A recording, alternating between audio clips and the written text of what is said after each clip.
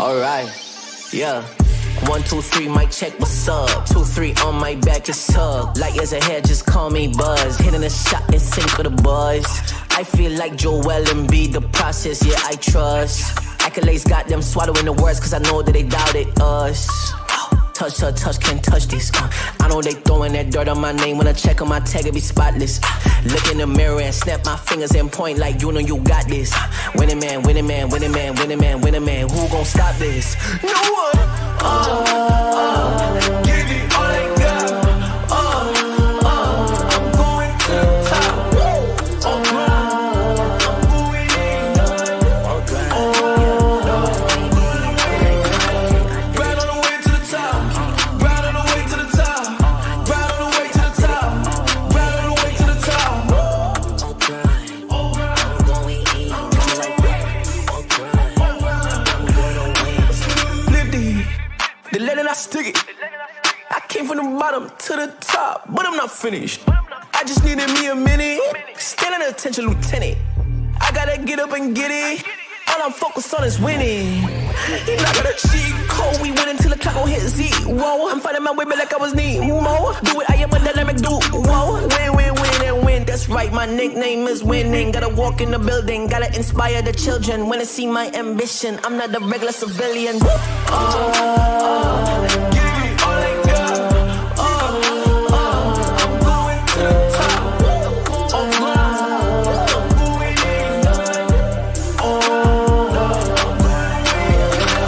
Right on the way to the top. Right on the way to the top. Right on the way to the top. Right on the way to the top. Did it, I did it, I did it. I'm going in. Got me like, on grind. Woo! Gotta go up to the top, won't stop. I'm gonna be the man, yeah, I gotta cut a knot. Haters really on me, tryna take my spot. But we go up, yeah, we never gon' drop.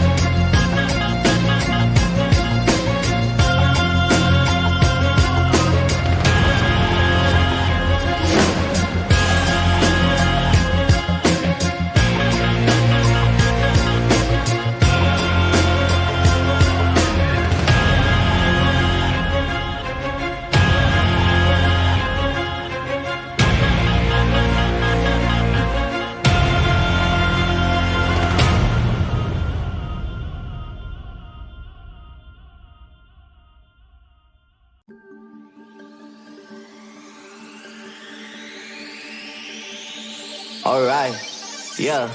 1, 2, 3, mic check, what's up? 2, 3 on my back, it's tug. Light years ahead, just call me Buzz. Hitting a shot in sync with the buzz. I feel like Joel and B, the process, yeah, I trust. Accolades got them swallowing the words, cause I know that they doubted us. Touch, can't touch this. I know they throwing that dirt on my name. When I check on my tag, it be spotless. Look in the mirror and snap my fingers and point like you know you got this. Winning man, winning man, winning man, winning man, winning man. Who gon' stop this? No one. Give it all I got. I'm going to the top. I'm going in. Right on the way to the top. Right on the way to the top. Right on the way to the top. Right on the way to the top. I'm going in. Flip the I stick it. I came from the bottom to the top, but I'm not finished. I just needed me a minute. Standing attention, lieutenant. I gotta get up and get it. All I'm focused on is winning. He not gonna cheat code. We win until the clock gon' hit zero. I'm fighting my way back like I was Nemo. Do it, I am a dynamic duo. Win, win, win, and win. That's right, my nickname is winning. Gotta walk in the building, gotta inspire the children. When they see my ambition, I'm not a regular civilian. Give me all I got. I'm going to the top.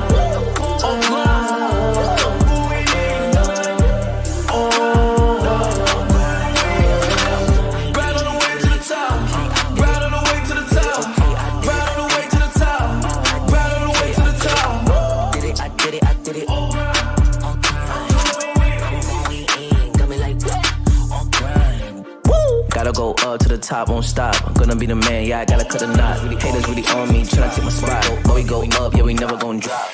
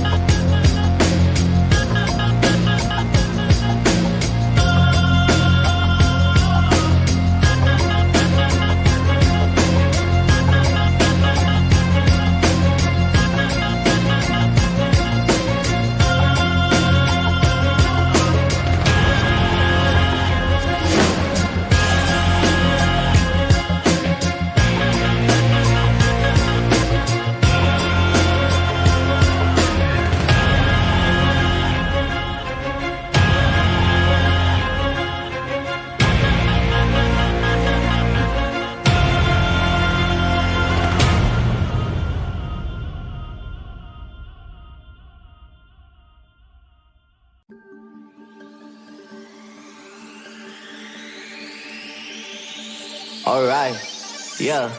1, 2, 3, mic check, what's up? 2, 3 on my back, it's tough. Light years ahead, just call me Buzz. Hitting a shot and sync with the buzz. I feel like Joel and be the process, yeah, I trust. Accolades got them swallowing the words, cause I know that they doubted us. Touch her, touch, can't touch this. I know they throwing that dirt on my name. When I check on my tag, it be spotless. Look in the mirror and snap my fingers and point like you know you got this. Winning man, winning man, winning man, winning man, winning man. Who gon' stop this? No one. Give me all I got. I'm going to the top.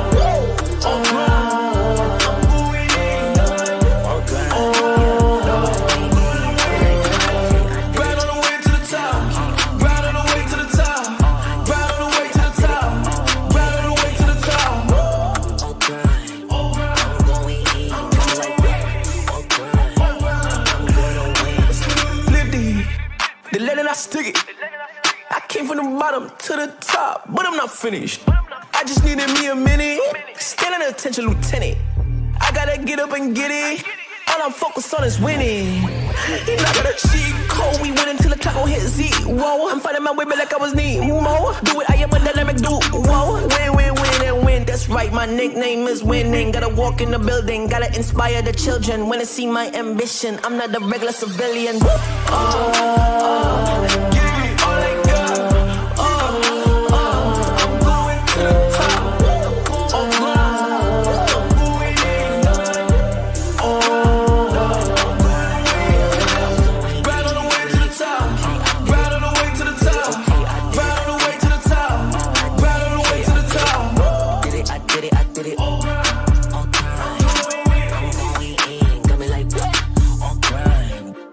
Gotta go up to the top, won't stop. I'm gonna be the man, yeah, I gotta cut a knot. Haters really on me, tryna take my spot. But we go up, yeah, we never gon' drop.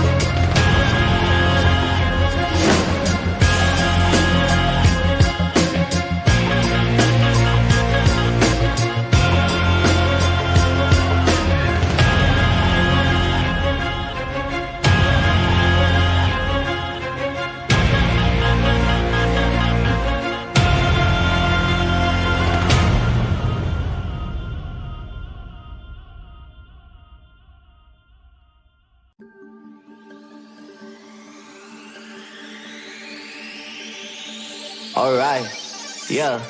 1, 2, 3, mic check, what's up? 2, 3 on my back, it's up. Light years ahead, just call me Buzz. Hitting a shot in sync with the buzz.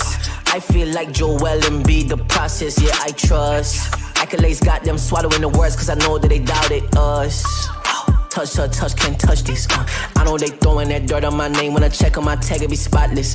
Look in the mirror and snap my fingers and point like you know you got this. Winning man, winning man, winning man, winning man, winning man. Who gon' stop this? No one. Give it all I got. I'm going to the top. I'm going in. Right on the way to the top. Right on the way to the top. Right on the way to the top. Right on the way to the top. I'm going in. Flip the lead and I stick it. I came from the bottom to the top, but I'm not finished. I just needed me a minute. Standing attention, lieutenant. I gotta get up and get it. All I'm focused on is winning. He not gonna cheat code. We win until the clock gon' hit zero. I'm fighting my way back like I was Nemo. Do it, I am a dynamic duo. Win, win, win, and win. That's right, my nickname is winning. Gotta walk in the building, gotta inspire the children. When they see my ambition, I'm not a regular civilian. Give it all I got. I'm going to the top.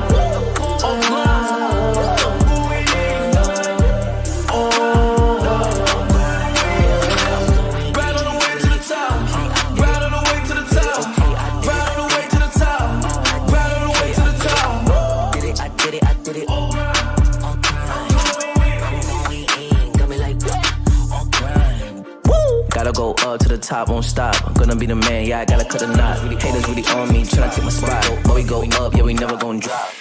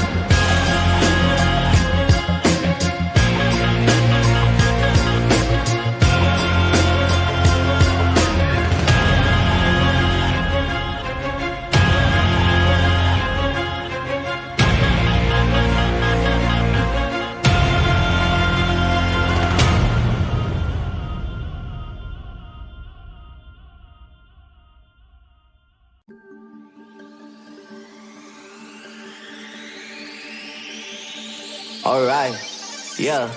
1, 2, 3, mic check, what's up? 2, 3 on my back, it's tug. Light years ahead, just call me Buzz. Hitting a shot and sync with the buzz.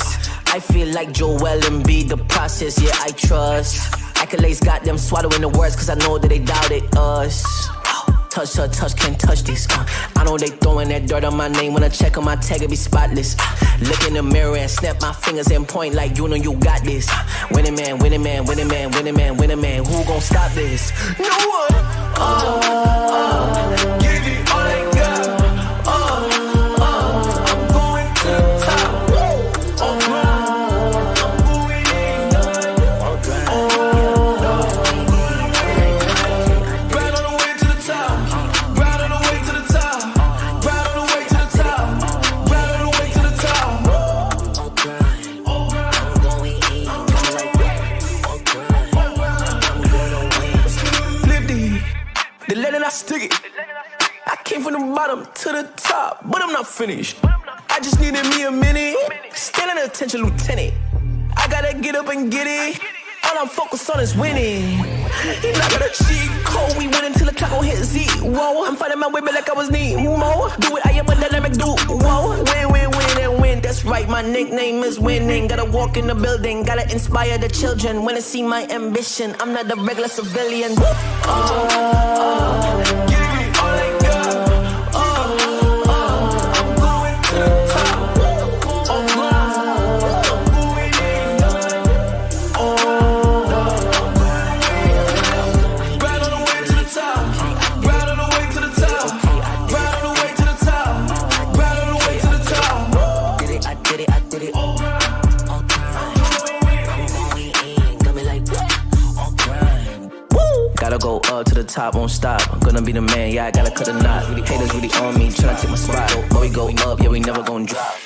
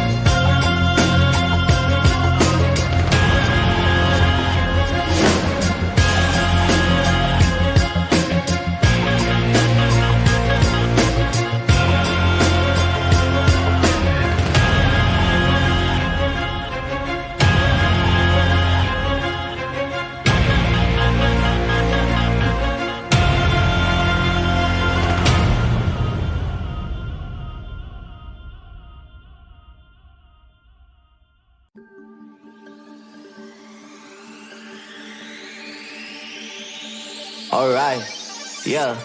1, 2, 3, mic check, what's up? 2, 3 on my back, it's tug. Light years ahead, just call me Buzz. Hitting a shot and sync with the buzz. I feel like Joel and B, the process, yeah, I trust. Accolades got them swallowing the words, cause I know that they doubted us. Touch her, touch, can't touch this. I know they throwing that dirt on my name. When I check on my tag, it be spotless. Look in the mirror and snap my fingers and point like you know you got this. Winning man, winning man, winning man, winning man, winning man. Who gon' stop this? No one.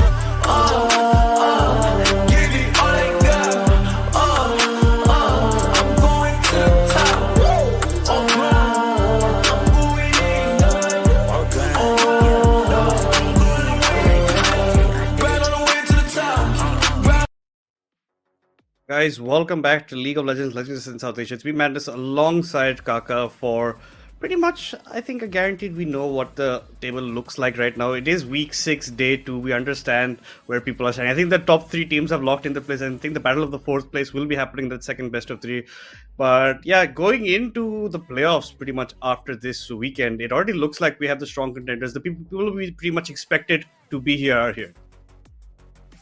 Yeah, 100%. And we are going to see the best team in action today as well in the tournament that has been so far. S8UL going to play against Poro Patrol, one of the bottom teams. I think quite comfortably both the teams have been just navigating towards the opposite ends of the table as we see it.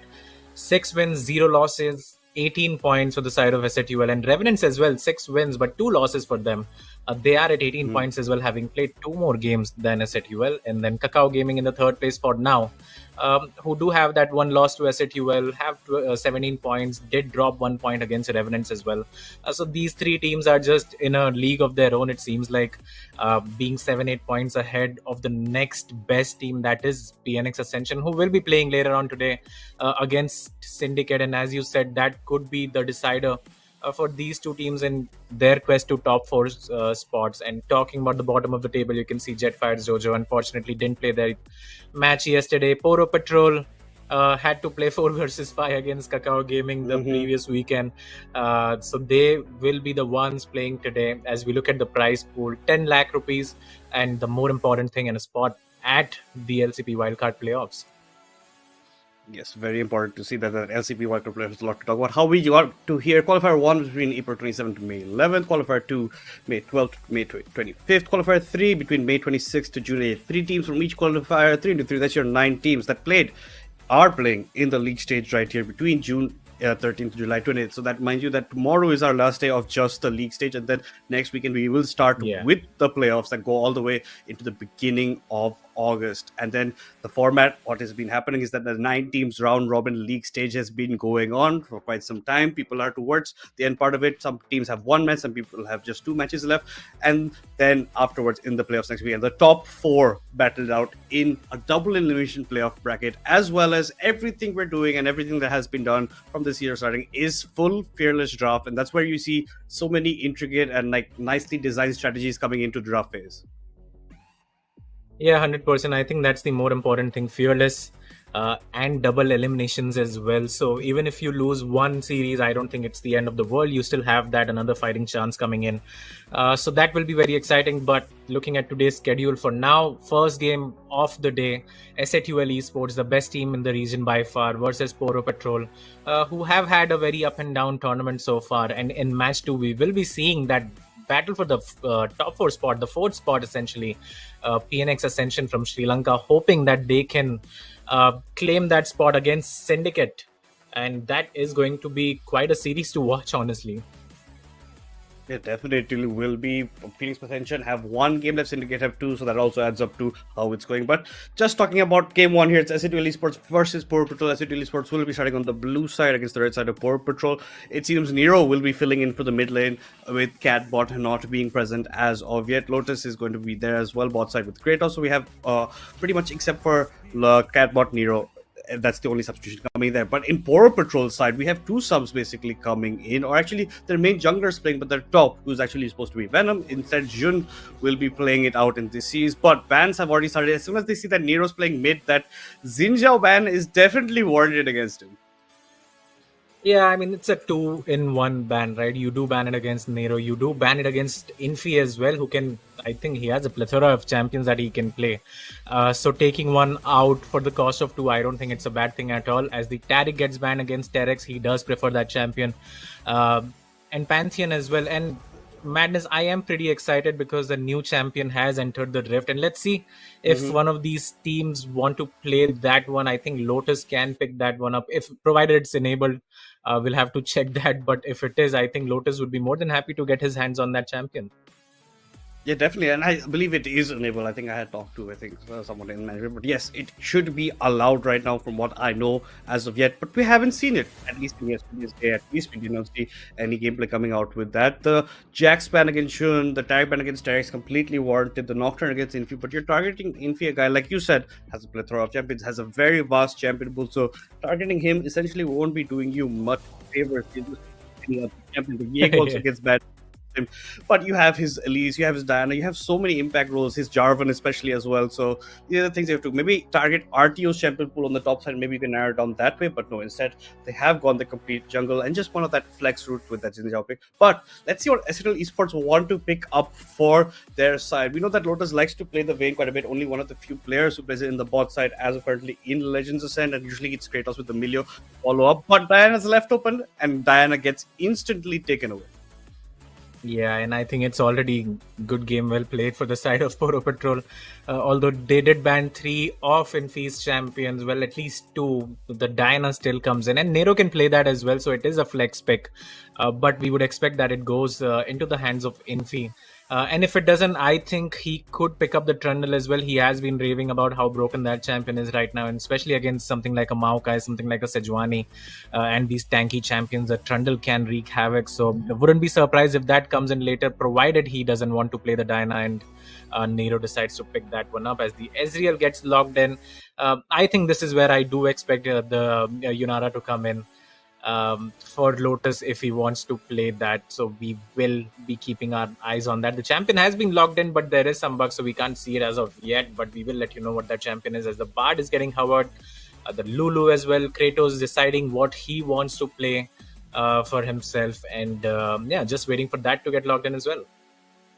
I think it's because as the new champion, maybe it's not updating the UI, and that's why we can't see it right there. It might be actually that champion that gets locked in over that point. But Rakan is the end, is what Kratos wants to pair that up with in the bot side. We haven't seen much Invoker on the Ezreal. We usually like to see him, or we tend to see him on maybe the Tristan or some picks like that. But Ezreal, nice, you get some mobility with, you can get out of Diana just jumping onto you, Rakan jumping on, but you only have one Arcane Shift and one Flash that you can match up. It depends on how you want to use it. The Maokai, like we said, a flex pick, depends where it goes. Now it narrows down some options because Terex has locked in one of his signature gems, that Thresh in the bot side. It's pretty much a hit and miss because you have to be really good on the champion and then designate that you're actually picking it up for yourself over here. But with that, we're going to enter the second phase of banning. Let's see what Poro Patrol want to continue on with over here. Some top bans against RTO would actually be very good on their side, given that that was the Yunara pick and not a top lane. I don't think it's a top lane pick that blacked out on the Infi side, but it's the Darius ban against RTO, not his Renekton or any of that variety. But interesting to see what they are planning over there. Yeah, I'm not sure what RTO they have been watching. I mean, I haven't seen RTO play the Darius at all. It's a very simple champ pool that he has. You ban the Renekton, he's gonna pick something like the Aatrox. If that gets banned, then he goes on to his third best, fourth best champion, and then it's a limited champ pool for him, unfortunately, but he does make it work. So Darius is not part of that champion pool at all, if I mean, I have to say. So that's a bit strange coming in, but the second man should be a Renekton if they want to do that. We'll have to see. The Yasuo could get banned as well, has good synergy with the Diana in the jungle if that is the pick, but the Mordekaiser gets banned. So I think that is, the smarter move, banning out one of these champions. But RTO still has a lot of champions that he can play, so I don't think he will be in too much trouble right here. And he doesn't mind blind picking his top laners at all as well. So I think draft-wise, S8UL have done a good job so far. And we spoke about the Thresh on Terex. It is kind of hit or miss. The champion and then Terex on that champion as well, because I do remember watching one of his games and he missed like a lot of hooks in that one after getting an MVP performance on the Nami, which was open in this one as well, as the Renekton actually is going to get denied from the side of RTO. And that exactly seems their plan. That's why they weren't banning out the champ at the top side. They want to blind pick their top, and it's going to be the Renekton for him. Let's see what RTO wants to answer. But I think one of these matches we even saw him play Anar when he was going for himself. So maybe he's trying to add or expand his champion pool at the same time through games like this. But no, it is going to be the LOA up for taking. It is getting hovered. Will it be locked in? And yes, exactly, it gets locked in. What does Nero want for the blind pick mid? Or is it the Diana going there and Infi picks up something for himself? Let's see if that flex pick comes out. Is the Draven getting hovered? So then maybe what we got on that Blackstream was the mid pick up for Nero. I'm not quite sure about that. But no, now we're changing it towards the Yasuo. He did play it once already in Legends, and I believe that was against the team that is Jetfire's Dojo, against Free in the mid lane. But now we get to see another Yasuo. You do have the Diana combo with the Yasuo. That's something that we'll have to keep in mind moving forward in the draft. But Jazz's bot, what will he honestly play over? He also has a bit of limitations during His mid phase, we saw we call LeBlanc out of him, but that did not impress us the last time we saw Poro Patrol. But it looks like it's going to be the Swain for him in the mid side, at least for them. So let's see how Jazzbot does that. I don't know him playing this much Swain of that variety. He usually ends up playing either the Hui, the Mel, or something of that variety where he has the range that he can go for. But now with the Swain, he's going to have to be closer to the front lines. But let's see how it goes. It might even just be a Renekton mid, Swain top, or if SYN and Jazzbot are changing lanes, because that could be an interesting fact to see. But I honestly think this is a Yunara that's in the hands of Lotus right now that we can't see. Yeah, I mean, of course we'll have to see, but it does seem like it is the Yunara. And we spoke about the Dyna and Yasuo combo as well. It's not even that hard of a combo to pull off, and yeah, they have played it before as well. So I think one of the champions that Poro Patrol could have banned instead of the Nocturne, the Xinjao, or the Vieko would have been the Dyna that they didn't want to play against, but again, it has been logged in, and it does look like the Swain is going top. The Renekton actually is going to go against the Yasuo. So a favorable matchup for the Renekton if he can manage that, but again, the junglers are going to get involved as well. And the Maokai, actually a pretty good champion into the Yasuo to lock him down in place. So again, I do expect a lot of aggression coming out from the side of Poro Patrol, especially towards this mid side of the map. Yeah, I would also expect something like that on the variety. They have been lacking some barriers. It's usually their bot side that's the one that carries them through. But with Invoker on the SYL, he has to be a bit careful about how he wants to. Like we talked about TNX, a bit of a hit and miss, quite literally from his side, how his hooks do land in these fights and how he's going to dedicate. But Infuse on the Diana, if he starts snowballing, could be a problem. Artio's on a very comfortable Eloy for himself in the top side. Nero's Yasuo did impress last time we did see him. He did go for a couple of solo kills over there, but he did also get tipped, I think, by the Ari of Free, where the Ari picked up the solo blood. First blood for herself in that, so he has to be careful about the early levels, but later on I don't think it's going to be much of a problem with him. And that's when they were playing that cheeky comp of like Yasuo and 4 other knockup champions. So this time I think they're taking a bit more seriously, because the rest people have their main champions that you see them playing. You have that AP coming in with the Diane on that side, Kratos with those good engages, how it can happen. But a Maokai ultimate can change how these fights actually do break out. If you bait out the ultimate from RTO before fights actually start, before objectives, you can actually do a lot of damage. And interesting to see Jazz's bot on Renekton, because we haven't seen him play a single AD champion as of yet in Legends set. Yeah, we have seen him play support though, but not sure about the AD champions, but he has gone towards that bot side of the map previously. But yeah, as you said, playing Renekton maybe for the first time in this tournament, so not the team that you would want to play it against, honestly. But it is a favorable matchup, as we said. So it really depends on how he plays out in the early game. If the Yasuo runs the Grasp of the Undying, I think it is going to be quite even, especially when you consider the skill level as well of these players. I think that would be a victory for the side of S8UL. So yeah, Poro Patrol do have their work cut out for them. They are planning to attack this mid jungle side of the map, so that is where we will be keeping our eyes on as well. And they do need to win that matchup, because if they don't and the Yasuo gets to scale freely along with the Dyna, it's going to be lights out for the side of Poro Patrol very quickly. Yeah, that combo is always going to be deadly in these fights, and if they get caught out, that's why at least with the SYL you can Arcane Shape out of something that's going to come up with you and get out of tricky situations. But even then, it's just one Arcane Shape, one flash. There are so many CCs coming in that are going to lock you down, so you have to be aware and careful of it.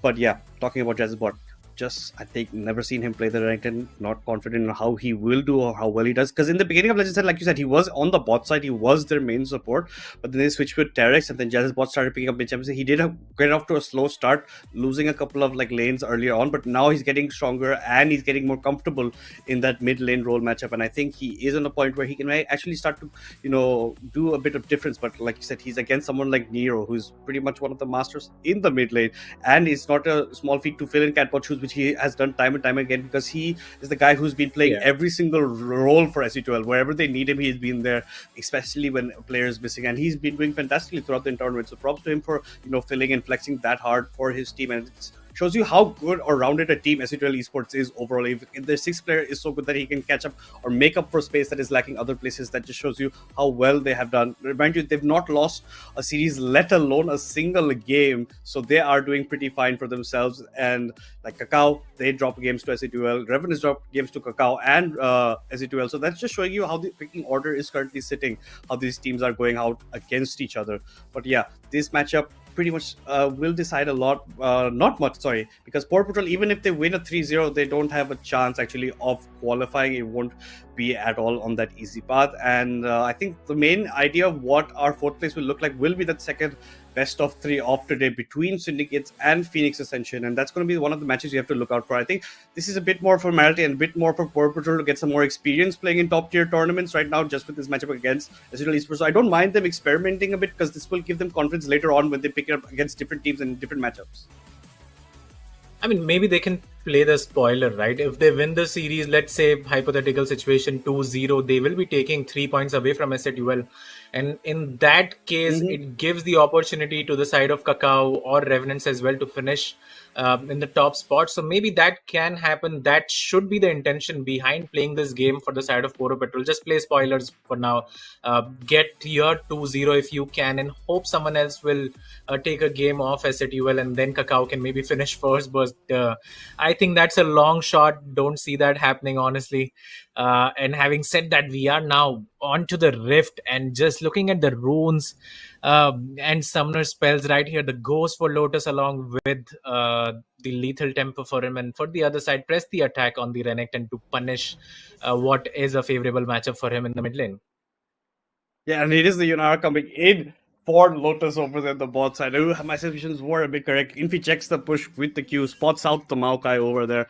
But it's also a sway that's come with the tier instead of the Doran's Ring top side, so he really wants to get those tier stacks earlier on for himself. With the mana issues, maybe a bit there. Infi, if you walk a bit lower, might be a problem, but he is pretty much well aware of what the situation is looking like for him. He's even going to cancel this base with another Q, pretty much well timed over here. That's exactly what he does against the Maokai. So Maokai is going to have a bit of a slower start over there. But Yunara, first time seeing in Legends of the SYN, guys, ladies and gentlemen. Let's see how well Lotus can pilot the champion. Infi might be getting caught out. He gets rooted up by SYN over here, but Nero is here just to provide some spacing for his champion. But Infi also goes back towards his only jungle with half HP marks. Everything else looks pretty standard. You have the exhaust on Terex, you have the ghost and the flash on Lotus, and the bot side, the heal from Kratos with the unsealed spellbook. So look for double smites later on in the team fights. Yeah, 100%. I don't think it's going to matter too much if he taking that sort of damage. The camps will be able to heal him. Does not even run the pot, does not need to actually on the Diana, who has such a nice wave clear. And yeah, I'm pretty excited to see Lotus on this Yunara pick coming in for him. It's a quite okay champion. I didn't find her to be that strong, honestly. But when you do have the ultimate available and the evolution comes in, she transcends or whatever it's called, then she can be quite a handful to deal with. So again, we'll be keeping an eye on that. Towards the top side, Swain running that tier against Ilawi, so he will be hoping to stack that up as soon as he can. And in the mid lane, Yasuo did not elect on running the Grasp of the Undying, as we do see Kratos go in with his W. The hook actually comes in onto Lotus, who gets flayed back as well. The Ignite, never mind, the exhaust comes in. Lotus has to flash with the heal. Coast and flash all burn from the side of S8UL's bot lane, and that was a really good hook to start the engagement right there. Absolutely, and using that exhaust, he got so much more out of it as well. Only the flash from Kratos available for the bot lane sums of S8UL right now. If another hook lands, it could be a bit deadly, and you have to be a bit careful about in the bot side. Doesn't look like it, but Terex is going to, walk forward menacingly. On the mid side, Jezebot not doing that bad a job against Nero. Gets the full combo off against Nero. Gets the flash, the slice and dice away. Gets 1 Q for his troubles over there. But that's about it. Has been forced to burn his spot. Is going the blade, Doran's blade as well. So he'll be trying to get for more engages. Top side, 40 stacks in the tier for SYN against RTO. He's also doing pretty favorably for himself, and there's not much else happening. Junglers have started on the opposite sides of the match. RTO comes in, gets a nice W onto SYN over there. SYN has to be a bit careful. His soul's going to get pulled away pretty soon over here. The Q also lands. SYN going relatively low. A lot of damage coming out from the Eloy very early on. SYN being forced to pop the last of his health pots. Diana's on the top side. Maokai is on the bot. They're going to be getting the opposite side scuttles for themselves right now. I think we're just going on a bit of a slower pace. SYN gets something back with the W, but RT is going to keep on dishing out some of this pain. It may not be something maybe the Swain has to look forward to earlier. Yeah, and that was without the E as well. As now we do see Diana actually Infi on that champion denying a whole wave from the side of SYN right there. On the opposite side as well, the gank comes in. The hook misses. That is not what you want to see from the side of Poro Patrol. The target was rooted as well. I think that should have been a pretty easy kill coming in for the side of Poro Patrol. Could have been first blood as well, but unfortunately was not going to happen. Never mind. Actually, he just comes back again, rinse and repeat of the same gang. Did not need to flash there at all. I think that was sort of a panic from the side of Maokai right there. But I think they will be quite. I don't think they'll be too happy about that gang. I think there were a few kills to be had right there, and now we do see in the mid lane Jazz's bot having a better time. Once you do get these levels on the Renekton, he starts bullying the Yasuo, and that's exactly what we're seeing. Could even flash W combo Nero right there, so Nero has to be careful, because Jazz's bot does have the Fury as well to dish out the damage that he needs to. Yeah, bot side also, I don't think the Maokai needed to flash away. If the first took from Tex in the first part when Maokai had landed, might have been a different story to ours. The second one was looking to land, but the flash comes out of Kratos. He gets out of that tricky situation. Like you said, Renekton right now is in a kill potential spot. He can get that pick onto Nero. Nero has to definitely respect this top side.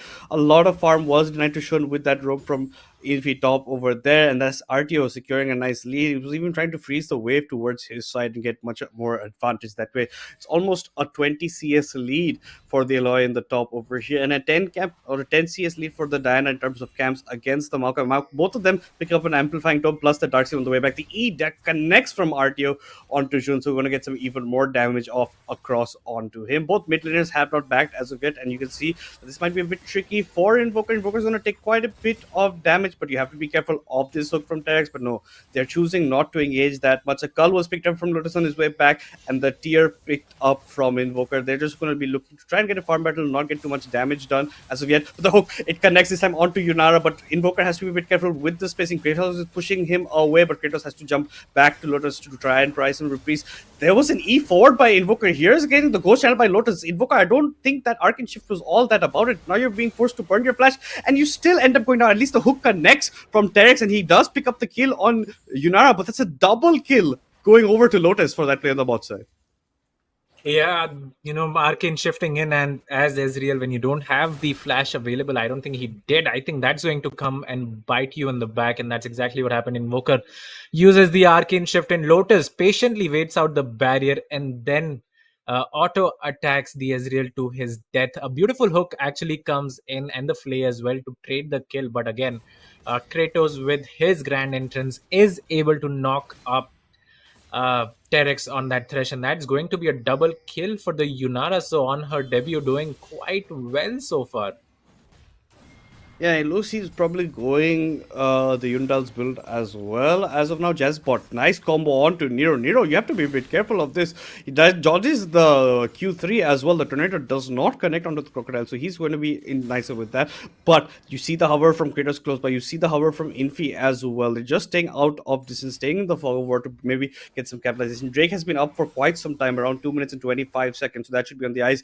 Grobs will be up in 30 seconds time, so there's going to be a conflict of jungle between maybe just a change for them. SYN can't even do much on the top side. That CS lead has been increased to a 30 between him and RTO, and RTO is having the time of his life against this Swain. Swain is being forced to burn his TP to come in just back to lane to pick up some CS numbers for himself, and Drake might be started. Let's see how it goes for this Maokai. I don't think he'd actually go for anything, but Nero is in a bit of a painful situation. The flash across the wall, not matched by the Crocodile, but here comes the ultimate from Kratos in the bot side. He was trying to go for some picks, but there's a damage coming out from Lotus. Invoker, one more auto, ends up dying, but no, he survives. Here comes the Maokai ultimate as well. You lock up the Diana, but the Diana has the ultimate. The feats of warfare get picked up. Invoker also gets taken away from this game with the Infis Q on the backside. That's 2 kills for nothing for the side of the S8UL Esports, and as well as picking up the feats of warfare for themselves. Yeah, 100%. Beautiful ultimate from the side of Rakan. And there you go. Infi does catch out the Maokai as well. The Aftershock ran out. It was a good Arcane Smash right there, but the ultimate from Diana comes in, ease backwards to dodge the turret damage, and then uses the Q to finish off the Ezreal as well. So beautiful play coming in from both the teams actually, but again, S8UL just coming out on top right there. We did see in the mid lane as well, Jazz is a bot almost able to secure the solo kill for himself, but for now, he is not that far ahead, if at all. As you can see, the CS numbers actually favoring the Yasuo. So even if you have burnt the flash, as long as you don't punish it, I think Nero will be, feeling just fine, getting that sort of laning phase and not falling behind at all. Yeah, he's gonna be okay with that. His Berserker gives as well. As remember, guys, we are on the patch where the Bork has been buffed, the Kraken Slayer has been buffed as well, but it's looking like the Yuntal's been for Lotus in the bot side, almost close to completing. Only one part of the Trinity Force completed for the Ezreal as of yet. The Fate is Ashes for the Maokai, and the top side, you can see the Swede maybe try to build a Malignance or a Black Fire Torch, depending on how he wants to go that route. But Nero taking quite a bit of damage against Jezebot. He's going in for the solo as well. Here comes the Tornado, here comes the ultimate. Kratos is close by, but I don't think you can actually punish Jazz's bot over here. They're trying to go for it. He even burns the flash to get out of that situation. Didn't have the ultimate to even pop it to maybe get that HP back for himself, but nice play coming in from the mid lane, plus the combo of Kratos. You get the flash away from Renekton for at least the next 5 minutes, and that's something you have to look forward to. Drake was picked up by S8UL Esports, and they're a good spot to even look to pick up all these grubs, because Yunara has swapped with RTO. RTO going bot, Yunara's on the top side, so they should have complete prioritization towards these grubs, and I don't think you can do much. Maokai is trying to maybe come and steal one, but I don't even think that is in the books for right now. Yeah, Invoker is moving as well, but I don't think it's going to matter too much, as they already seem to be done right here. Infi has the smite, so we'll secure that one as well. There you go. That's exactly what's going to happen. And now they do have two neutral objectives for themselves. So one more, and they will be securing the feats of warfare. The lanes were swapped at very good timing as well from the side of S8UL. So they are just showing us why they are the best team in the region. With the macro coming in, with the micro as well, and now Lotus having the lead that he has for himself, uses the W. Actually, Invoker going to get quite low right here. The Q comes in, the ultimate as well from the side of Lotus. One more W should be able to finish Invoker, but I don't think it's going to come out. The Ghost Burn, Flash Auto, and that is going to be the solo kill almost for the side of Lotus. Oh no, he tanks one more turret attack right there and ends up dying since the turret was attacking. So some misplay, but again trading his life for the Ezreal, who now goes 0-3. I don't think he'll be too happy with what happened, but I don't think he'll be too sad as well, knowing that at least he was able to deny the Ezreal of a lot of farm. Yeah, he did deny the Ezreal quite a bit of farm, and it's Tex at the end of the day who ends up picking up that kill. Jun is in a very tough spot. He can't actually do anything against this alloy right as of yet. Jazzbot is trying to get some CS under his turret. He doesn't want to get knocked up. He's going to ultimate come in with the dominance. Here comes the Maokai ultimate from behind as well, but I don't think you're going to catch the targets you want. They're going to back out, because Jun's getting down bot side. RTO gets most of the aggro as well. Infi takes 2 turret shots on the way out, but they pick up a clean tower dive on the bot side. Lotus has even come to pick up some more turret plating for himself, as well as maybe finish off the first turret at the end of the day. But it's looking all S8UL right now, and they are in a very comfortable spot. 4k gold up as well. Jezebot goes in onto Nero. The W lands as well. Terex is looking to maybe land a hook from this side and join into this fight. So Yasuo has to be careful or be quick with the wind wall. Either way, that's what he has to look for. And there's no one matching Lotus bot side right now. You have this Wayne coming, but he's going to be very late. Lotus is going to get even more plates for himself. Going to get the last one. The turret at very low HPs for the tier 1 bot side. Maokai is maybe coming in for a flank. Maybe it looks like that, but no, I think he maybe has to protect the turret instead. Here comes the W from the Swain, does not connect. Maokai looks to be going in onto Lotus, but Lotus is kiting pretty nicely, gets a lot of damage onto him. Maokai can do it with the flash forward, but then Maokai comes in over here. Jun is also in the picture, but Lotus does a lot of damage, guys. Mind you, Jun has to flash out of this exchange. I don't think this was worth. Maybe they didn't realize that Kratos was so close by, but in the meantime, in the mean lane, Nero's getting bullied a bit by Jazz's bot. He's trying to keep his distance. Jun has to be a bit careful. They might even get dove over here. The turret is a very low HP bar, so it could be a problem. The cannon gets smited away by the Maokai to get some of these minions from around this turret, and I don't think right now there's that much of kill potential. Invoker, you don't look very happy over here, and there's a very good reason why you aren't. But Infi wastes a lot of time because the Arcane Shifters were away. The flash was used by Invoker. That causes the death of the jungler at the top side. Kratos being forced to ban the flash bot over here, dodges the hook from Terex. Terex plays Lotus the other way, prevents his Maokai from going down. That's action across the map, and a couple of mistakes by S8UL, at least on the top side of the map. Yeah, and the mid laners are the new top laners, it seems like, in this one, as they are sitting quite pretty at 0, 0, and 0. But yeah, top turret goes down to the side of RTO. The bot turret is going to go down soon, as well as the TP actually comes in from the side of Kratos, having picked up the spell book for himself. And it was very close towards the bot side as well. Lotus could have very well gotten like a double kill for himself if that fight had gone on for a bit longer, but unfortunately was not able to do so. RTO now looking to be in trouble right here, has the ultimate available, so I don't think he's going to take a lot of damage here. Might end up going down still, but look at the damage that's coming onto the Maokai. He's almost fallen there, but the huge shutdown bounty will be picked up, unfortunately, for the side of Poro Patrol by the Maokai, who will have his Leandries completed pretty soon, I'm sure. But look at the goal lead now, 5,000 almost for the side of S8UL right now, as they do secure the feats of warfare as well, having taken the turret earlier and now the third neutral objective as well. So they are looking like they are just going to snowball this game out of control. Invoker actually goes in. Lotus, let's see if he has the damage, does not have the mana actually to compete right now, and that's going to be a solo kill for Invoker in the 1v1. Lotus did burn his ghost, but still ended up going down, and Terex now seems to be in trouble. The death sentence is going to connect onto Infi. One more turret shot maybe could have taken him down, but the fight still continues. Jazz's bot slices in, dices in, and flash W onto Infi, but again does not have the damage, it seems like, unfortunately, and Infi is just going to get away once again with his life. Kratos actually blew his heal to save the jungler right there, and that came in quite clutch for them.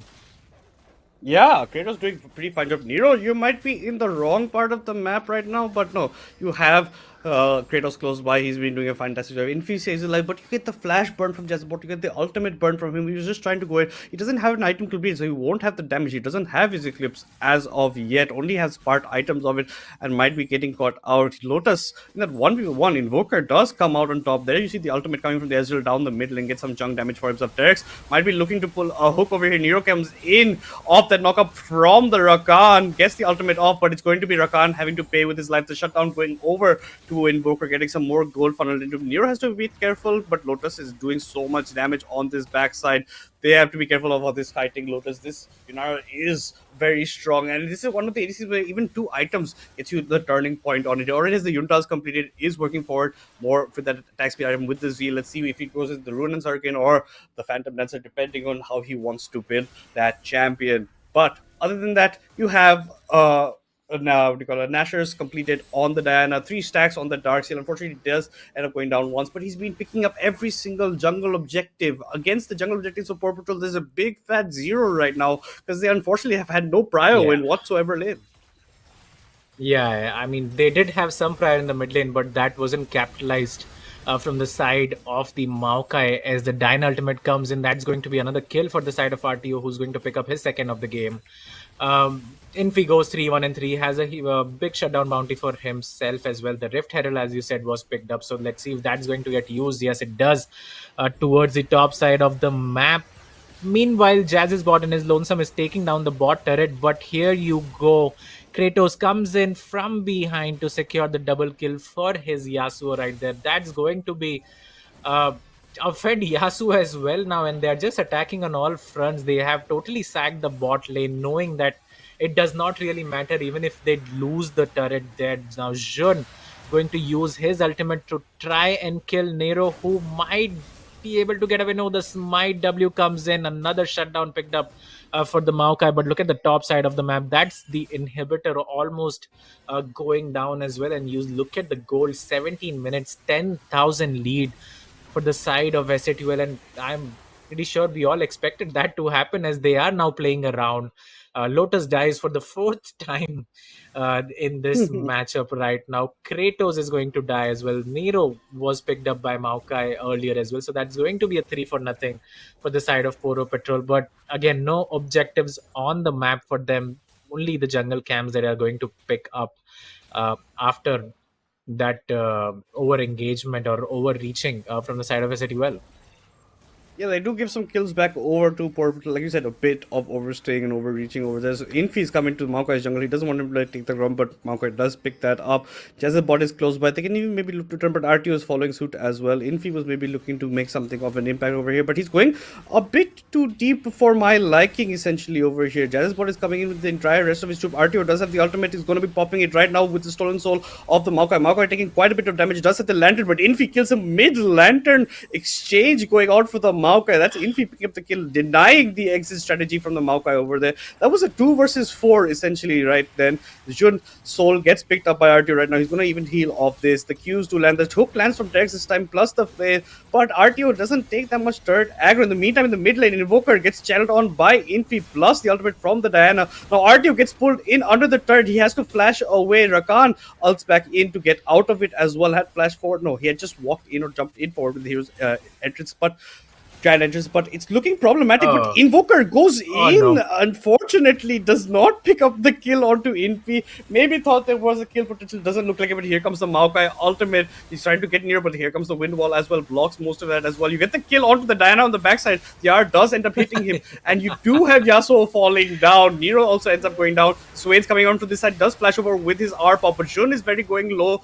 Lotus looks not for much for this world, and Kratos is the only one standing right now for their side over here close by. Kratos is just toying around a bit, trying to bait them out, not get the push in. He's trying to buy time so that his players can come up just in time for the Drake, mind you. So he has done his job, bought a nice amount of time. They will be making their appearance at the Drake. I think they even make it just in time to pick up their third Drake. But Poro Patrol look to be starting this on an earlier note. RTO is just around the corner over here, Kaka. Yeah, I mean, do they have enough damage to get this one up? I am not too sure right now, as they are quite behind. And RTO just takes the blast cone, jumps into 3 people, uses his ultimate. I don't think he's going to die anytime soon, because he does have a lot of healing coming in. There you go, kills the Maokai, still healing up, mind you, 300 healing, 200 more right there. And RTO just surviving the onslaught from the side of Poro Patrol. That Ilawi champ is just so broken. And there you go, Infi goes and dashes and gets the 2-man ultimate, and Terex blast coning his way to his own death right there, as Nero will be able to pick that on up. Yeah, there you go. And that's going to be 4 kills coming in, and the dragon as well for the side of S8UL. And they turn their eyes towards this Artakan as well. And yeah, I mean, if you don't have anti-heal, that Ilawi with the Sundered Sky is not going to die. And that's exactly what we saw with the ultimate and the tentacles, healing herself so much. And I think that was the game-winning fight, if it needed to be, for the side of S8UL. And this should end in the next minute or so, because 2 NFs are down. Artakan is down. They are at soul point, as well as Maokai does go in now. Beautiful ultimate from the side of Kratos on the Rakan as he goes, and that's going to be another kill the Maokai picked up. And yeah, I think that's the beginning of the end for the side of Poro Patrol. It definitely looks like it. This is not looking like the Bangladeshi side is going to be lasting much longer in game 1 over here. They have a dead Maokai. They're coming into the base. The soul was not taken by RT. The ultimate pause by Jazz's bot, as well as the Swain. Jazz's bot is trying to go on to Lotus, but he's kiting very nicely. He's dodging most of the damage as well, keeping his distance. And a 4-man ult coming in from Infi. That is artwork. That's the chef's kiss at the end of such a dominating game coming in for them. And all that this Maokai can do is just watch as his Nexus falls around. And that's S8UL Esports taking game 1 in a very dominating fashion within 21 minutes against Poro Patrol. And what was the expected result turns out to be the expected result, with the Yunara debut coming in from the side of Lotus. Yeah, and just look at this fight right here. RTO, I mean, he tanked for an eternity, it seemed like. Even left the aggro onto the Maokai, who ended up dying to the tentacles. Invoker doing his best, was not able to do anything, though. The last breath comes onto him from the side of the Yasuo. Infi goes in, flash ER, gets the double man knockup. Good flash by Terex, takes the blast cone as well, so survives a few extra seconds, but it was not going to work out at all for them. The beautiful tornado there to finish up the kill onto Thresh, as they pick up both the objectives right there. And this last team fight madness, I mean, beautiful ultimate from the side of Rakan, but all eyes on this Diana right here, as he's going to come in, and there you go, a beautiful ultimate from him, just waiting for it to happen. Still waiting, and there you go, he's going to go And in now, now. gets the 4-man ultimate. And if the Yasuo had his ultimate available, I think that would have been a beautiful combo to watch. But regardless, on its lonesome, great job from the side of S8UL. Again, this was expected, and yeah, they deliver once again. 51,000 to 35k almost. That's a 15,000 goal lead in like 20-21 minutes. Yeah, and they're going to be pretty happy with themselves. This is the expected result from one of the best teams in, if not the best team in South Asia as of now. S8UL Esports continue on their domination, and they look pretty happy about doing it. I don't know why we had the Kog'Maw photo for Lotus, because he was definitely playing Pinar at the end of the day. Maybe he was just not loaded up already with that. But he brings out the new pick. Did pretty well on the bot side as well. Did end up losing 1v1 against Invoker, but that, hey, at the end of the day, they were having a bit of fun also towards the end part. But just look at the stats. It was 25 kills for S8UL Esports to the 12 of Poro Patrol. The goal difference at the end was around 17k in favor of S8UL Esports. They did get the 3 drakes, they did get the Atakan, they did get all 3 Void Cups, they did get the Herald. So like I was saying at the mid part, there was a big fat zero next to the jungle objectives for Poro Patrol that continued till the end of the game. They unfortunately could not do much. Like you said, they did have slight prior on the mid side, but that one time when it looked like they could have got the kill onto Near, where Near flashes over the chicken pit, it was not followed up by Jesse. But that's exactly where I had to use his flash and maybe try and get the kill over there. But unfortunately couldn't do with that slight error. But bot and top was a different story. I think this is no doubt that Kratos is one of the MVP. If the MVP, like the entire team played well over here. Yeah, I mean, you could have given it to anyone. Maybe not Lotus, because he did die way too many times for our taste, for sure. But Kratos, again, I think if there's one support who gets a lot of MVPs, if any, it is Kratos. 1 to N15, so 16 KD kill participation, for him. And I mean, the other stats don't really matter too much. He was there where his team needed him to be, diving, second turret in the mid lane, getting a really nice ultimate in the bottom side, and then at the end of the game as well. So well deserved for him. Could have given it to Infi as well, but I think Infi has way too many at this point. So we just want to distribute the love for the side of S8UL for now. So Kratos picks up the MVP for game 1 in what was a very one-sided affair. And dare I say, as expected as well. So I'm not too sure where Poro Patrol go from here. Maybe they can go back to the drawing board, but I don't think it's going to matter too much, since S8UL is the mammoth in this tournament, and they do tend to end games very early on, and they are a very dominating team as well. So not sure how Poro Patrol can turn it around, but we'll wait and watch how that happens. Yeah, definitely, guys. And before we do continue on the series, we'll be taking a short break before the action resumes.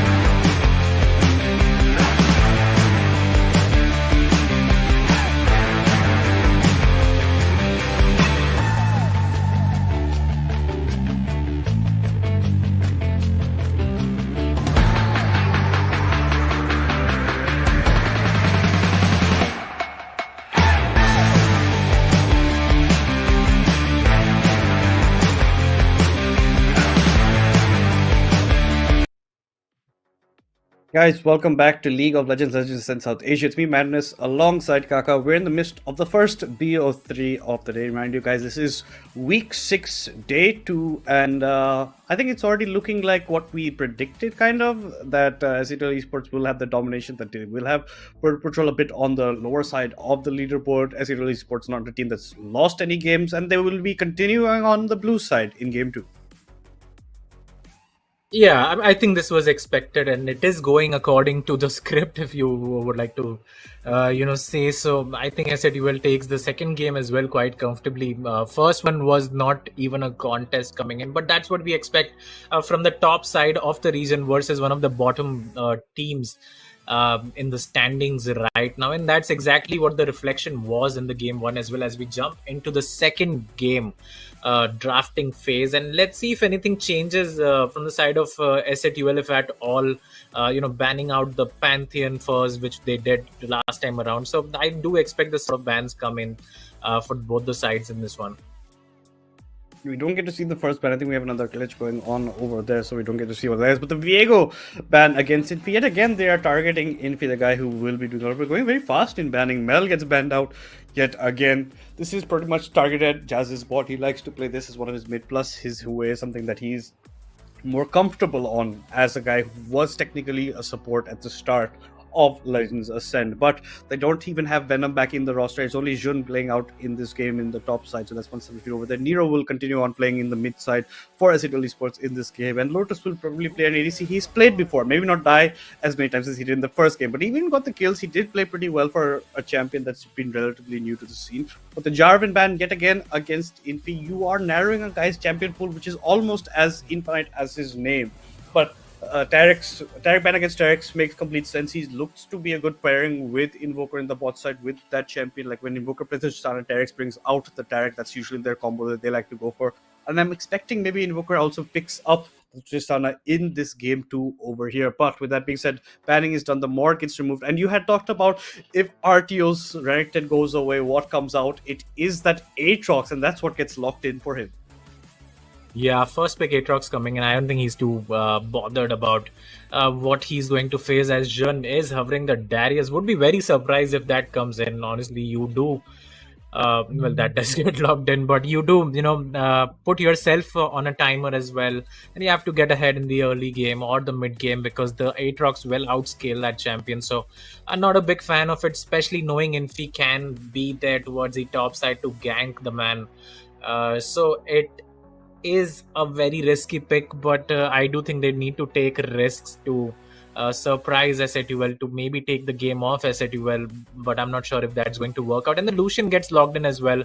The Smolder is going to be the answer to that one, and I do expect the Braum to come in for the side of Terex later on in the draft, unless it gets denied right now. And the Nami could come in as well. Actually, Terex does play that champion too. So the Lucian pick just makes a lot more sense here, and Karthus now logged in for Infi. So he is not messing around today, picking up his most try-hard champions, as we have seen the Karthus being banned against him quite a lot, and we are about to see why exactly does that happen.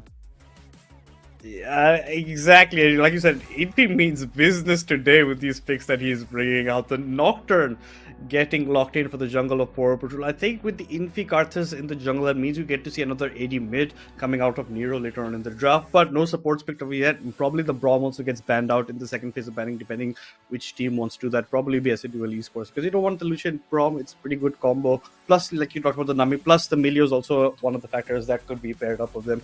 But they are against Behemoth. That is S8UL Esports. It is going to be hard for them. Don't understand the Pantheon. Maybe they thought Nero was going to be Pantheon mid. Maybe that's why they want to ban that one out against him. Because honestly, I don't see Kratos going to bring that up with Lotus in the bot side with the Smolder.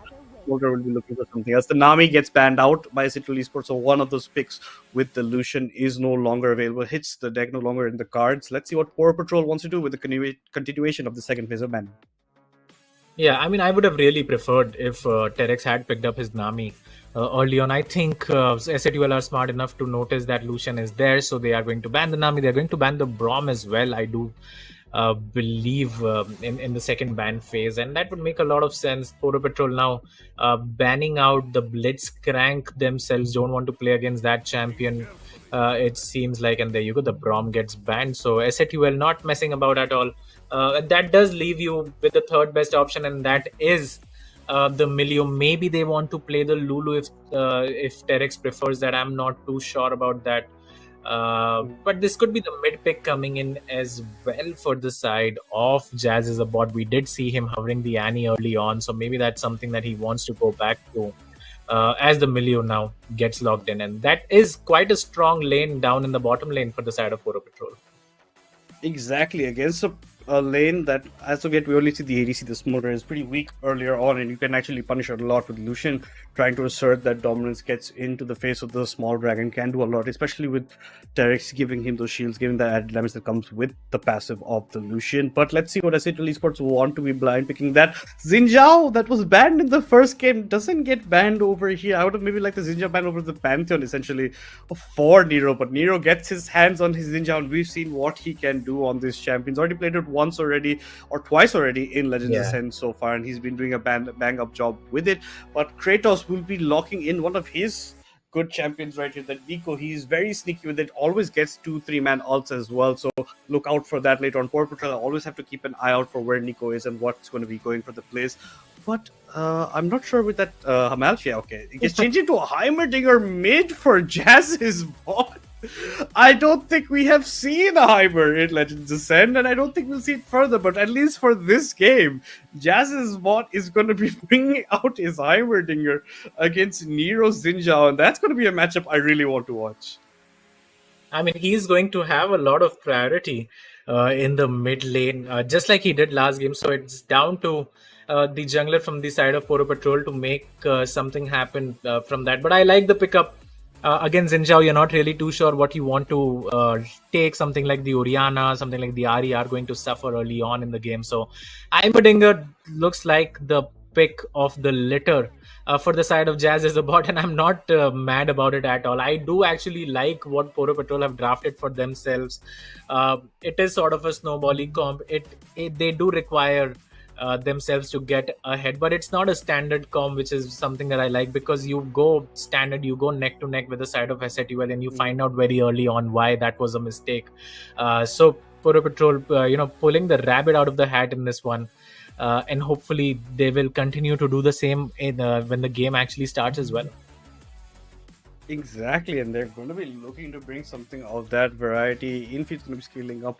Plus, you have Lotus trying to get those stacks from Nero. Usually, the guy who tries to assert dominance in the mid lane will have a bit of a problem against all these turrets that Heimerdinger will be pushing out. A lot of damage coming from far. But if Jazz's bot doesn't capitalize on the opportunity, like you said, in game one, he didn't actually get any solo kills onto Nero. When he did a couple of times have that kill potential on the Remington, it could be a problem later on for them. Nero will do fine in these team fights. He is very comfortable in the champion. Don't know how well Jazz's bot can play the Heimerdinger. Haven't seen it from him so far, but that being said, it's the bot lane we have to keep on focus. Unfortunately, Invoker couldn't do much against our last game, but now with the Lucian, with that dominance you can be showing, if he dodges out on the stuns from the Nico, can try and E forward, get some damage in, look to be putting on some pressure over there. RTO against on the Aatrox against Jun on the Darius is also going to be an important factor, because RTO was dominating the lane last time we saw him on the Illaoi, and Jun, I think, wants a bit of revenge for that. Let's see how well he can match up against the Aatrox in the top side.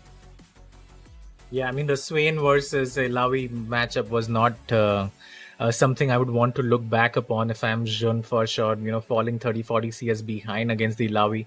That's not something that he was hoping for. So yeah, he will be looking to right his wrongs in this one, as he does pick up the counter matchup into the Aatrox. But we have been here before. We have been here from the side of RTU against better players as well, where he just soaks up the pressure, goes down 30-40 CS, does not really matter, and then comes out alive in these sort of team fights. So I think that is the sort of expectation again that we have for him in the top lane. So he will just mitigate the damage that's going to follow up in the top lane. But for the other side of the map, pretty excited about the Nico pickup towards the bot side of the map.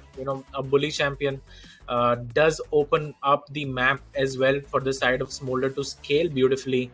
And again, in the mid lane, we have seen it before. We have talked about it before. Nero's Xin Zhao, that he does favor so much. No one else plays that champion in the mid lane, by the way. It's just him. across any league series that I have seen, and he makes it work. So why not pick it up? And yeah, I am quite excited to see that matchup in the mid lane. It's not every day that you see a Xin Zhao against his Heimerdinger. I don't think it's ever been seen in a tournament format as of yet, and we yet to have it brand new in front of us. But yeah, like you said, Jin Zhao is one of his favorite champions. Not many people do play it in the mid lane, but he does like to do it, and got banned out against him in the first game. In game 2, at least in the second phase of drafting, Poro Patrol chose to ban the Pantheon instead of the Xin Zhao, left that open, so he ends up picking it up for himself. So let's see how well he does. Maybe they had the idea that if it's the Xin Zhao, they can bring out the Heimerdinger, but honestly, good luck to Jazz's bot to try and capitalize, because it's a Thorfinn will, if he can't, Nero can't do much in the mid lane, he's just going to go for roams and do his work there elsewhere. He has no problem doing that whatsoever on that side. And yeah, I think SYN really wants some revenge for that Swain, because that Swain was being bullied a bit on the top side. A bit is an understatement. He was barely allowed to leave his tower, especially with the help that if he was providing on the top side. Bot side, Invoker is also looking to turn the tables on how the bot matchup has been looking. But guys, we are heading into the second game of the best of 3 series over here. It's between S8UL Esports on the blue side and Poro Patrol on the red side. S8UL Esports are 1-0 up in the series, and all 4 members are there in the top side over here. Only Nero is going to be hanging out in the mid lane. Jun might be walking into a bit of disaster situation. The Darius doesn't know, and what the Darius doesn't know could end up hurting him. He's trying to run for the hills, does have the flash, but the Qs are popping from the cards. It's a bit out of range. Here comes the stun from Kratos. That secures the kill. Who picks the kill? It's going to be the Smolder picking up the first blood in this matchup. And mind you, this is a Darius who's not got a ghost. Exactly, not running the ghost. So he's just doubling down on his win condition. As Jazz is a bot, actually, that binding could have connected, would have been lights out for him as well, especially with the Hail of Blades coming in for the side of Nero. But towards the top side, we are going to get that replay as well. Just ends up in a very sticky situation right there, and good read by the side of S8UL. Hoping that the Darius would walk up that far, and that's exactly what happens. First blood goes over to the Smolder, who's going to pick up the boot for himself. More importantly, towards the top side of the map, RTO can now, I guess, breathe a bit, since he is going to hit level 2 first. He did get the experience there, but Jun not letting him breathe at all, at least early on in this matchup. Yeah, that's exactly what Jin wanted to do. He wanted to get that pry on that bush over that side so he can start bullying over here, and that's where it backfired, and that's what S8UL was reading into over there, and they get it out. Kratos has to be a bit wary of this damage coming out from Invokers quite a bit, especially with the press attack chunks landing completely onto him, but RTO is trying to now hit back at Jun in the top side. Invoker and Tex have got off to the bot lane with a very good start, but Lotus does have that boots for getting that first blood from himself. The E forward by Invoker dodges out on the stun, gets the press attack onto Kratos, but is losing quite a bit of HP as well. Terex is the front line right here. He's walking in, but Lotus is just going to try and keep on hammering it down away at the Melio. What he's doing a fantastic. So another E forward by Invoker dodges out yet again on the sun. The heal getting procced by Kratos just to survive in that lane. All the summoners available to Poro Patrol, and only the heal getting burned from the bot side of S8UL as of yet. Yeah, only the heal burned there, but it was a good trade for the side of the Melio and Lucian, and that's what we expect as well in this 2v2. And as long as Lotus, manages to get some CS for himself and get some stacks, I think he's going to be fine. Invoker is quite low, and you can see Lotus is running the fleet of footwork, so he is going to be fine in the matchup right there. As Nero W flashes in, matched by Jazz is a bot right there. I think that could have been a solo kill, but good reaction time coming in from the Heimerdinger, and Lotus now finally does go down. Kratos might be in trouble as well. Does flash away. Invoker does not have his own available, but Terex might flash Q him, so we'll see if that happens. Never mind. But that is going to be a 2 versus 2 kill in the bot side of the map, and Terex and Invoker doing a fantastic job so far in the bot lane. Yeah, they pick up the kill on the Smolder. Unfortunately, it does go over to Tex. Jun in a bad spot. The TP in from R2. The flash away from the Q3 from this Darius just about helps him survive. Now we'll be looking to get his own back and walk back into lane. Mind you, he doesn't have the TP. And the Karthus is walking towards that top side after maybe getting the scuttle, but the back should be recalled.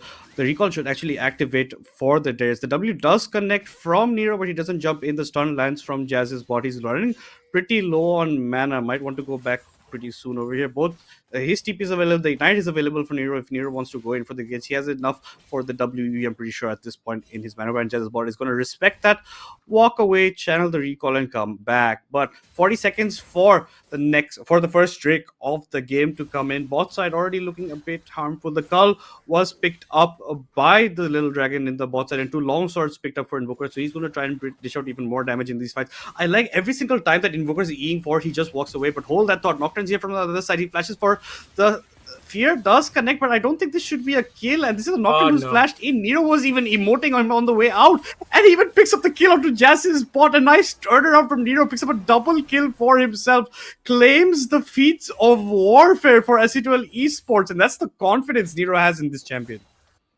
Yeah, I mean, he has great confidence. It was good play as well, but I'm not too sure what the Nocturne was trying to do there. Flashes in, fears him, but does not have the damage available.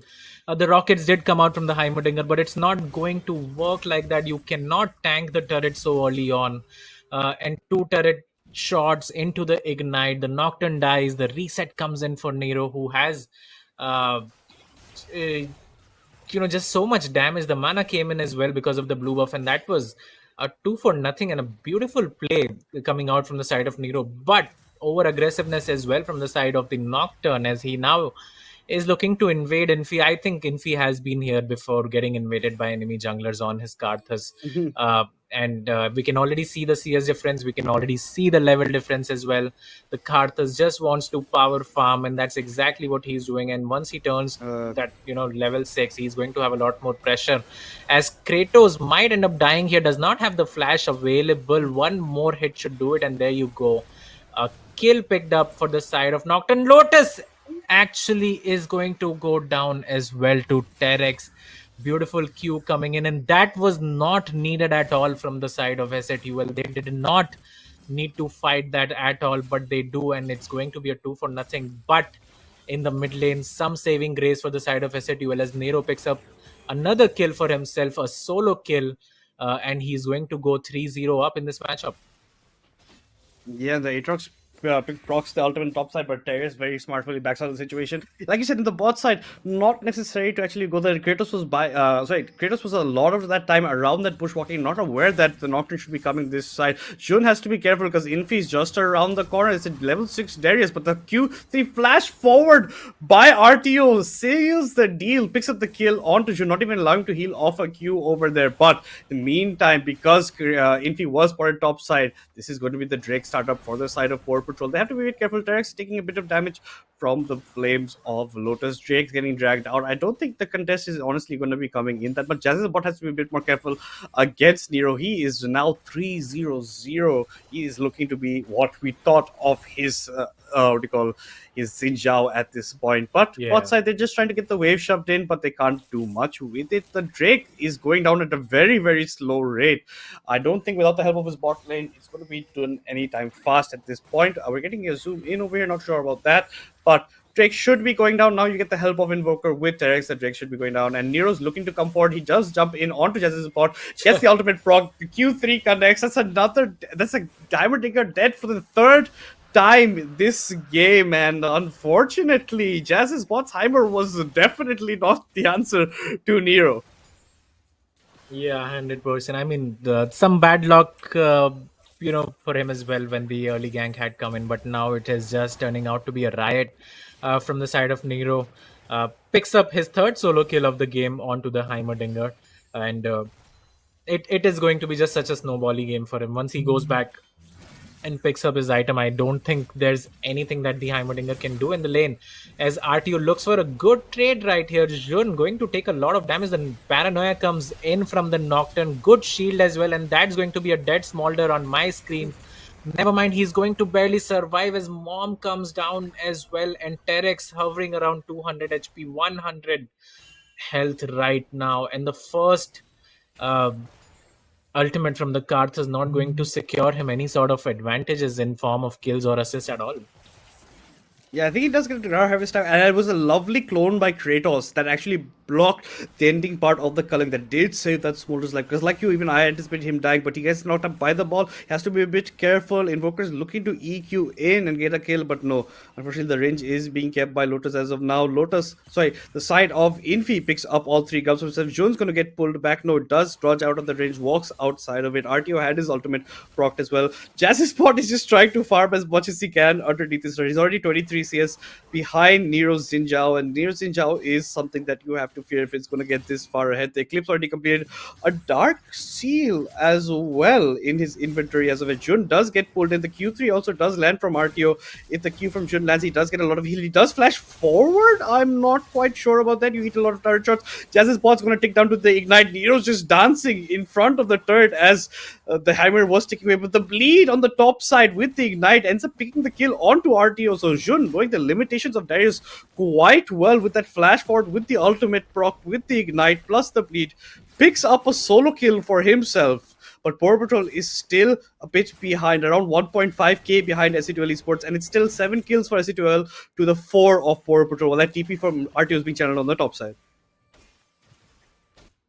Yeah, a good solo kill for the side of Jun, but now it looks like he might have overextended. So that's going to be the trade coming in from RTO. Uses the TP well in the bot side. Invoker with the culling, going to pick up the kill onto Lotus and then onto Kratos as well. But look who's here. It's Infi who's going to trade one kill in. And the Nocturne is there as well. So that's going to be a 3-for-1, a 2-for-1 actually. No, it is a 3-for-1. The Karthus took a bit of a time to die out there, but yeah, good skirmish again from the side of Poro Patrol towards the bot side of the map. And if you are the Lucian and Milieu, I think you're feeling pretty good about this game and your chances as well, as long as you ignore what's happening in the mid lane. What do you ignore what's happening in the mid lane? A bit of the overextension on the top side as well. Jazz's bot might even go back down again. The W connects from Nero. He flashes forward. The Q2 plus another W secures the kill. The Nocturne a bit too late to the party. Does paranoia in, but there is no target to find. The Heimer and Zijao trade each other over there. At least Jazz's bot gets the kill back without anything actually happening. Gets his Blackfire Torch completed, but Invoker with these cullings in the bot side ends up picking up that kill nicely over the Lotus. This time couldn't get the block with the clone from Kratos, so it's looking a bit dicey for him. He's already died 3 times. His skull has 34 stacks left for him to complete, so it's going to be a bit more time before he gets that additional gold in his pocket. But Hero, that's a massive lead that he has, 6-1. But at least the shutdown went over to Jazz's bot, get some more gold in his pocket, but he is very far from being out of the woods right now. Jun's going to pull in RTO. They're going to trade quite a bit over here. The Q2 doesn't land. The Q3 might connect over here. Here comes the ultimate from Infi, and that's going to be a long range kill for the Karthus, plus an additional Dark Harvest stack.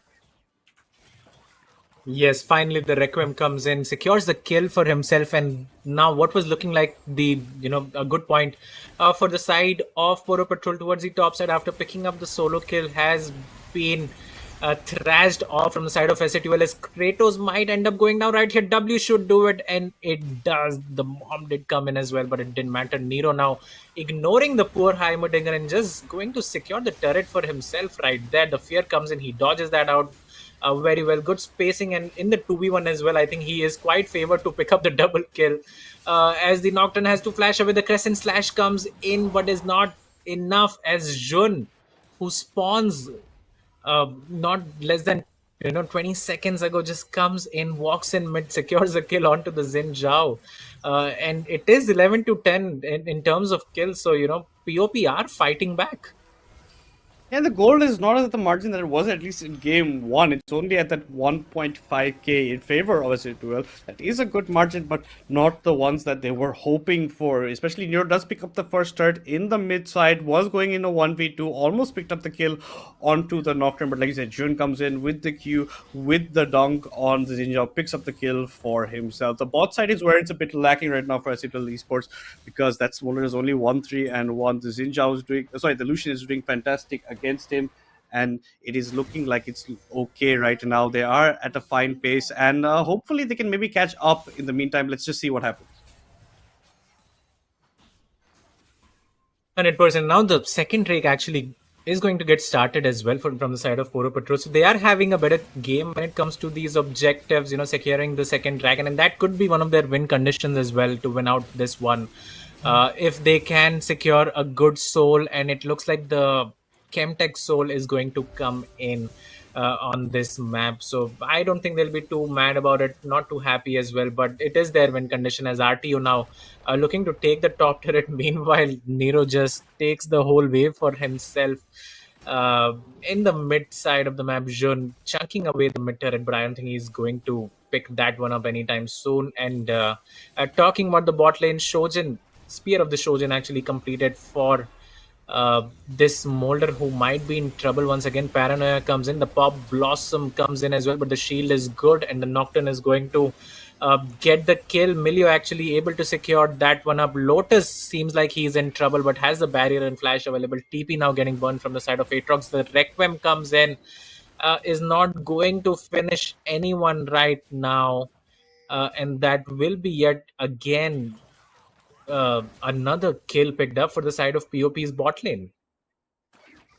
Yeah, that does look like that. Jazz's bot has to be very careful. Nero's looking to catch him out yet again. The W misses in from the Xin Zhao. He's going to walk away. Lotus might be walking into a bit of a trap setup. We've seen Invoker and Terex do this time and time again. The barrier gets popped, plus the flash. The flash matched by Invoker, plus another auto with the W. Picks up the kill for himself. That's his 4th kill of the game, and he is looking like a monster already on this Lucian pick with. It's a nice bait setup over there in the bot side. Like, the Smaller thought he's going to get some free farm, but no, they had different plans in mind. They were going to take him down. They're going to be looking to take down the tier 1 in the bot side, but no, RTO is going to come here to answer instead. Invoker might get caught out. Terex was just hiding in the bush. The ultimate was popped by the Aatrox. Can he get the blows lands? The flash Q3 doesn't land completely onto Invoker, not enough to get it, but the heal is coming back in from RTO. But there is Terex with the ultimate popped as well. Looks to be going down over here. If RTO can get another Q onto it, but the flash gets matched by the Milio. It might be Invoker who ends up falling down. The heal's coming in for RTO. He ends up picking the kill in the 1v2. The amount of healing this Aatrox is doing is crazy, and he's getting the procs that he needs. Oh, this might be a problem for Jazz's bot. The W connects from Nero on the top side, plus the ultimate, plus the E, plus the Qs is enough for Thorfinn Nero on the Xin Zhao to pick up another kill for himself. That's his 7th kill this game, and even RTO is showing up and matching, where the bot side, the only hope of Poro Patrol was showing, is now getting shut down as well. Yeah, I mean, RTO just so strong on that champion. Could have picked up the double kill as well for himself. The kills have been distributed quite unfortunately to the Milio as well for the side of POP. 4 kills and 6 assists onto him. So while he is having a good game, while his Lucian is having a good game, then Aatrox with the Sundered Sky shows up, and now you're not able to do anything to that to RTO on that champion, as he just, I mean, that was just disgusting to watch how much healing he was able to pick up for himself right there. And Nero as well now picks up the Gnasher's Tooth, so that's a very interesting build coming out from him. Again, he knows best what he's making. He is so good on that champion whenever he does play that. So we are not going to doubt him at all in this one, guys. Whatever he's making is the build, so you should follow that as well. But having said that, he's having a great game, and now there is some sort of goal lead that has developed in this one. A mere 2.5k for the side of S8UL, but that's how it starts, right? And if they are able to secure the next dragon, I think they will be extending the timer as well for themselves to scale up in this game. As Nero goes in once again, uses the flash, gets Heimerdinger's flash in return, but the Paranoia comes in, and Invoker with the culling is going to secure the kill onto Nero right there, who was punished for his over aggressiveness towards the enemy side. Yeah, I think they understood that Nero is just continuously going for Jazz's bot wherever he's spotted across the maps. They understood it. They get a nice bait setup. Jazz's bot is being forced to burn his flash, but the Paranoia comes in, the Nocturne comes in. Invoker gets another kill for himself. He's going to be happy about that, and they're going to just walk away with it. Yeah, that's Nero's 3rd death of the game, but he's pushed every single lane quite far, and RTO is going to be matching on the other side as well. You can see how well it's going. Jazz's bot, unfortunately, is not doing that good. He is 1-6-2 right now, not in the best of shapes, especially after he saw that it was Xin Zhao he was going to be playing against. But Drake is also going to be coming up soon if this can be picked up, this should be for Patrol 30. I don't know. I think that's changed. They changed it on the top side. It's not how it should look. 2 drakes were picked up by S8UL Esports. They're trying to put a trap setup over here, maybe catch out Kratos again, but they're going to pick up the scuttle in the meantime before the drake does spawn. Infi is going to be walking up pretty close to these bushes. The W from Jazzbot does land on Infi, but he doesn't do quite as much damage as he hopes right now. Drake's going to be started up over here by the side of Poro Patrol, and S8UL Hunter is just summoning the rift in the mid side, so someone has to go defend that. In the meantime, they're going to be walking back into this Drake pit. Terex is waiting in this bush, but he has to keep his distance. There are a lot of members coming his way right now. Infi is pretty much on the lower parts of the health mark. Maybe doesn't want to come in. The Requiem comes in out before the fight begins. Maybe get some chunk damage over here. You pull in Jezebel, but the Drake gets picked up. There's Infi who ends up going down. RTO has his ult pop. The ultimate from Kratos gets on the other side, gets Jazz's bot, but Invoker also ends up going down. Here comes the Paranoia. It's going on the right target over here, but the flash by Kratos, enough space for him to get out of this fight. At the end of these bloody fights, it was a 3-4-2 in favor of Poro Patrol. They even do pick up the Drake, but they're losing the tier 3 in the top side. Yeah, they do get the soul point right here, which is very important for them. But yeah, a 4 versus 5 fight. I'm not sure why S8UL elected to, fight there, and I'm not too sure what Kratos is doing now. He's going to get caught and end up dying. I mean, I'm just very confused at what S8UL is doing in this one. I don't think they are. I think they are taking Poro Patrol for granted, it looks like. And Nero, the most fed member of the squad, was playing that towards the top side of the map. So there was no need for the side of S8UL to engage in any sort of fights, but they decide to do so. And they pay for it heavily as well. A 3-for-2 and the soul point as well. And now Kratos has died as well. So it was essentially a 4-for-2 on top of the dragon soul point picked up for the side of POP. Yeah, and they're looking pretty good. You already have the Navori is completed by the Lucian. He's looking to be making his Infinity Edge as well. The Triforce coming out for this more. I think Potato Monster is, frowning somewhere, just seeing that he doesn't like the Triforce build whatsoever. But no, that is what the Smolder is opting to build for. RTO might be getting caught up, but he has members close by. Invoker and Cole think that they are doing a 3v1, but it's going to be turned on their heads right here. Jun's been left to fend for himself. He is the guy paying for the sins of the rest of his team. He ends up going down. That's Nero's 8th kill of the game. Kratos goes forward with the ultimate, does get the root, does land it onto Invoker, and the Lucian goes mega low. The Requiem comes out. Is it enough to pick up the kill on Invoker? He should be burning away, but the heals will be coming from the Melio. That's enough with the shielding. Jazz bot in the meantime will be picking up the tier 1 in the mid side, but this is looking like a dead tier 1 bot for Patrol, and they also have to forfeit the Atakan over to S8UL Esports. Yeah, and that's exactly what happens when the whole squad from the side of S8UL decides to fight together right there, and Atakan picked up now, and it looks like S8UL have stopped throwing the game away, which they had been doing. I don't think they'll mind me saying that for the better part of this series, especially towards the bot side of the map. I don't think they've had a good game so far. But having said that, now on the back of Nero, they are doing a good job in these team fights. And RTO as well. I think he is just so unkillable on this 8 rocks with the Sundered Sky. Getting those 600-700 heals just with the auto attack, the passive coming in. So he is almost unkillable as well. And you can see no anti-heal picked up from the side of POP as of now. So they will need to get some to slay this monster in the top lane. From the side of S8UL, and we need to check the stacks as well onto Lotus, how many he's at, as he's going to get stunned by the rocket. The Paranoia actually comes in.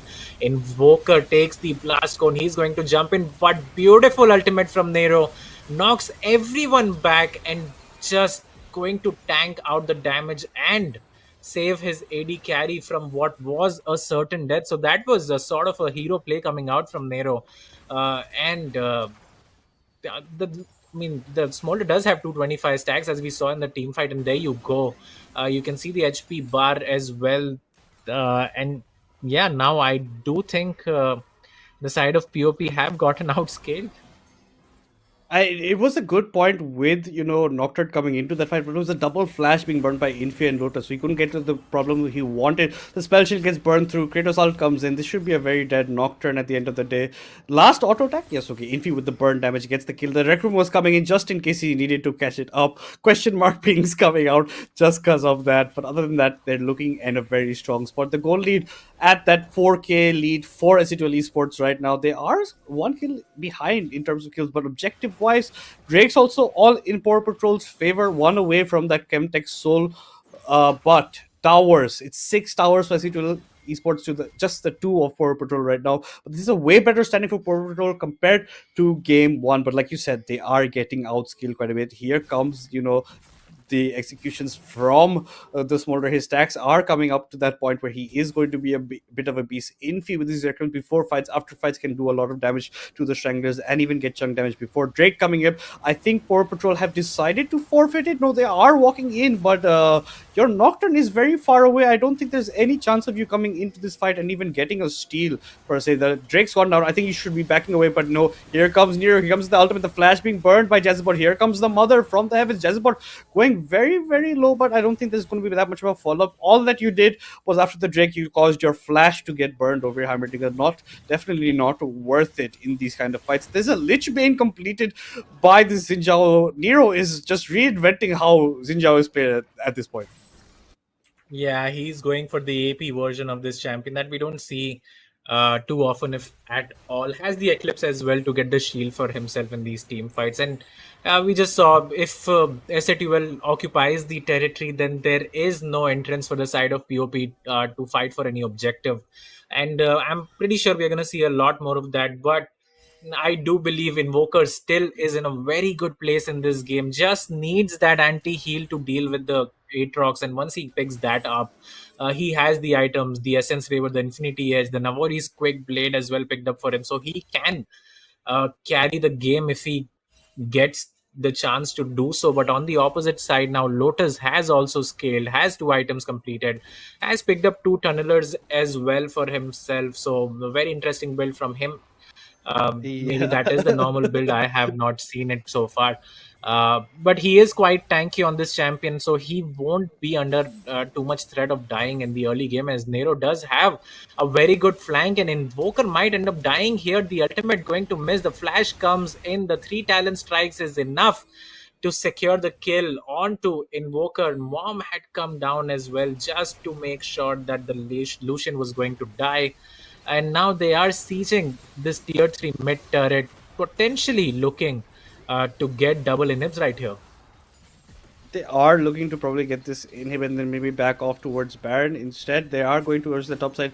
Will become the under inhib before they're going to take advantage of Invoker being down right now. And like you said, those kills that went to Melio early on would have been gold that would have allowed some anti-heal coming out from Invoker right now. Incredible ability. It still has a tier 1 boots as well as the Smolder, but it's not looking that good. All lanes are getting pushed in. There is not much that can come in over here. It is looking like it's a bit of a dire situation. Not much can be said for them right here.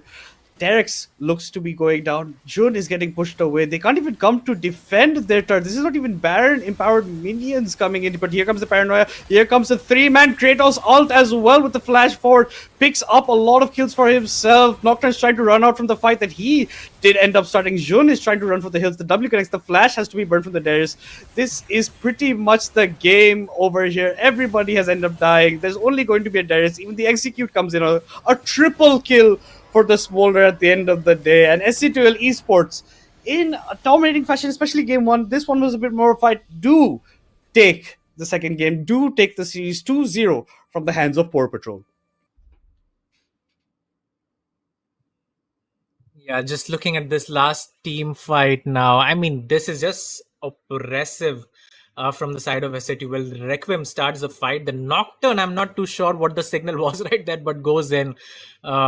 Great ultimate from the side of Kratos, Pop Blossom, getting 3 champions in, and then it's just a cleanup job from the side of S8UL Lotus right there, even killing them under the fountain. The Q flash from RTO goes on to the Lucian. The ultimate from Darius not going to finish anyone off, and that was A 5-for-1 trade for the side of S8UL as they pick up yet another series 2-0. 3 more points for them. They are going to go on to 21 points now. 7 games played. I mean, 7 series played, 7 best-of-3s, and they have not lost a single game so far. So just dominating this tournament so far.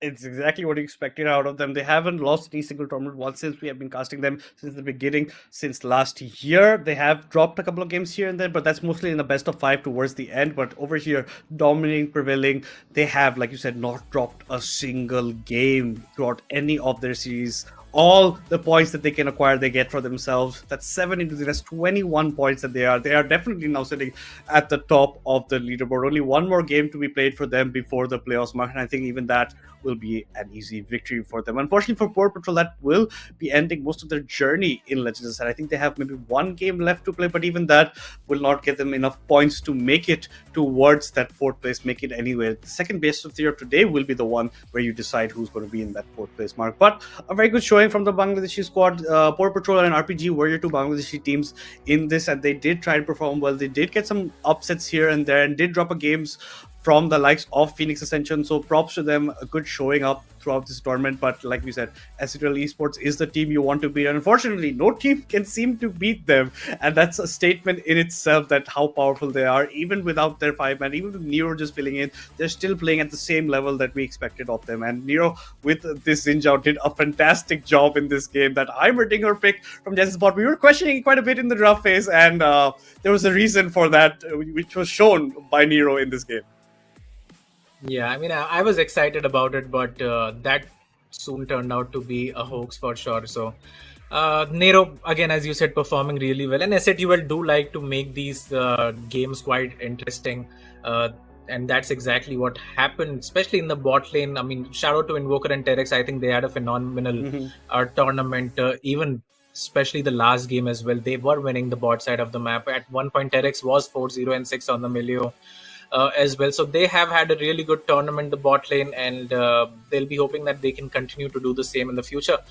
But for the side of S8UL, as you said, still 7 matches in, no losses at all, perfect run so far, and they will be hoping to continue the same come the playoffs, because that's when it gets very interesting. The side Kakao is waiting, Revenants as well, and once you enter those best of 5s, there is more pressure on you to perform and win these games out. And winning 3-0, I don't think that has happened too much, especially when Kakao and the side of S8UL have met in the past. We have seen 2 best of 5s running the course. So, well, more about that later. I'm pretty sure that's going to happen at some point as well within a week from now. But for now, S8UL just running rampant, running riots on these teams that are below them in the standings. And spoiler, that's all of them.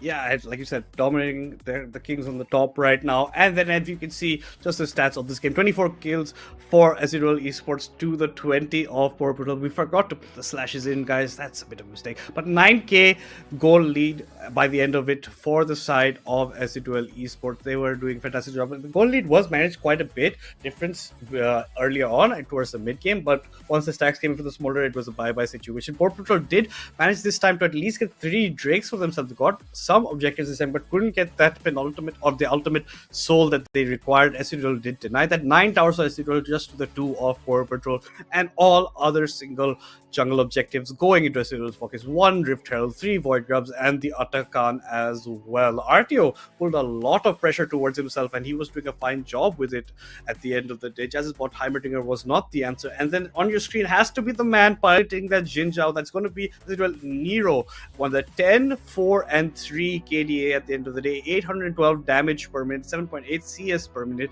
and 14.5k gold acquired at the end. I think the statement that he put in was just that 1v2 he did near his start, where the Nocturne flash forward to try and fear him. Even while running away, he was emoting and even turned it around, got both kills for himself in that matchup.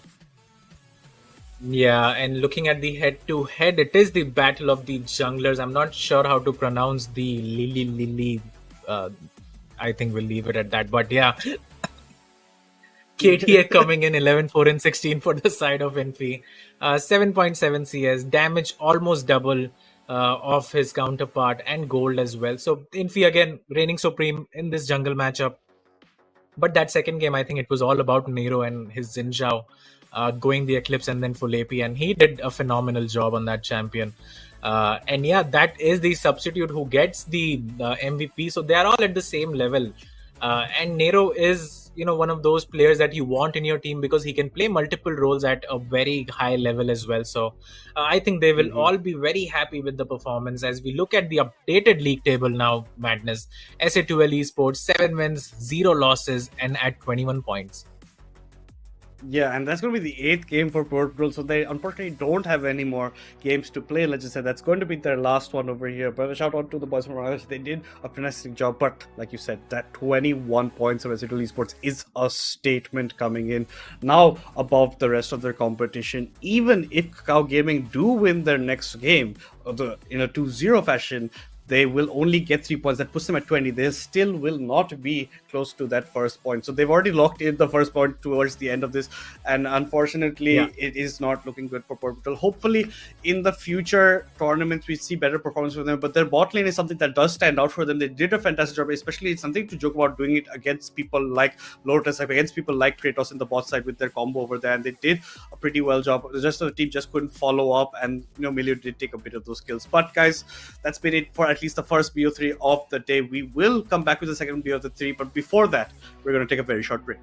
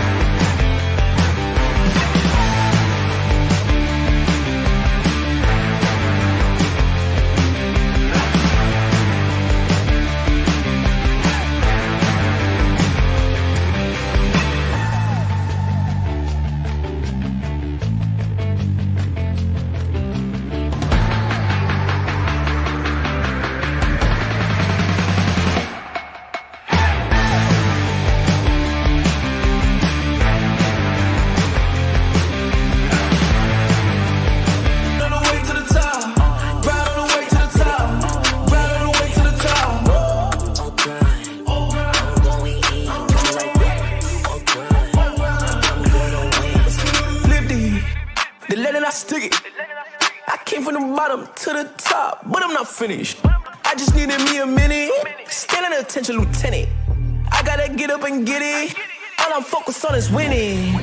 He not gonna cheat code. We win until the clock gon' hit Z. Whoa, I'm fighting my way back like I was Nemo. Do it, I am a dynamic dude. Whoa, win, win, win, and win. That's right, my nickname is winning. Gotta walk in the building, gotta inspire the children. Wanna see my ambition. I'm not a regular civilian. Give me all I got. I'm going to the top.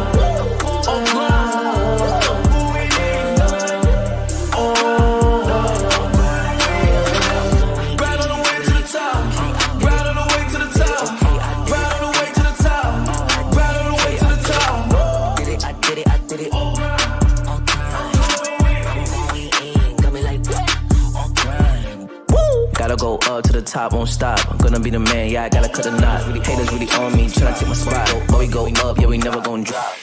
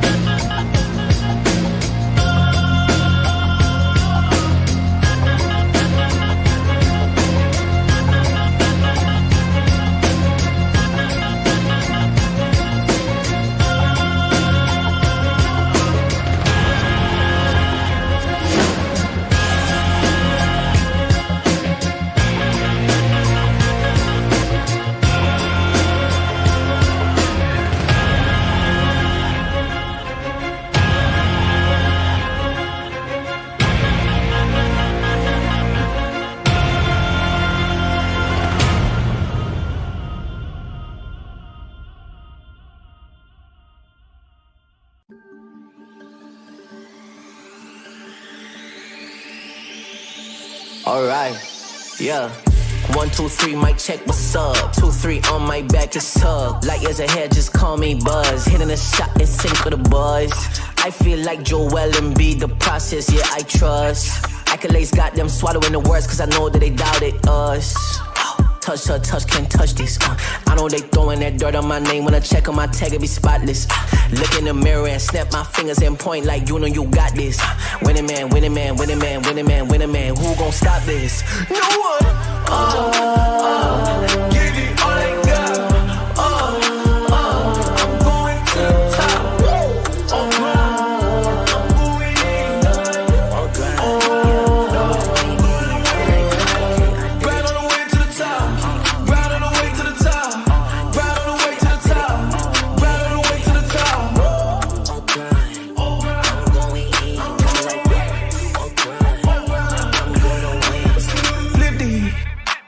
Stick it. I came from the bottom to the top, but I'm not finished. I just needed me a minute. Standing attention, lieutenant. I gotta get up and get it. All I'm focused on is winning. He not gonna cheat code. We win until the clock gon' hit Z. Whoa, I'm fighting my way back like I was Nemo. Do it, I am a dynamic dude. Whoa, win, win, win, and win. That's right, my nickname is winning. Gotta walk in the building, gotta inspire the children. Wanna see my ambition. I'm not a regular civilian. Give me all I got. I'm going to the top.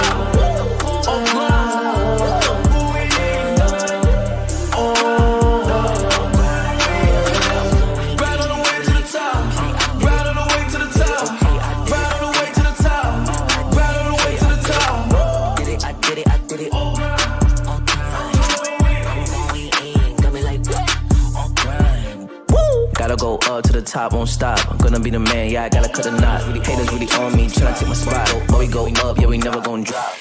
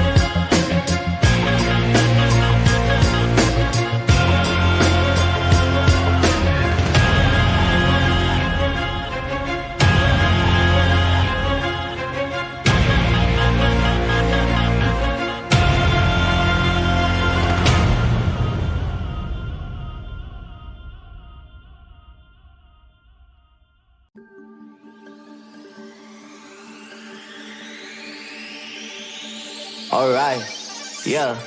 1, 2, 3, mic check, what's up? 2, 3 on my back, it's up. Light years ahead, just call me Buzz. Hitting a shot and sync with the buzz. I feel like Joel and be the process, yeah, I trust. Accolades got them swallowing the words, cause I know that they doubted us. Touch, touch, touch, can't touch this. I know they throwing that dirt on my name. When I check on my tag, it be spotless. Look in the mirror and snap my fingers and point like you know you got this. Winning man, winning man, winning man, winning man, winning man. Who gon' stop this? No one. Give it all I got. I'm going to the top. I'm going in. Right on the way to the top. Right on the way to the top. Right on the way to the top. Right on the way to the top. I'm going in. Flip the lead and I stick it. I came from the bottom to the top, but I'm not finished. I just needed me a minute. Standing attention, lieutenant. I gotta get up and get it. All I'm focused on is winning. He not gonna cheat code. We win until the clock gon' hit Z. Whoa, I'm fighting my way back like I was Nemo. Do it, I am a dynamic dude. Whoa, win, win, win, and win. That's right, my nickname is winning. Gotta walk in the building, gotta inspire the children. Wanna see my ambition, I'm not a regular civilian. Give it all I got. I'm going to the top. I'm going in. Right on the way to the top. Right on the way to the top. Right on the way to the top. Right on the way to the top. Did it, I did it, I did it. All grind. I'm going in. Got me like all grind. Woo! Gotta go up to the top, won't stop. I'm gonna be the man, yeah, I gotta cut a knot. Haters really on me, tryna take my spot. But we go up, yeah, we never gon' drop.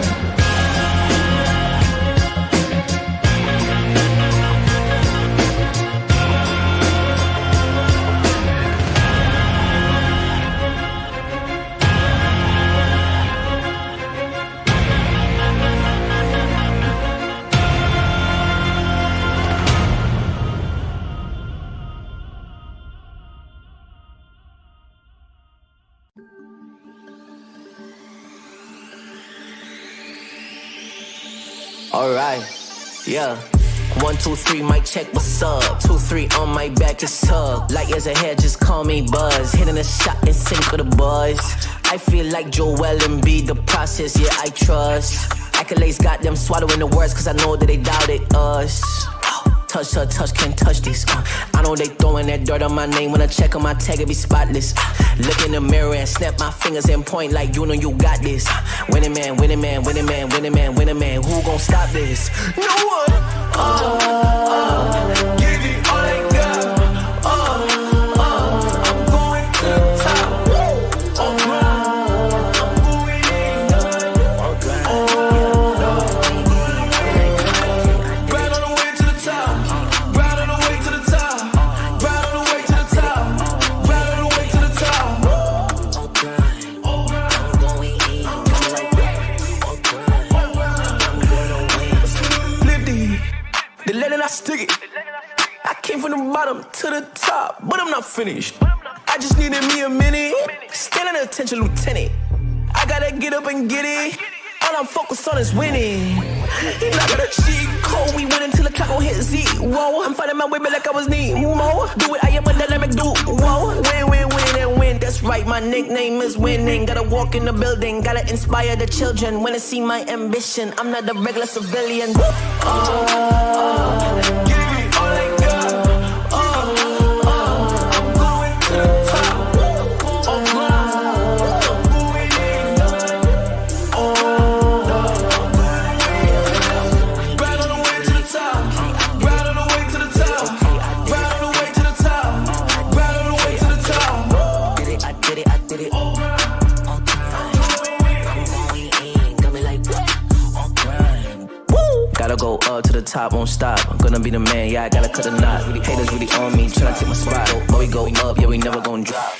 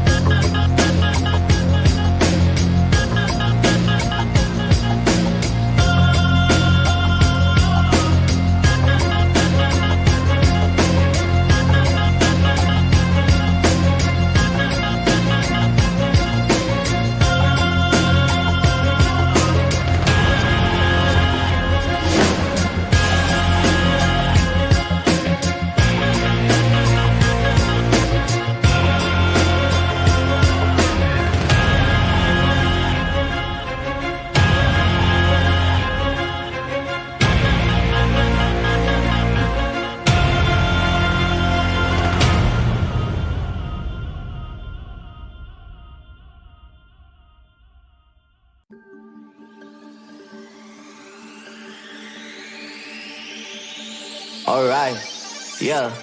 1, 2, 3, mic check, what's up? 2, 3 on my back, it's up. Light years ahead, just call me Buzz. Hitting a shot in sync with the buzz. I feel like Joel and B, the process, yeah, I trust. Accolades got them swallowing the words, cause I know that they doubted us.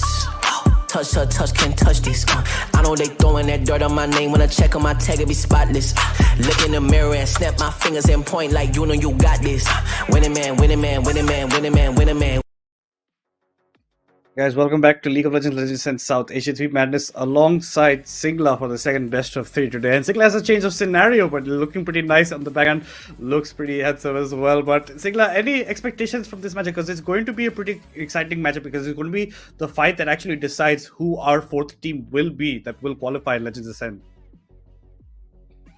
I mean, today, Manus, we are playing a qualifier game, so I think, the excitement for the fans, excitement for the teams, everything is going to be at its peak. So I think, yeah, today's game is something I'm really looking forward for. Because it's not just a game, it's a decided game for both the teams that will, get them that fourth spot and also is an important game that will keep them in this tournament alive. Definitely, and this is Phoenix Ascension's last game before the playoffs start off, and it's Syndicate's penultimate game, so that's also something you have to keep into the equation over here. But it's going to be Phoenix Ascension versus Syndicate matchup over here. Phoenix Ascension are going to be on the blue side, Syndicate on the red side, and Syndicate trying to look up. Both teams had started the tournament on a very slow note, but have been starting to pick up the pace as it's continued, as they're getting more confident in their chemistry within the team, and there are some exciting factors to watch out for, like Hydra and the Shy Boy on the side of Phoenix Ascension plus Q2, and then on the side of Syndicate, you have people like Harambe Avenger, who is one who carries a lot as well. But heading in to the drafting phase, this is going to be game one. The Brom instantly hits the deck over here. It looks like Casa it will be filling in for Disastic in the support role today, so that's something you have to keep your eyes on.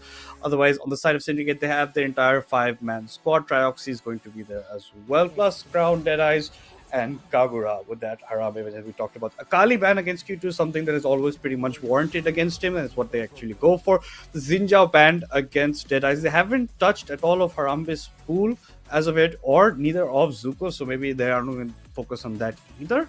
But let's see what kind of other combos of drafts that they want to go for here. No, 100%, right now both the teams taking away the favorite champions of each other. Brom getting banned for Trioxy. Akali has been deadly in the hands of Q2 when taken away. Shinzao getting banned for Deadeyes there, and Shinzao was banned by Deadeyes himself.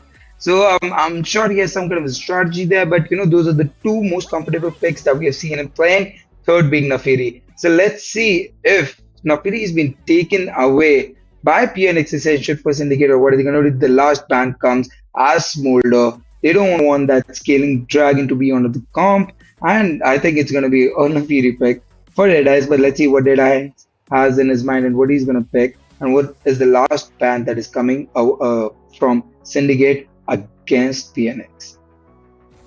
Yeah, it's going to be interesting to see what they want to go for. They are going to do the Zyra. That's targeted at the Shy Boy, who likes to take this in the jungle. We've seen him try and take the team on his back sometimes when he has gone for that pick. But no, it's going to be the Nocturne getting locked in as the first pick for the Shy Boy over here. Let's see what Syndicate want to answer back with. Like you said, Deadeyes Nafiri is open, something that he does like to play. Let's see what he has on the books of what is going to be played around over here. But it's also going to be interesting that Jan and Casa, I don't think we've seen Casa that much during Legends Ascent, but he has been known to play in Phoenix Ascension before. He is their substitute player. Nisastic, unfortunately, will not be available, but the Lucian, I didn't have that much doubts the Lucian would get picked up for Arame Avenger, because it's either going to be the Lucian or the Ezreal at this point, because these are the kind of champions he likes to be mobile with. But unfortunately, you won't have the Braum, but you do have options like the Milio available to you. You do have a lot of other options that you want to go for. Even Karma's not a bad choice as well. Let's see what Syndicate want to look for.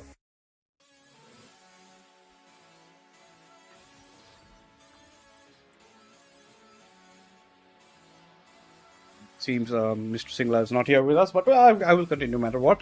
Wukong gets picked up by Deadeyes on the other side for Syndicate, so they are going to leave the option for that role a bit later in the support side. Let's see what Phoenix Ascension want to answer back with. Jana, the bot side of Phoenix Ascension have been a bit lackluster in recent times right now, so maybe they want to turn around their fortunes like that. They're going to be the Kaisa picked up for him. We've seen him a couple of times pick this up. It's going to be important to see what the Shy Boy wants to pilot in the jungle. He's also known to be playing the Brand as another AP over there, but it's going to be the Kaisa with the Nautilus, something that Casa is very comfortable. Casa typically would like very comfortable with the Nautilus, with the Leona. All these heavy engage kind of supports is something that's definitely up his alley. And once this gets locked in, they are hovering the Lulu Milio, either for Lucian will be fine. I don't think it's going to be the Yuumi. They're just pretty much teasing us at this point. I don't think it's going to be the Yuumi whatsoever. It's going to be the Nami, actually, the best combo, or maybe more of the traditional combo from past times before other supports had come in. But it's going to be the Lucian Nami combo, something you have to watch out for, as well as Harambe is very proficient on delusion. Let's see how well he will be performing over here as we head into the second phase of banning between Syndicate and Phoenix Engine. Mind you guys, this is the battle for the 4th place, for the last team that will be qualifying for Legends Ascent. Either team is looking for a 2-0 because that will give them all those 3 points that they want. And I think it's going to be a hard pill battle. I'm at least predicting a 2-1, no matter which way it goes, because it's almost of equal caliber, almost equal standings and equal positions coming into this tournament. Mind you, Phoenix Ascension was the 3rd team from qualifier 1 to make it through, while Syndicate was just the first team in qualifier 3. So it was a lot of gaps. Syndicate had more matches to play in between, but they have also been playing all of Legends and matches from the side of Phoenix Ascension. Mind you, Phoenix Ascension dropped games against people like Poro Patrol, teams like Poro Patrol, like RPG. So they have a tendency sometimes in a best of 3 series to maybe give up a game here or there in between, and that could come back to haunt them if it is that case, because unfortunately they have to aim for all those 3 points to maybe secure that spot for himself, because otherwise it's going to be a bit of a tough uphill battle as we can make ourselves forward in this competition.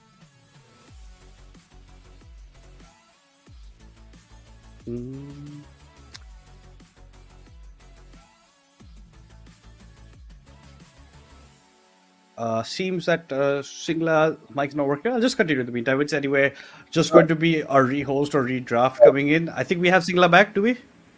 Yeah, we do. I think. Well, with this, with the players, I also suffered a little bit of lag there. But yes, coming back to the Rift, I think there was a lot of lag. There's a lot of strategy that we're seeing from both the team side, where Nocturne being insta locked. That was something I think the PNX already accounted for that Zyra is going to be banned. They had the strategies in their mind, instantly logged in that Nocturne, something that they're going to play forward for, and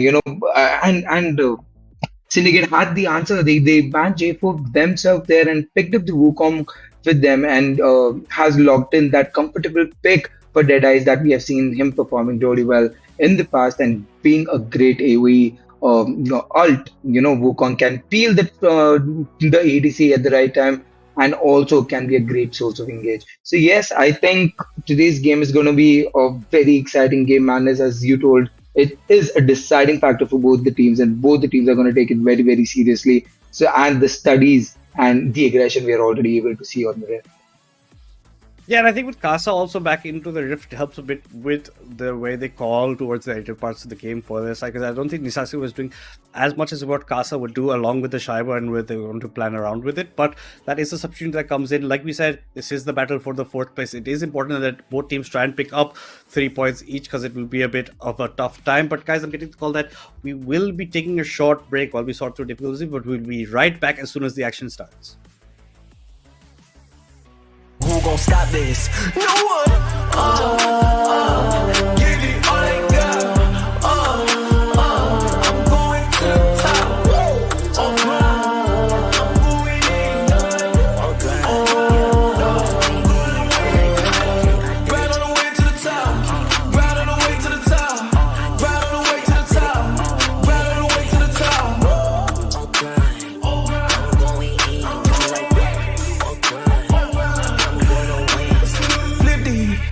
The letter I stick it. I came from the bottom to the top, but I'm not finished. I just needed me a minute. Standing attention, lieutenant. I gotta get up and get it.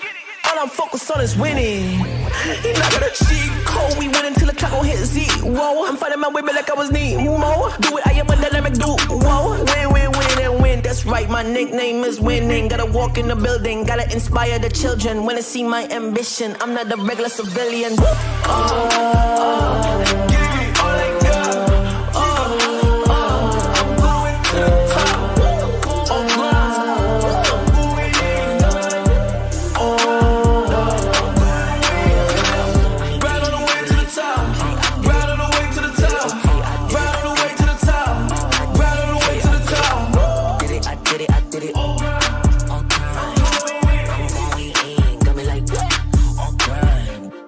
Gotta go up to the top, won't stop. I'm gonna be the man, yeah, I gotta cut a knot. Really haters really on me, tryna take my spot. But we go up, yeah, we never gon' drop.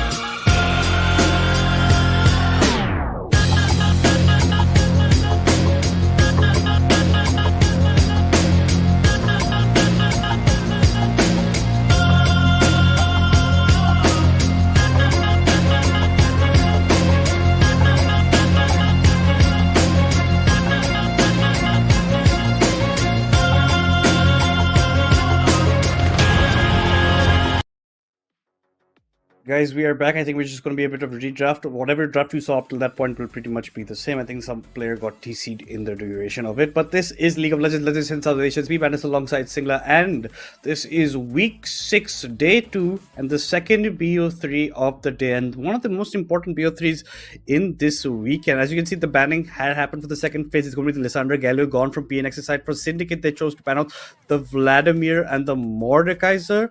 And it looks like a Jax has been picked up for Zuko in the top side. Yeah, that's a blind Jax. Let's see, what is the strategy that PNX is going to come out and what are they going to give to Hydra? And Hydra locks in a Malphite for himself. Not the perfect counter pick that I looked, against the Jax. But again, Malphite can be very, very relevant in the whole game. With the Nocturne ult and Malphite ult, that becomes like and Diana coming in becomes a very strong team fighting AoE team, AoE ult team. So let's see what Syndicate, picks up as their last pick as an answer to that, because there is a still pick available for VVZZ, and let's see what he picks up here to complete the draft for the Syndicate side. Yeah, it's going to be interesting to see what Kagura wants to lock up against this Diana. It's going to be that Silas. A lot of good ultimates for him to steal, depending on what the situation is looking like. And that's exactly what he wants to.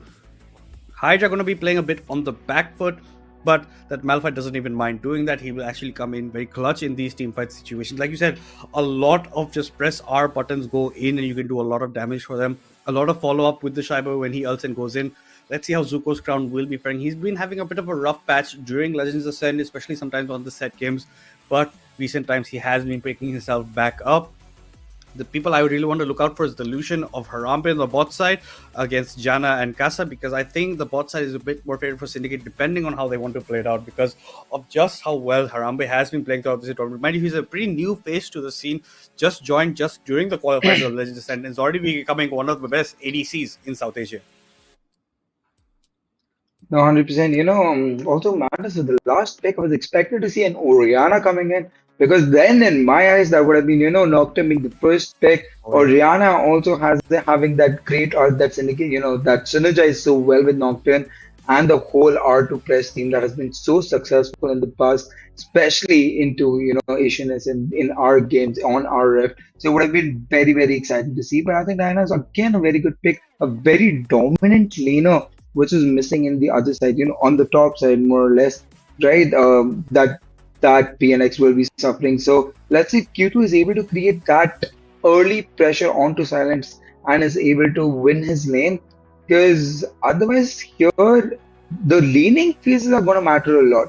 If Lucian and Ram do not get that early ahead, if Jax does not get that early lead, I think, when it comes to team fights, when objective fights, PNX will have an upper hand. So let's see how do they deal with that. We have seen Harambe doing so well on Lucian and again. Right? I think with Nocturne being picked, Milio would have been again a better pick for the Syndicate side, but I think they want to play more aggressive, is why they have picked up the Nami, and they want to punish and make the most out of it.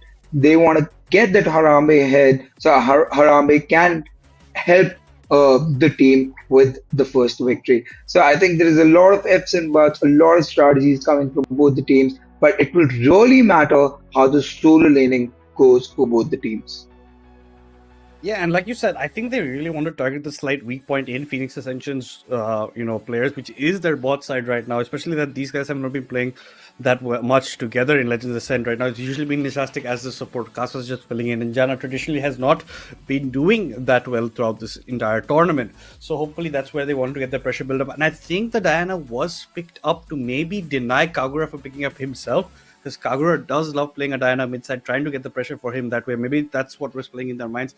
Diorana would have rounded off the team comp really well, but now with the Silas on the other side, you do have some ultimates you want to pick up for Deadeyes on one of his comfort champions after he was targeted a bit with the Jarvan ban. But with Wukong is such a well-rounded champion that you can come in fight. You have the CC, plus you have the damage. So I think CC-wise, both teams are looking good. Phoenix Ascension has the slight edge. just depends on which targets they lock in and at what time, because it's all about that first 5 to 10 minutes for me at least, to see how this bot lane does, as well as those solo lanes you're talking about so much, because Kagura is a very, very aggressive laner. So is Q2. So I want to see how they match up against each other. So is Crown versus Hydra, and they try to do a lot about this in these fights. And it's going to be a factor about how well they actually deal with this pressure. Both of them have been suffering a bit in certain fights, but Hydra and Shaibo have traditionally been the star players on the side of Phoenix Ascension alongside Q2 from time to time, especially on picks like Izakale, especially on Assassins. But let's just see how it plays out. For a reminder, guys, this is the battle for the 4th place between these two teams, to see which team amongst them will actually make it to those playoffs, to where the most of the prize money is locked in. Right. I think yesterday's game is very, very exciting, and we are about to step into the rift very quickly. But love the Silas pick from Kagura's end. I think Silas was a fantastic. I mean, there's so many good ult options that Silas has. He can steal the knockdown ult. Being a global ult, can travel around the map, create the pressure on the top, can create the pressure in the bottom. He can steal the Malphite ult, and that AoE damage that comes up with Salas being an AP champion himself, can bring out a lot more damage, and also Nocturne ult helping him to lock in that one ADC, or any one champion. If Syndicate gets that lead, can lock in him and kill him. So I think Silas is something that we'll have to look out for, and something that we all will be looking out for. And let's see if we're gonna have an aggressive early game with that Nocturne with that Nautilus getting picked. If they're gonna go for that level 1 jungle interruption, or is it gonna be a normal 5-stack defensive start that we're gonna witness? That's also a good point. We haven't seen much today in the first BO3. We did see S8UL punish that Darius earlier on with that gank in the top side with 5-man over there waiting for Darius to take that aggressive place in that push. But I don't think any of those opportunities will come. Let's see how well they want to play with the Nautilus. Like you said, you can go for these kind of opportunities where you'll create a difference earlier, and that's exactly what they want to maybe do, especially against the bot lane side of that Lucian, that Nami, that will be trying to be aggressive in lane, try to narrow down that Kaisa and the Nautilus combo of themselves. But otherwise, it looks like it's going to be a very, very nice spicy matchup going into this. Drafts are looking very balanced on both sides. It just depends on how they're going to play it out in the rift and in between themselves, to see which one gets that slight edge, because like I said, both teams need to win the series in a 2-0 fashion to get the required points that they want to lock in that 4th place. And let's see which one of them can do it. Traditionally, technically, in our seeding in Legends End before it started, just because of how the qualifiers are, Phoenix Ascension was the 3rd place team, and Syndicate was the 7th place team. So there's a difference in that. But right now, point-wise, in our current leaderboard Legends, and they are just neck and neck, and that just shows you how it can all change depending on who shows up on which day.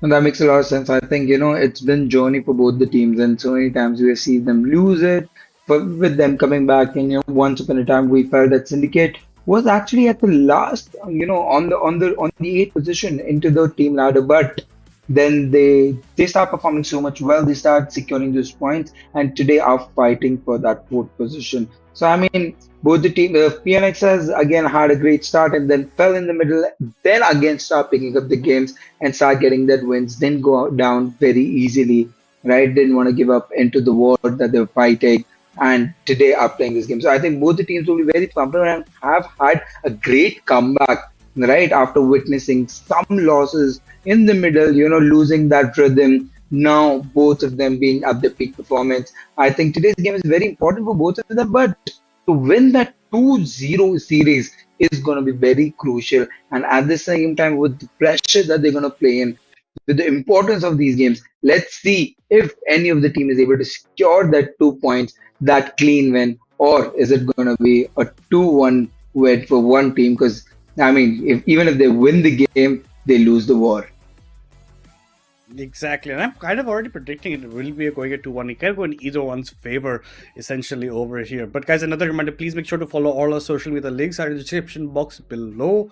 As you can see, follow the LOL, Discord, INSA. We have a lot of fun events coming up. We have an arena event coming up as of yet as well. So get your best favorite duo partner, come in, join in. You have a chance to win some free skins. You have a chance to meet some other players. And if you're just new to the game of League of Legends, just catching up with us, we have a lot of people who will help you understand the game. You're always free to ask questions. People will always be veterans in the scene who are be more than willing to help answer any doubts you have. But without any further ado, guys, we will be jumping into game one of the best of three series with between PNX Ascension on the blue side, Syndicate on the red side.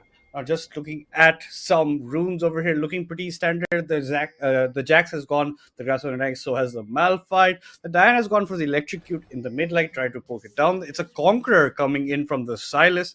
The press the attack from the Lucian as well as the lethal number from the Kai'Sa, nothing to doubt about. And good thinking both supports have the exhaust because there's a lot of burst damage in both teams.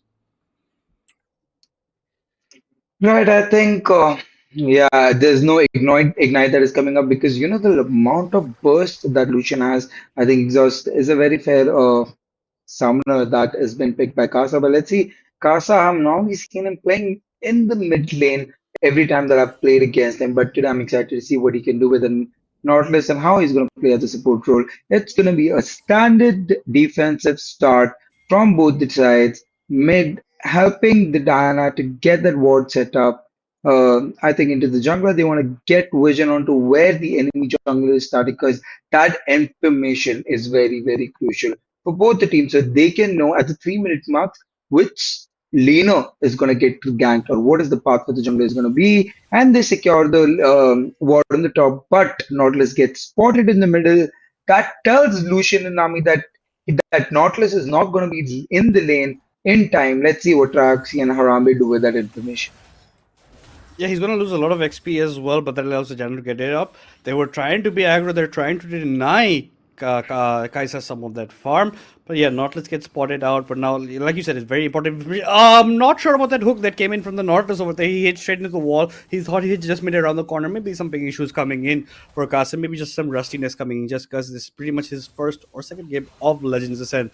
But as time goes on, I'm pretty sure he will be filling in the boots as he has. Q2 nicely trading against Sylas in the mid side. Has his entire HP. Sylas missing a bit of it, around 20% of the wet. Crown jumps in, hits the level 2 timer first with the counter strike, with the leap forward, gets some damage on. Will try to. He didn't get the procs of the grasp that he wanted, but nice damage coming from Harambe on to Casa over the east forward, plus the Q, plus the press the attack, plus the blight charges coming in.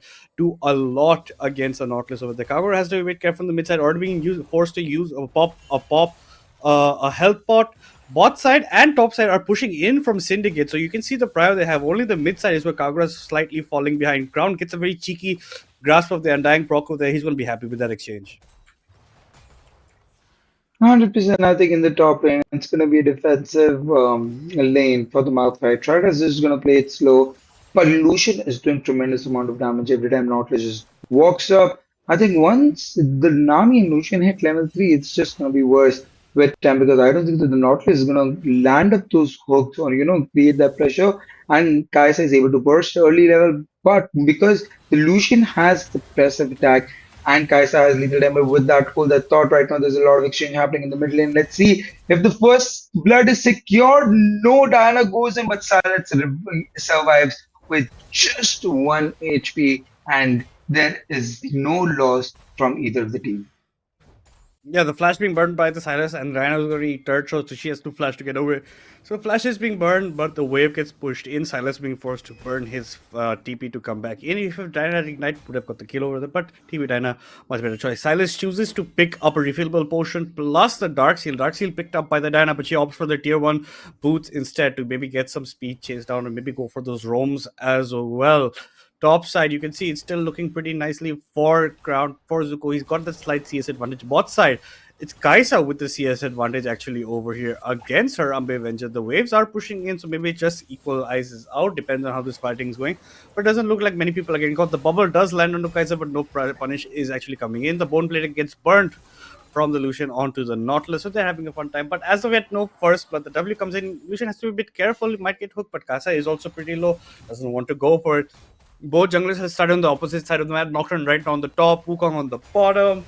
Drake's gonna be spawning in around 20 seconds time, so that should be the timers on people's mind. The bot side prior pressure should be allow Wukong to pick that up, but here comes the counter strike from ground on to this Malphite, who's very low on mana, but again a mid fighting coming out. Here comes the procs of the Conqueror, but it's not enough to win out in these trades. Hydra has to be careful; he doesn't have the mana to fight against Zuko in the top side. If Q2 hits this level 6 before Kagura, I think this could spell detriment for him because he is in a position of a kill potential for the Diana. Right. I mean, Diana announced that she's the more dominating. Laner right now in early game against Silas. Silas needs some more time to scale up and fight with Diana. I'm not really sure how the matchup, to be honest, works, and in the long run, who will win. But right now, the Diana looks much more stronger. Casa lands a hook onto the Lucian, but Nami instantly sending that bubble onto the Kai'Sa. Kai'Sa has to backstab, and Lucian does not take a lot of damage. So I think in the end it worked out fine for Lucian and they win the trade and right now have also started getting that small CS lead that was missing. But with that, pressure lane being pushed in, Nocturne is looking up to pick up the first Infernal Drake for himself without any problem. There was no pressure coming out from Syndicate side. I'm not really sure that they expected the Nocturne is taking away the damage or they accounted for it, but Shy Boy just takes it under the nose without any problem and gets a free dragon for his team. Yeah, like you said, like a thief in the night takes it away. I don't think, Syndicate had an idea it was happening because Wukong was close by. He could have actually come into that fight and done something, but no, instead chooses to give it up. Or actually doesn't even choose, unintentionally gives it up. Level 6 hit by Q2. Kagura does go back, the chains do connect, but the ultimate has been stolen right now. Depends which one will actually trigger it first, get the damage off in this matchup. Because you can see Nautilus is also making his roaming ways over here. The Wukong is going to meet with the Nocturne over on this side. Deadeye has to be careful how he wants to play it. He's already used the clone. He has the level 6. He does go for it. Here comes the chains connect. Here comes the ultimate from the Diana. So has the stolen ultimate. The Wukong ends up going down. So does Kagura. It's a double kill for the side of PNX Ascension. And Q2 barely survived. You can not even see his HP bar at this point. But well played. Shy Boy comes and turns it around. And a nice roam coming in for the Nautilus over there. I think that was fantastically played by both the supports, but Kagura already had, Dan already had that upper hand. A great flash from Nautilus joining in the fight in time, but Nami was a bit late. Goes in, presses that exhaust, saves the Diana to give away that blood, and in the end, PNX gets Kasa? 2 kills against 0. Right now, I'm not really sure what Casa is doing. Misses the goes onto the wall and gets punished by Harambe, and Harambe picks up a free kill for himself. I am not really. I think that was a lot of lack of experience onto the champion because to remind our viewers again, Casa is not one of the support main. It's just filling in this game, and we are seeing the level of impact that is bringing on the team. A great play made in the mid, but a very big mistake coming up in the bottom, giving up Lucian a free kill. It's like two sides of the coin to Castle. Like you said, amazing play in the mid side, and then he does Yeah. this in the bot side. The hook lands into the wall. He goes forward. Nice bubble comes in from Trioxy, locks him up. Harambe is going to take that any day of the week. Be like, oh, you're giving me free gold. I'm definitely going to take that. He gets the first kill for Syndicate on the board. But the grubs have been started by PNX. This time now they have ideas. Here comes the Nocturne ult. He wants to come in the fight. He goes on to Kagura on the backside. Kagura does get pulled back. Here comes the Diana ult as well. Deadeye's root and place flashes out of it. You can see Harambe is in the thick of it in the middle. But here comes the Malphite, only hits the Nami, not the actual target you want. That goes Casa down for the second time this game. Hydra has to flash away, but it's not enough. A triple kill coming in for Harambe, Avenger the Lucian, getting Omega fed at the back of it. And only one grub was taken by PNX before that fighting broke off. It was the Shaibo he went for the engage, but he went a bit too deep. And Hydra wasn't even in the picture. And when he came, his unstoppable force only hits the Nami, which is not the kind of target you're aiming for in that kind of a fight. I think that was beautiful roam by Harambe. He knew that there's gonna be. I mean, they decided to go in for the wait.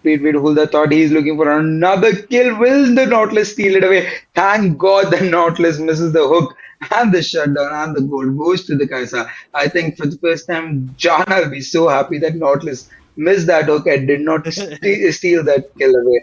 But I mean, with us resuming to the last fight, I think, people ignored that Lucian. Lucian came in, went into the foreman. There was so much damage that they were doing. They invested so much onto the Silas. To pick up that kill, they invested so much onto the Wukong. And without any sweat, Lucian just goes in, takes out so much damage, and secures 4 kills for himself. Malphite and Jax join up the team fight, but Malphite also decides not to go in onto the Lucian, and again he gets a free kill.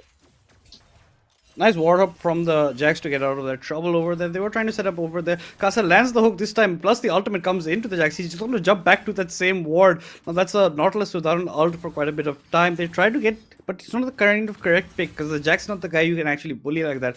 Exactly like that, he's just going to jump out. He's not even really being forced to burn his flash. So that is not the best of time of that roam. You're taking a lot of XP away from Q2 as well because there's so many people in that lane. And Kaisa, Janna is thankful that the hook had missed from Kasa in the mid side because that would have been a lot of gold going into the wrong pockets. But this is Kagura with the ultimate stolen from the Malphite, does have the unstoppable force available to him. I thought maybe for a second he might go in on to that Kaiser over there, but no, they do not change to go further. They try to use it maybe before this team fight that will happen at the Drake. The Void Seekers land into Kagura. They have some vision onto him. They're trying to secure even more onto these back bushes over there. Kagura does jump forward, does leap forward. The chains do connect onto the Nautilus. Here comes the Nami's tidal wave as well. The Kagura's ultimate force, unstoppable force comes in, but here comes the paranoia as well. Kagura has to flash out of the exchange. And the Deadeye is going down to the rift. To the gray screen. Hydra ends up falling as well. At the end of the day, it's a 2-for-1 in Syndicate's favor, but they have lost their jungler. I don't think they want to go for the Drake right now without their jungler, and that's Might ever so ready to take that Drake for themselves. Yeah, I think there were a lot of mixed calls coming out from side of PNX. I missed this energy, but wait, I think they see an opportunity onto the Lucian, but the whole team is available there. They're trying to pick up the shutdown again, but Lucian just lives with 1 HP again there, and they do not get any kind of gold and blood. They got greedy for that 400 bounty to lock in that 700 gold in the pocket of Diana, but Diana did not finish her first item.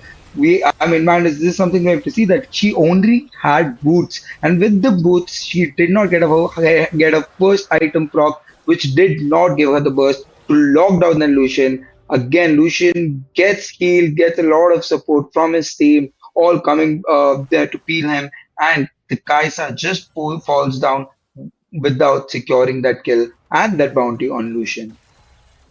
Yeah, you saw Janna try to go back in with the ultimate over there. One more auto attack would have been enough because the Kaiser procs were there with her passive. But unfortunately, like you said, the peel is there, the damage is there. Janna ends up going down for his troubles. His barrier also gets... So his flash had also been burned in that fight. Even you saw Kagura try to run away from it, ends up falling... No, Dada, sorry, is the one that ended up falling over there. But Dada is not being that much of a factor. Cyclones are helping, but the Lucian is the one who has most of the kills, and that's exactly the kind of member you want being fed early on. That's what we were talking about. The snowball of the Lucian effect is going to be mega. Let's see how well he can manage it in team fight. It is 8 kills for Syndicate to the 5 kills of PNX. Syndicate with around that 1.4k goal lead right now are doing fine for themselves. Harambe is looking to get these waves pushed in time and time again. Already has it. Here comes the culling. Kasa's trying to block most of it. The hook comes in. Here comes the tidal wave. I don't know what you're trying to hook, Kasa. If you don't connect it onto any terrain, you can't go anywhere. Like you said, I think this is a bit of an inexperience on the champion that is showing to the support of PNX right now. 100%, and Harambe knows how to punish it. Every time the Nautilus is walking up, more than his welcome territory, Harambe being as bad as he is, just going all in and melting the other Nautilus. At this moment, I don't think the Nautilus is left anymore into the game. Now, another thing to watch out right now is the Jax is about 33 CS above Malphite. He is becoming fed slowly and strongly and scaling up. He's a great split pusher. I don't think so. The Malphite will be able to hold up lane in the side lanes. So I mean, right now the game has started bending towards Syndicate because the Lucian is so fed. The Jax is scaling, and that Wukong and Silas, I think, majorly are going to just play to peel that Lucian. And if they can do their job rightly, Harambe can carry them yet again for the first victory. And the Silas has 5 stacks on that Dark Seal, so he's be looking to build on that. Yeah, Lucian is 7-1-2. He's gonna create his BF sword next time he does go for his back as well. Has most of the components to level 3 with the BF sword, as well as the pickaxe for that Infinity Edge. So he's gonna be looking for that. You can see Deadeye is gonna steal the red buff away from the Shy Boy. He has also been a bit suffocated. He is almost on the same equal footings as the camps of Deadeyes, but Deadeyes doesn't mind that at all. This might be a dive. I don't think this can be diving a Malphite underneath his start over there. Looking to go for it. The way we're going to get pushed, I think the call is you shouldn't go for it. He does still have his own sub brute No, force. You can't do much in that yeah. situation. And that's Rift Herald being spawned up. There was Deadeye spotted at the bottom side with that ward. Here comes the Counter Strike. Does lock up Q2 in place. A lot of damage being exchanged.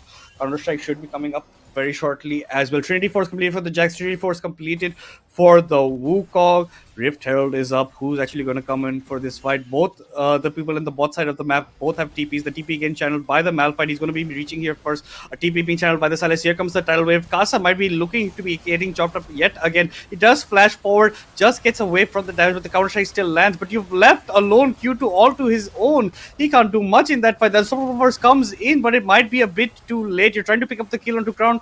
You can't even end up doing that. It's a double kill picked up for the Lucian, plus the Rift Herald going to be securely put into the pockets of Team Syndicate.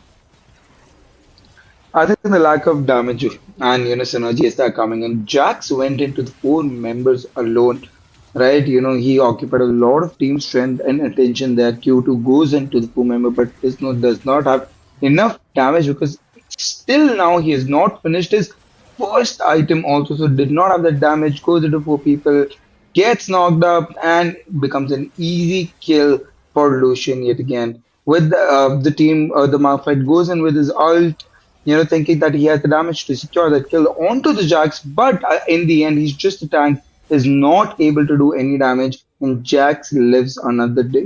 Jax lives another day without giving up any gold to PNX. Yeah, and it was such a split fight. Q2 was left alone. The Unstoppable Force used too late in a team fight like that. That could have changed how it was looking, but unfortunately, it does not go that way. The Poro belt completed by the Silas. And like you said, Diana yet to complete the first item, while Lucian's already on his second completed. He has the Infinity Edge as well as the Essence Reaver. The Kai'Sa only has the Kraken Slayer, looking to be building up the Gunshi's Raid. Like Q2 will be looking to go down. The Flash is a second too late. The auto was already starting to get proc of the animation, and it follows him through that flash, and that's going to be Lucian picking up his 10th kill of the game. Harambe Avenger is avenging everything that is going on in this, and he has got a lot of kills. Q2 unfortunately still not going to pick up the first item. With that kill, they have the prio definitely on the Drake. They'll be looking to pick up their second Drake of the game. It is a Hextech Soul game, and this will be making them forward onto that path. But with this, they should they already have actually attained all the feats of strength that they do require, and they're looking to be a very happy place. PNX's side, the Shy Boy does have 3 kills, but unfortunately, it's not either in the hands of the Diana, not in the hands of the Kaiser, the kind of members you need later on in team fights to actually carry you through. Right, I mean, Q2 didn't anticipate the level of damage that is coming out of Lucian. Again, Lucian just touched him with very few bullets from his R, and Diana goes down to half of her HP. Right now, also to manage something to look out for is the Lucian is higher level than the Diana right now. Diana is really falling right on to the level where the Kai'Sa is also more level than the Diana. I think there's a lot of XP that is being soaked up by Nautilus roaming around near the Diana, but not able to create that kind of pressure. So I mean, but again, PNX has a beautiful press to our comp, and they need to play what they plan for. The synergies are not coming up together. The Diana, the Nocturne, the Malphite, all the ult needs to come in at the same time. Lock up Harambe, kill Yeah. Harambe. Because if Harambe is going to live into a team fight, there is no possibility for you guys to win. Because the amount of damage that the Lucian is doing, already also getting armor pen into the pocket to melt down that Malphite, also, there is nothing that PNX can do that can make them win this game. Exactly. The last whisper has been completed by the Lucian.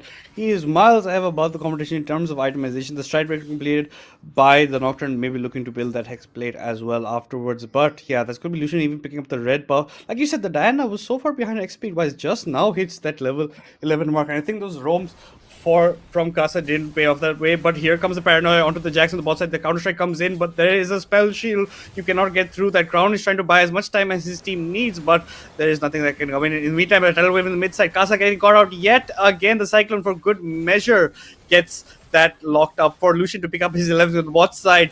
Zuko ends up falling down to the hands of Q2, who picks up very needed gold for himself. But the tier 2 falling down for PNX in the mid lane. Q2 will at least get some solo turret gold as well. So now maybe picks up some XP, now picks up some gold. But Casa honestly has to be aware of where he is standing. His spacing is not at what it should be of a support. He tried to go for those early roams, but that only ended up harming his mid lane.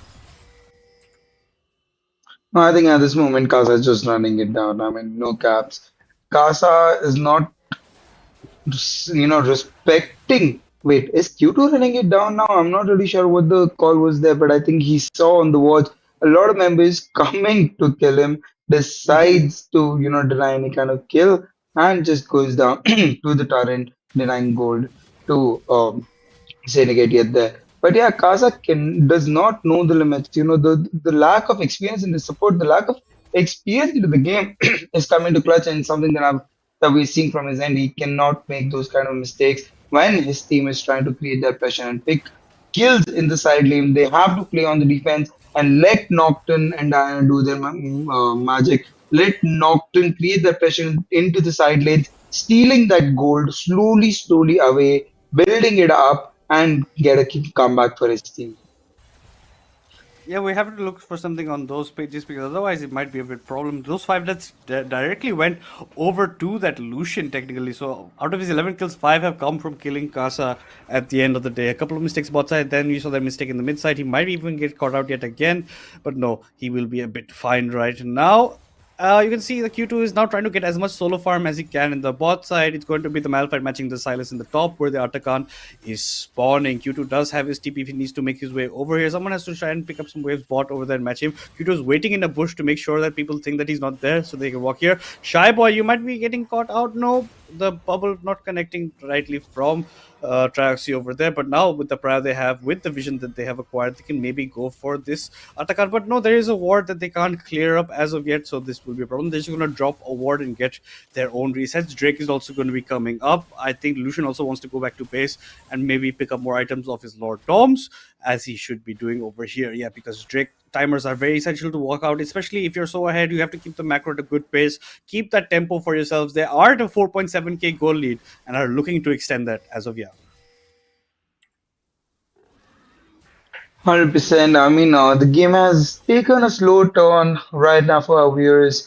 I mean, I'm waiting for the Lucian to just start running it down, get those kills. The next dragon is coming up, I think, but that is where some of the action will lie down. Both the teams have some walking towards it. It's gonna be a sole point for the side of Syndicate, but they don't want to give it away. They see the Lucian walking out, knocked it. I mean, Nautilus finally getting a hook. The whole team goes in trying to kill that Lucian, but again the synergies are missing. But finally they're able to put the Lucian down. There is something coming up for the side of Syndicate, but no, the Jax come in with the level of damage that he can still do. But no, there is enough damage coming out from both the teams. But the Jax is, I think, gonna be the winner and is gonna take away those kills, killing the tanks now one by one after the carries have already fallen down.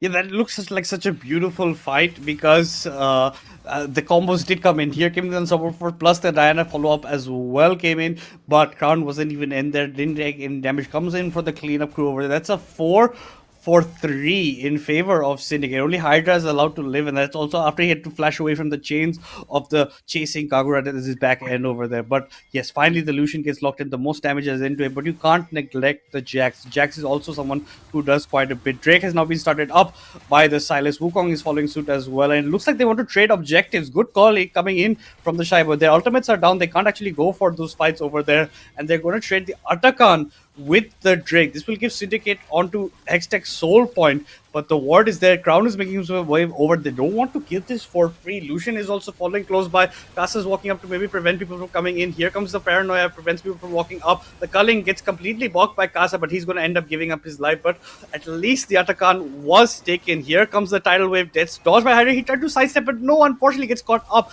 Has used the Super 4 to run away. Here comes the Counter Strike plus the stun comes in. They lock up Hydra. That's going to be the 13th kill for the Lucian this game. They pick up the Atakan in the trade of objectives, but they end up losing 2 of their members.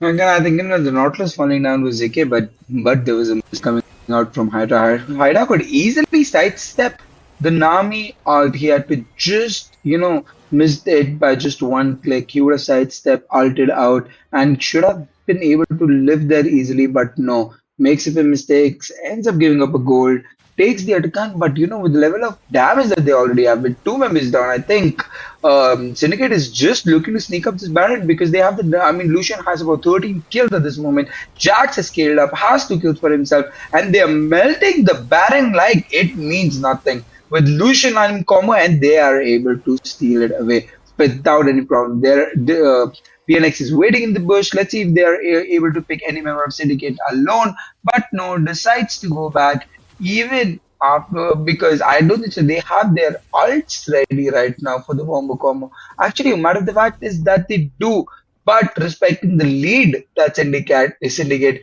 has right now, they don't want to make any mistake because Syndicate is about 6,000 gold lead at 25 minutes mark.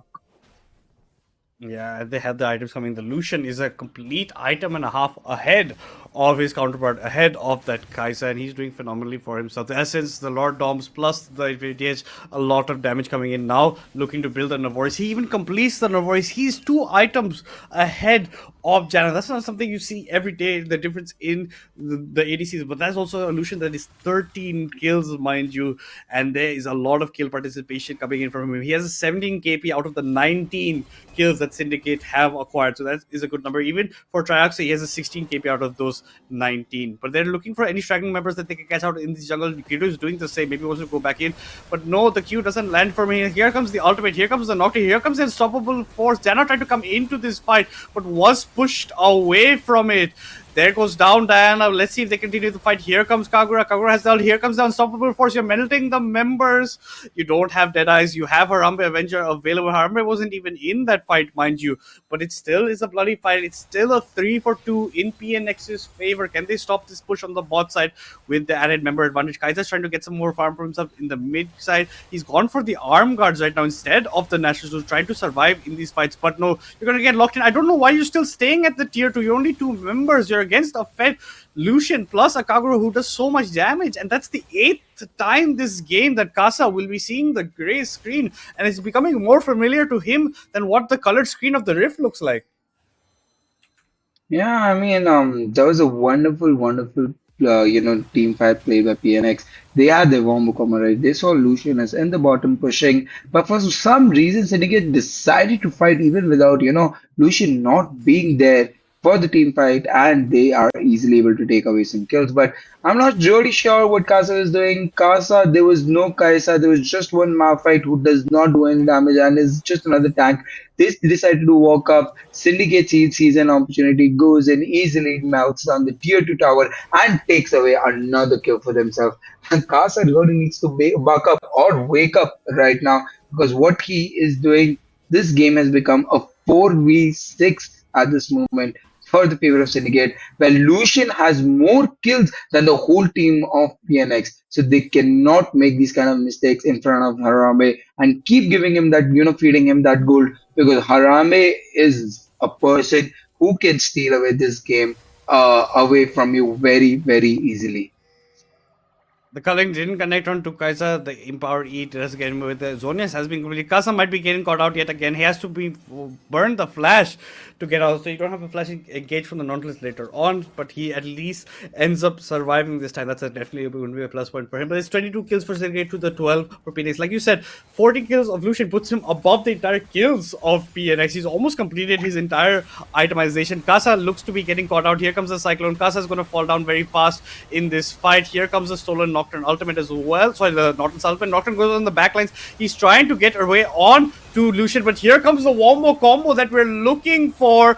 Now you're not targeting the right members. Definitely, you have Zuko alive, but how much can Zuko do? Here comes the counter strike, but no, Kagura ends up staying alive. Zuko ends up going down. Jana's trying to go forcefully forward. If the chains do connect, it could spell disaster. Nice fadeaway Void Seeker claims a double kill for PNX, and now the fights look to be going a bit in their favor. It's a 4-for-3 in favor of PNX, and they also delay Soul Drake, forcing a bit. Hold that thought. Here comes the TP in from the side. I don't think he's in time to steal this, but he's trying to look for Jana. You're going the wrong way. Did you not see the TP coming in, my man? You definitely did not. You end up falling down. The Protobell Q2 has just descended. Please finish this off, Kagura. Are you trying to stagger the back, I guess, at this point? This is just a bit of BMM and Taunt. I don't know what essentially is happening over here. And he does end up getting the kill. He does stagger the death of the Diana as well for further objectives, but there is nothing actually to take on the map. A nice TP coming in from Kagura. Jana not being aware of it. At least Drake was secured by PNX. Yeah, I think Kagura was just, trying to delay the Diana's, spawn time, trying to create that pressure onto the map because the Diana will be spawned late. Or was it kind of a BM because we see that also coming up into the pro play a lot. There was nowhere for Diana left for running, and Sarah was maybe having, Kagura having a little bit fun onto the rift. But hoping that it is a strategy, not a fun move. Let's give him the benefit of doubt. But yes, this is something that I was looking forward from the PNX side from so long. They have the perfect art to play fight. The most gold and damage is lying for the Lucian. With if he does not get that enough field, they should press all art together, lock him in, kill him, because then they can win the fight. And I think it was a beautiful, beautiful fight played by Kaisa, keeping her alive, dealing so much damage. I'm gonna wait, hold on that thought. I'm not really sure what Dead Eye is thinking about. Goes into the 4 members. There's a lot of ults coming onto the Wukong, which is a good thing for Kagura. Kagura sidesteps the Mafredal, sidesteps the Iron Ult. This time he's able to live the fight, and if he's gonna live, I don't think any member of PNX can live. There was a lot of investment onto the Wukong. I'm not really sure why. They just saw an opportunity to Wukong, and there are a lot of arts coming out onto the Wukong, who is not even the most priority or any priority right now from this, in the side of Syndicate. The Silas is fed, the Lucian is fed. They are the main carries. That was not the smartest play coming out from the PNX, even after having a little bit come back into the game, and are going to be punished with 4 kills and a Baron giveaway, which should them or can cause them the whole game. And it does look like those mistakes are going to cost them dearly, because this is not looking good. You're not going for the tire price. Like you're saying, Singla, you're burning so much on a Wukong who's just going to Cyclone, clone, and Cyclone back away out of those fights. Harambe is not being focused. Kagura is still alive. You try to see Malphite go in the backlines with Q2 walking up and then going for the ultimate, but still it's not enough to lock in the members. This is a full build. Lucian's even built his Blade of the Ruin Cake, and the Kaisa has just barely got 3 items, looking to build up the Nashor's Tooth, but it's just not looking that good for them. The Diana is the strongest member on their side, plus the Kaisa is trying to build up. Kasa might be getting caught out yet again. The culling fully hitting onto him.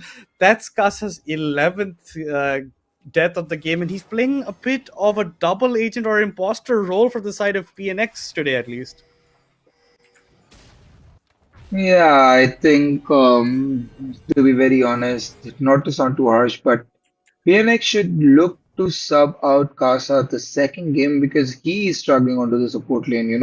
I mean, also respecting that support is not one of his, comfort lane. Casa is a mid laner. So there has to be a better strategy for them because right now Casa is 0-11. He is not able to hold his ground into the game and has just been dying around the map. It's 33 minutes into the game and Casa is sitting on 11 deaths. I think has been towards the weaker side for PNX, but let's see. I think the last fight should be coming up. With the Barons already in.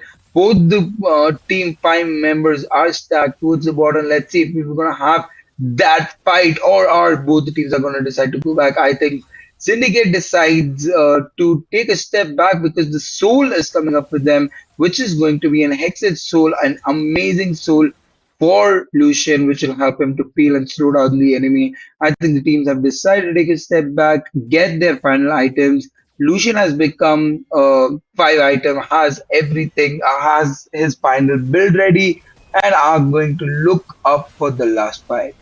Oh, here comes the Nautilus celebrating, gets people on the backline here with the counter-strike, the tidal wave over the wall, the knockups are coming in, the Unstoppable Force not hitting what you want, you're going on the backline but you're not going to get too much damage out of it. Janna has been left alone to fight for himself against Dead Eyes, at least ults in, but Harambe Adventure with the culling picks up Janna as well as Q2. At the end of the day, Dead Eyes will secure the ace with the kill onto the Shy Boy. That's a clean ace. Actually, no, Harambe ends up going down. It's a ace for a casualty of one member for the side of Syndicate, and they will take that any single day. They will be taking this series at the best of 3, game 1 into their pockets, and game 2 PNX definitely have to buck up, maybe think about some changes in their roster, because this is not it. Definitely Janna took too long to come back online, was so far behind. The Lucian was full build by the end, and it was only at the last moment that you saw that Unstoppable Force was used in the Lucian over there. Janna tried to follow up, but he even ends up dying, and you have a monster crown to deal with at the backside as the Jax. Just look at this fight.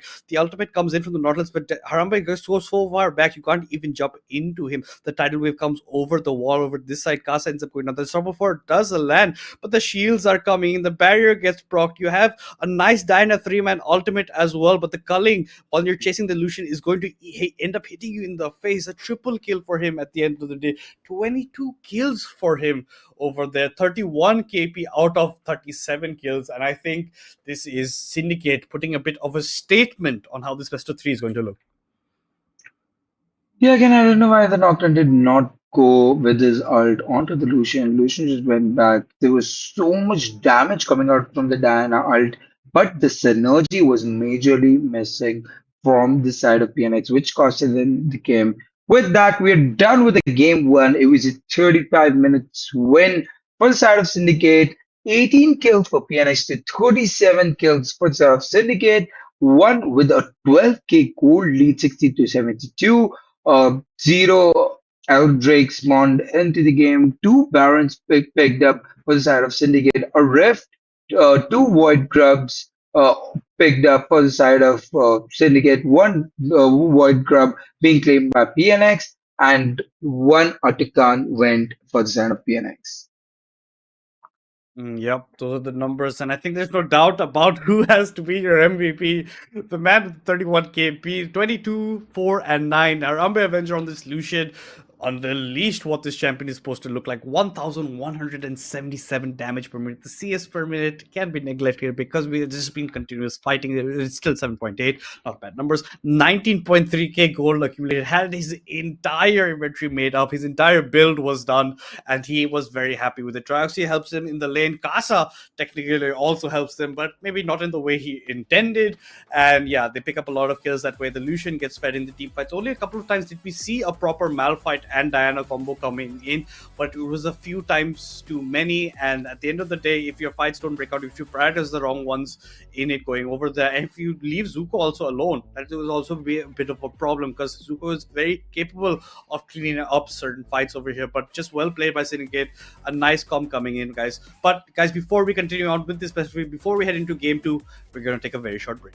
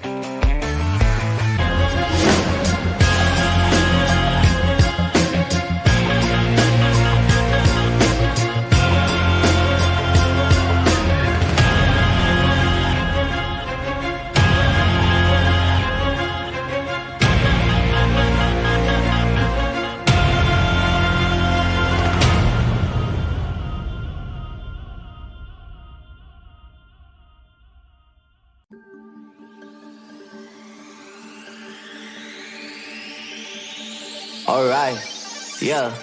1, 2, 3, mic check, what's up? 2, 3 on my back, it's up. Light years ahead, just call me Buzz. Hitting a shot and sync with the boys. I feel like Joel and B, the process, yeah, I trust. Accolades got them swallowing the words, cause I know that they doubted us. Touch her, touch, can't touch this. I know they throwing that dirt on my name. When I check on my tag, it be spotless. Look in the mirror and snap my fingers and point like you know you got this. Winning man, winning man, winning man, winning man, winning man. Who gon' stop this? No one. Give it all they got.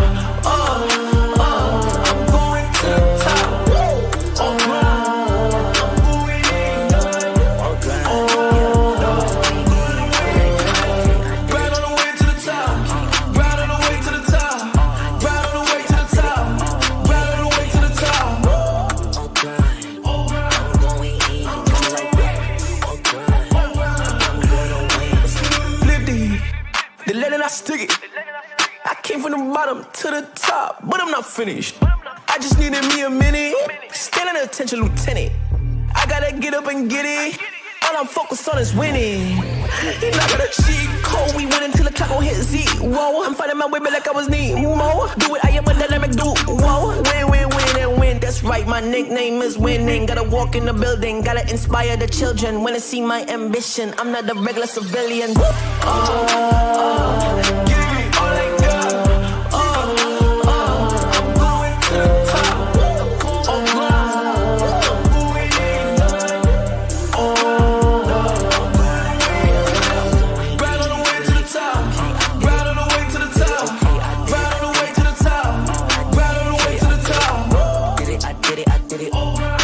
I'm going in, got me like on grind. Woo! Gotta go up to the top, won't stop. I'm gonna be the man, yeah, I gotta cut a knot. Haters really on me, tryna take my spot. But we go up, yeah, we never gon' drop.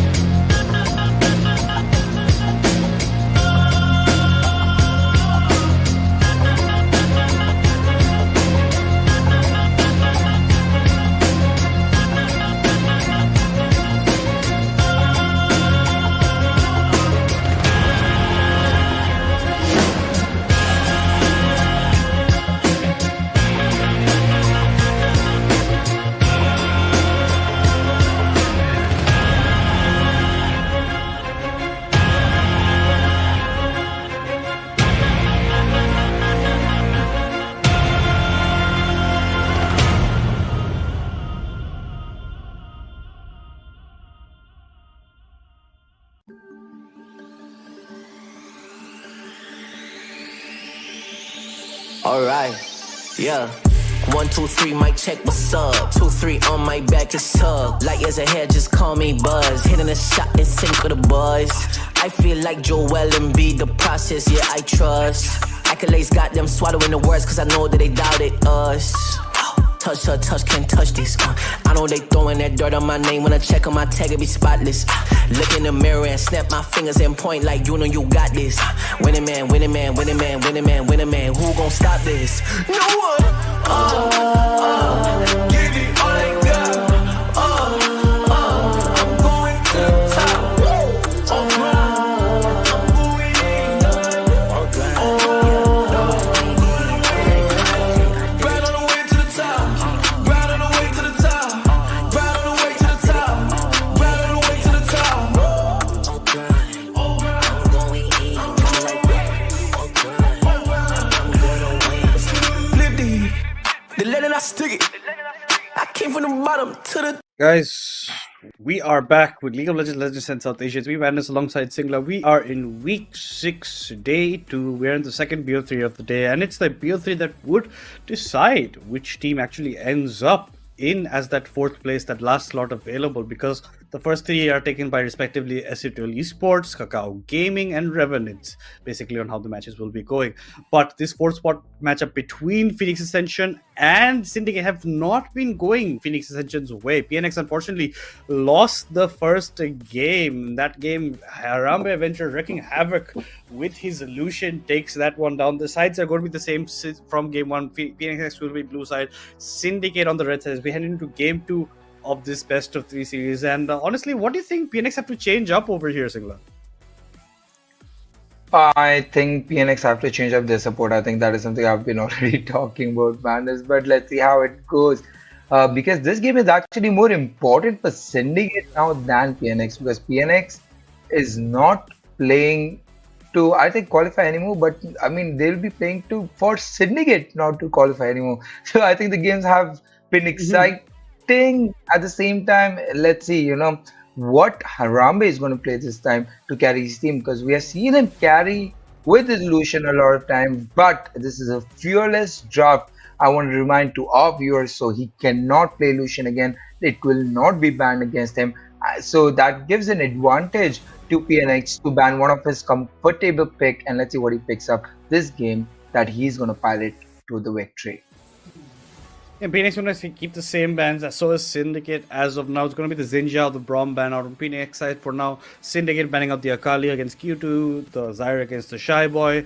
Let's see what the third ban will be from PNX. And I don't think we do have a changes, but the lineups are the same across both the teams. As of now, Kasa really has to pick up his lead. Maybe player champion he's much more comfortable on, because Nautilus didn't seem it. Maybe didn't understand how some of those hook mechanics do end up working. Did get himself into some precarious situations which he could not get out of. Ended up giving free kills. The Jinx ban comes out against her. I mean, his Ezreal is open, his Kaisa is not open because of Fear Distrap, but he has a lot of things that he can still play and pilot over there. Yunara is also open, but Yunara, some people are saying it's weak, some people are strong, depends on how you want to go for it. In the first BO3 of today, we did have Yunara in the hands of Lotus. They ended up winning the game, but I don't think Lotus brought it out to the full potential the champion can be, but that's just because it's at the beginning stages of being a champion at the end of the day. Syndicate will be choosing to ban out the J4, and Jana will be picking up the Smolder as the first pick for PNX. I think that is something I was going to talk about. In the last game, we saw that Smolder was, banned against Harambe. But this game, I think, because it's going to be the first pick, they ban out the Jinx and pick up the Smolder for themselves. But I think they were ready with the picks, or answer for this. Syndicate locks in an instant Twitch and Lulu combo. Twitch being a super hyper carry with amazing feel coming up from Lulu's end becomes a very, very strong bottle game. I think that's a Seraphine being hovered for Kasa, and I think that's a great pick, because we have seen Kasa playing amazing on Seraphine mid, and with the champion being a comfort pick for him, I think should be able to perform much better into the support role. Echo gets picked in for Q2. Q2 being that aggressive mid player, taking out that tremendous amount of pressure with his Diana. Akali being banned away, Echo being a perfect option for him. Let's see what is the counter pick that has been taken away picked up by Kagura, and is going to be a Galio. Galio, I think they're going to already start building in the protection for that Twitch late game, where he will start carrying everything. Like you say, a hyper skill carry. You take away the Jinx, the Twitch is available, and that's exactly what Harambe snatches up for himself. Syndicate start the second phase of banning by banning out the Mordekaiser against Hydra in the top side. Last time we did see them battle a bit, but neither one coming that much. It was much more the story of how the bot lane was actually ending up going over there. The Malphite also, sometimes that Hover Force ward coming in at the correct times at least. Only a few occasions that we did see that out. So maybe if Hydra picks something that he likes to fight away with, we'll get to see a different kind of picture. But no, as we continue on over here, it does look like we have paused because I don't see the screen moving whatsoever. The timer's still stuck at that 1 second mark. The ban hasn't come in, so I think we're going to have a bit of a rehost over here, ladies and gentlemen. Sorry about that for the delay, but you can already see how at least the first 3 picks are looking for both teams. You can see the bot lane that has already getting locked up, and in Kasa playing a champion, he's way more comfortable than the Nautilus might be. The bot lane can go a different way, but the Smolder has to be a bit careful with this Twitch Lulu combo, with the poison coming in, with the Twitch, with the ease coming in, with that amplified damage that can mean a lot for Syndicate in the bot side. And let's hope to see how well he can actually head up and land out against a lot of this aggression being shown to him this time around. Yeah, 100%. I think, this should be a much more comfortable game for Kasa, and that is something that PNX really needs right now. Because in the last game with the Nautilus, we saw that lack of experience coming up, and that, made PNX suffer a lot. I think there's a bit of technical glitch that is coming up. For that, we'll just take a short break and be right back. Top, but I'm not finished. I just needed me a minute. Standing attention, Lieutenant. I gotta get up and get it. All I'm focused on is winning. He not gonna cheat code. We win until the clock gon' hit zero. I'm fighting my way back like I was Nemo. Do it, I am a dynamic duo. Win and win. That's right, my nickname is winning. Gotta walk in the building, gotta inspire the children. When they see my ambition, I'm not a regular civilian.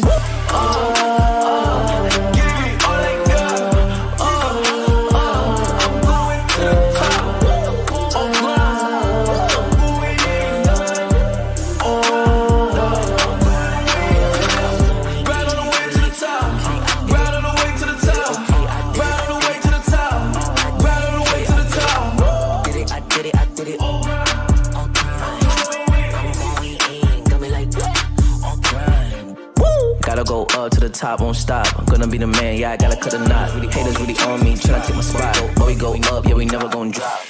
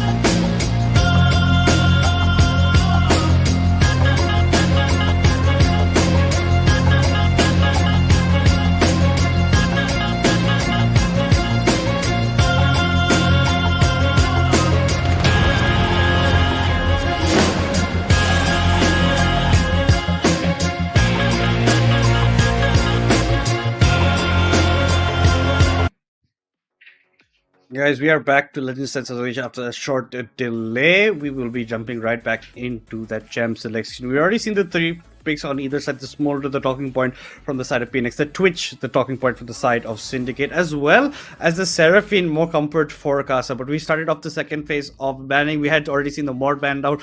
The Mumu gets banned out from Dead Eyes. Not maybe one of the things that he'd be preferring that much. The Shyboy does prefer the Kindred quite a bit, but that gets banned out against him. So now let's see what he wants to go for. The Renekton gets banned out, so no blind pick Renekton allowed in this game. The Zuko's Gnar is still open if they want to blind pick on that variety, but no, instead it's going to be the jungle that is going to be looking to locked up. The Nafiri we talked about in game 1 might just materialize in game 2 if that hover turns into a lock-in, and that's exactly what happens over here. Let's see what PNX does for their front line. Yeah, I think, Dead Eyes has a limited pool with 2 of his main champion being banned, Wukong already being picked up. Nafiri is the most safest pick, that was going to come out, and I think that is something that PNX should have picked on and should have taken it away from him, so he's on a comfort pick. I think Nasus is just never mind, I'm just going to take it away. I thought Nasus is gonna be a joke that they're gonna play around us with because they already has this Harvest Boulder, but a blind pick Nasus gets locked in against Crown. I mean, I'm not really very comfortable with that pick, and it's gonna be a talent jungle being picked up for this shy boy here. Again, coming back to the Nasus pick, I am not a very big fan of it, but I think the last time I doubted it, Charan Reddy just proved me wrong, and with the blind pick Nasus, he played so strong into the Aatrox. So I mean, all doubts or all wishes to Hydra, and he's able to bring out the same level of strength. Let's see. There's a Shen pick that is gonna come out, and yes, the Shen gets locked in for Crown. I mean, with Shen, Galio, and Lulu, this Twitch looks invincible. The amount of peel that this Twitch has with with the Lulu alt, with the Shen giving him that extra shield, the Lulu giving him extra shield, the Galio giving him a magical extra shield, and also denying any kind of Exactly. all-in that is coming his way. This, they're playing a lot towards Harambe, and why not? Harambe came out with an amazing performance in the game one with Lucian, right? And with the right peel, he has showed what he can do. And Twitch is not champion we get to see a lot, but has that hyper carry potential. The amount of damage and the AoE damage that the Twitch can do can easily take victory for Syndicate. And in the game too, this is a very, very important game for the side of Syndicate, ladies and gentlemen, that I want to remind you, because Syndicate is going to look for that 2-0 win mark to secure 3 points for them and to secure the fourth spot into the table. Exactly, they'll be looking for that. I think Twitch, like you said, not being played that much, especially in South Asia as well. I think only Potato Monster has piloted it once before in our competition. And another change is that the Shy Boy is going to actually be taking the Echo into the jungle. Q2 will be taking the Talon into the mid. We do love to see him play Assassin because that's exactly where he shines.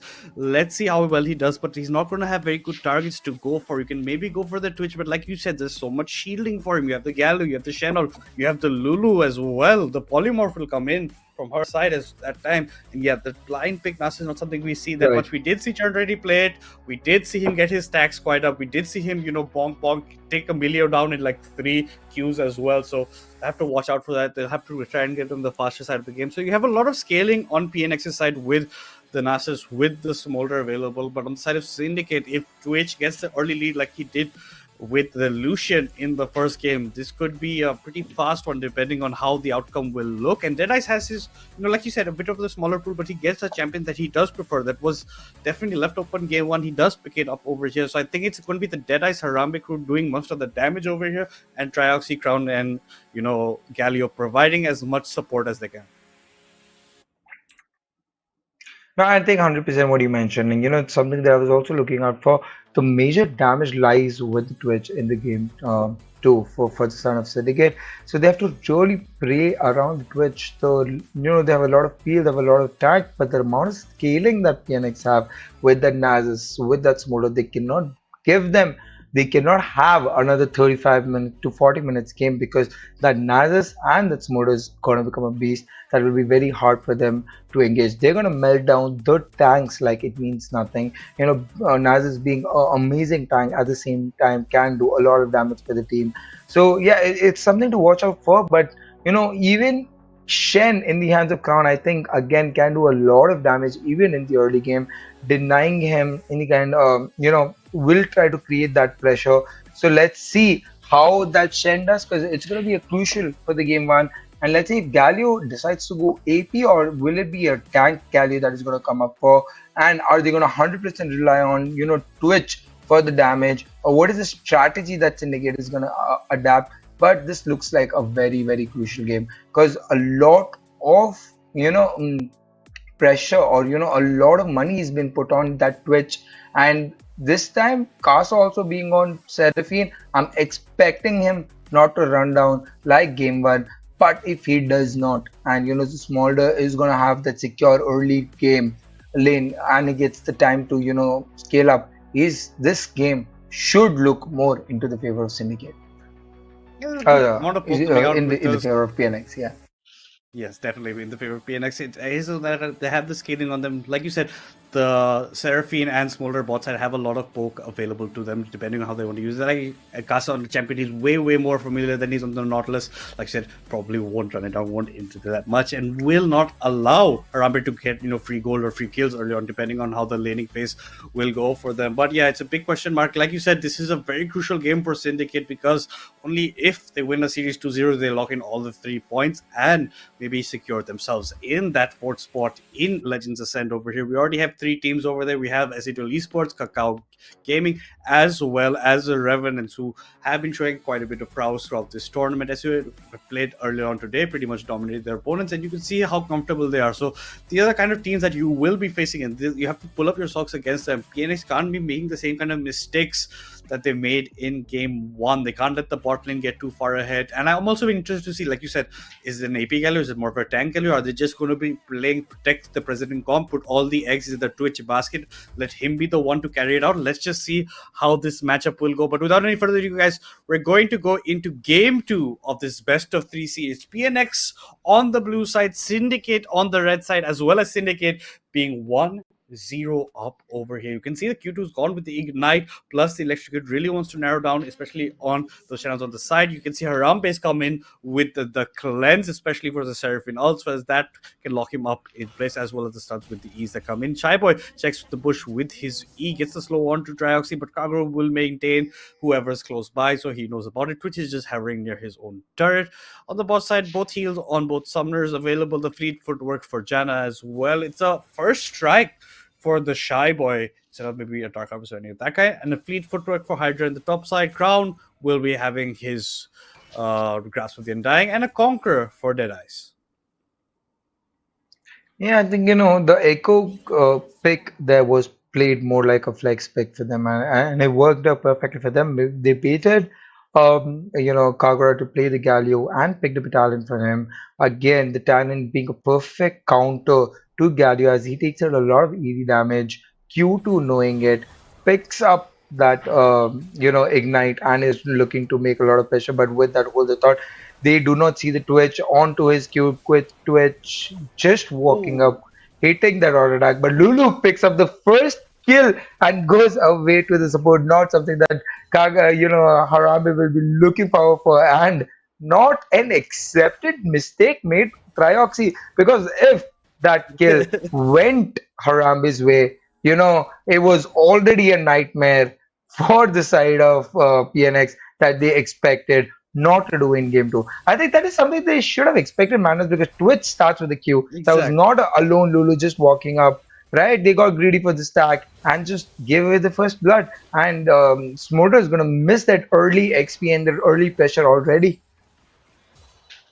Yeah, but I don't understand why they thought Lulu be by himself. This is expected, no? That Twitch will be roaming by with this Q just waiting over there. And Trioxy even played his part, even looked like he was just running it out, like just walking without looking at his screen. And they completely fell for it. They pay with their life. But unfortunately, Trioxy, yeah, like you said, not a mistake that he should be making at this level. Should have been giving that kill over to Harambe, who would have been very happy. They get that early push in, get the back. He picks up a long sword, so that's going to be even more damage. The taunt lands from the Galio is hit level 3 against Q2, but like you said, this is a bit of a counter matchup. If Q2 plays this properly, it could be looking good for him. Side Hydra's just trying to stack up the wave as much as he can over there. The Galio Q barely missing out on the Talon. Both junglers had started on opposite side. Echo from the bot now going top side. Deadeyes on the Fury going from top to the bottom. And yeah, very bad start for the Smolder. Is up in terms of CS right now because of that early back from Harambe just to get that item, but that just means he's going to have added damage in that lane with that long sword. 10 more damage to his name. He's going to be happy about all those factors, and everybody else is CSing properly. Both health pots have been used by the Galio, the health pot by the Talon. On the top side, Nasus has been forced to burn his own, as well as over here Harambe had to burn his, but he's going to queue over there, go stealth mode, but chooses to use it instead on the minions. No such added advantage, but first blood definitely went over to Syndicate side, a bit of lacking judgment. Oh, Crown might be getting caught out over here. Shy Boy is making his way up over here. Here comes the E as a sorry, the W, but it doesn't land into Crown. The stun doesn't come in. The taunt allows the Shen to get the spacing, get out of there, and that's, you can see Deadeyes is picking up Scuttle bot side, might even look for a gank or that sort, or just go and place a deep ward before his own reset. I think that was very, very well played by Shen. He dodged the Echo W, the prediction that he had made very rightly. He held to his E to the last moment, to use it at the right opportunity to slide away and gets back without burning any flash. So well played by Zuko, no loss from his side, soaks up time off to the jungle, has a huge wave in his advantage, is gonna push that entire wave into the tower and is gonna take a free back for himself. He does take the free back for himself, does back away from it. The CS, if you can see, slight advantage for Smolder, but not in terms of kills, in terms of gold, because Twitch had picked up an assist. Topside Shen around the 5 CS lead onto the Nasus, pretty much expected. And Galio with a nice CS lead of 7 on to the Talon. Harambe, if you're going to go stealth in front of them, I don't think it's going to be much. It's going to deter them to move back, and that's exactly what he wants to do. Kasa had walked back in, has to flash away. Harambe flashes in. Would the E-proc be enough? One more auto would have been it, but here comes the flash for by Troxy. Gives the shield to Harambe Adventure, but the Shy Boy is close by. The flash by the Smolder to just take the kill for himself. Or maybe not indeed. The Shy Boy could have picked it up, but Jenna definitely wants those kills early on. Harambe getting a bit too big for his boots, gets punished for his mistake in the bot side, and Q2 ends up taking a lot of damage. Deadeye's here around the corner. Q2 has to hop across the wall, maybe try to get another hop in. Deadeye's is coming over here. The flash E the wrong way by Kagura. What are we doing over here, Galio? I am not so certain I saw that correctly over there, Singla. I know you did. I think he clashed into the wall and he just stayed back. But I mean, these kind of mistakes I think does happen sometime, but not not something this. I mean, it is fun to watch for us also as a viewer. So it's a kick. Agra happens to the best of us. We understand. There's a lot of pressure. Even in the side of Syndicate because they want a clean 2-0 win. But Tannen also had his E up. I think even if the E went the right way because the taunt was already on CC Mm-hmm. for the side of Galio, the Tannen could have easily walked away because he had to just jump over the wall and was in safety already. But now with top walls being at cooldown, the level of pressure onto the top from the jungle side can increase. So let's see what Nafiri, what Deadeye is able to do with this level of advantage that they have.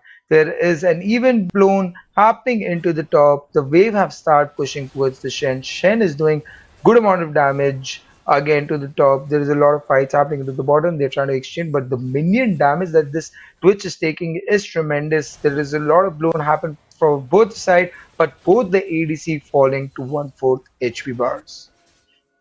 Yeah, and Drake has been started up by Deadeyes. Now Galio's come up to help in.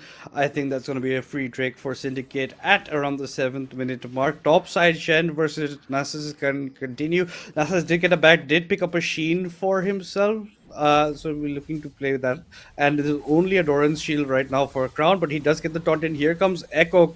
Here comes the Wither. The flash by Zuko to get out of the stun of the Echo's W. Because Echo was just about to be over there. So that's a flashless Shen, who has hit that level 6, will be looking to maybe make some roams, has a TP to come back into lane if he needs to.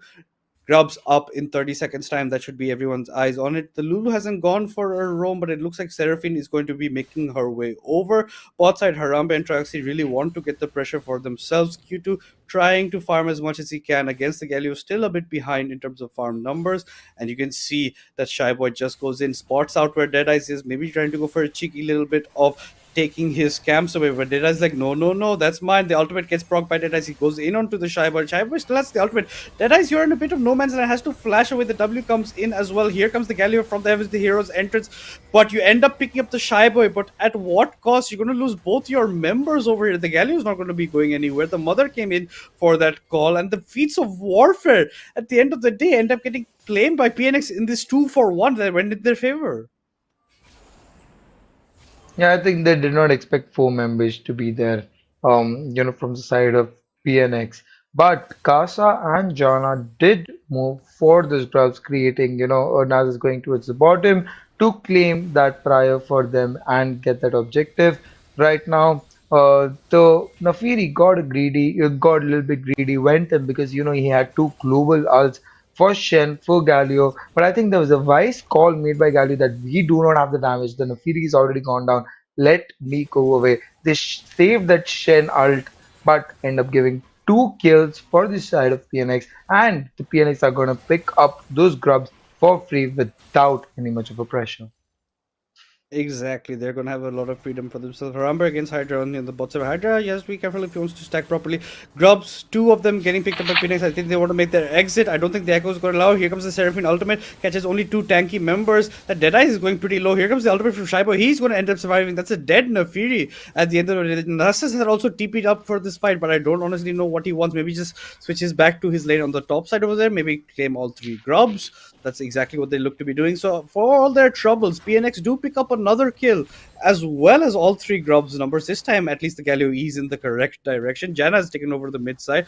Arambe Ventures trying to get some more plating. Bot over here trying to get the stacks of the cull as low as possible. Spear Shorten almost completed for this motor. He's going to be happy about it. Harambe is looking on the next back, going to be picking up some more sub items for himself. Crown against Nasus is not looking that good for Hydra as of yet because he is around 24 CS or 25 CS behind the Shen, and Chen is just zoning him out of even an XP range essentially over here. Here comes the Unleashed Teleports that marks the 10-minute mark. The taunt doesn't land. Hydra now going in onto Crown. Ultimate being popped by Susan over here. The Q's are landing. A lot of autos getting cancelled by Nasus, and the TP comes in. That marks the exit from Nasus from that fight. Grilio had just come out to help his top laner. We're going to be making all the way back towards maybe the bot side because Twitch is looking to take over here in the mid. He is in 2 months. He just shuffled back and forth over there. But let's just see where the placements happen. Q2 is going to take place in the bot side. Yeah, I think that was Naz will be happy with the direction. Naz is already becoming strong, takes out so much down into this. I think right now the Twitch again finds Casa standing alone, but the CS were there in front of Twitch that denied a lot of burst potential coming out from the ult, right? And Casa, without taking much of the damage, burns his flash and gets out to safety, not giving Twitch any kills. I think Harambe is frustrated at this moment trying to get some kills because there's a lot of money again put onto him, a lot of responsibilities on his hand with that Twitch, being the hyper carry. He's trying to get some kills, trying to get some leads so that into the team fights he can be more relevant and take team to victory. But this time, in 11 minutes to the game, Harambe does not have any kill for himself but a death. The game is already looking better for the side of bottom this time, better for the side of Smolder because Smolder scales up for much, much better than Twitch. He does, definitely. Like you said, going even is not a factor here because you have an Nasus that's going to keep on stacking up. You have a Smolder that's going to keep on stacking up. That's exactly what you don't want to happen. The Twitch is looking to complete his Unitals, has all three components, subcomponents that he needs to complete it. In the meantime, it looks like a Rodovich build coming in from the Galio right here, so he'll be looking to get a bit more on the tanky side with damage. The Yomu Ghostblade completed for the Talon. The National Tooth completed for the Echo. The Smolder as of yet does not have the Shogun, even though he had picked up a kill as well.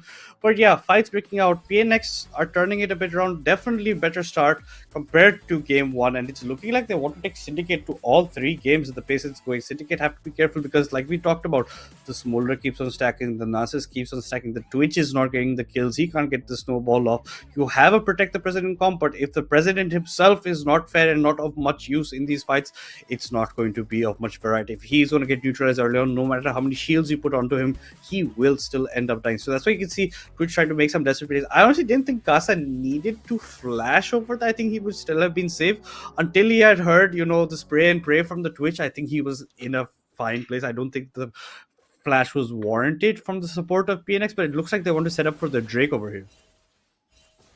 Yeah, I think after the first hard game, I don't blame Kaza. Kaza just does not want to give away that goal to Twitch, not want to take that risk.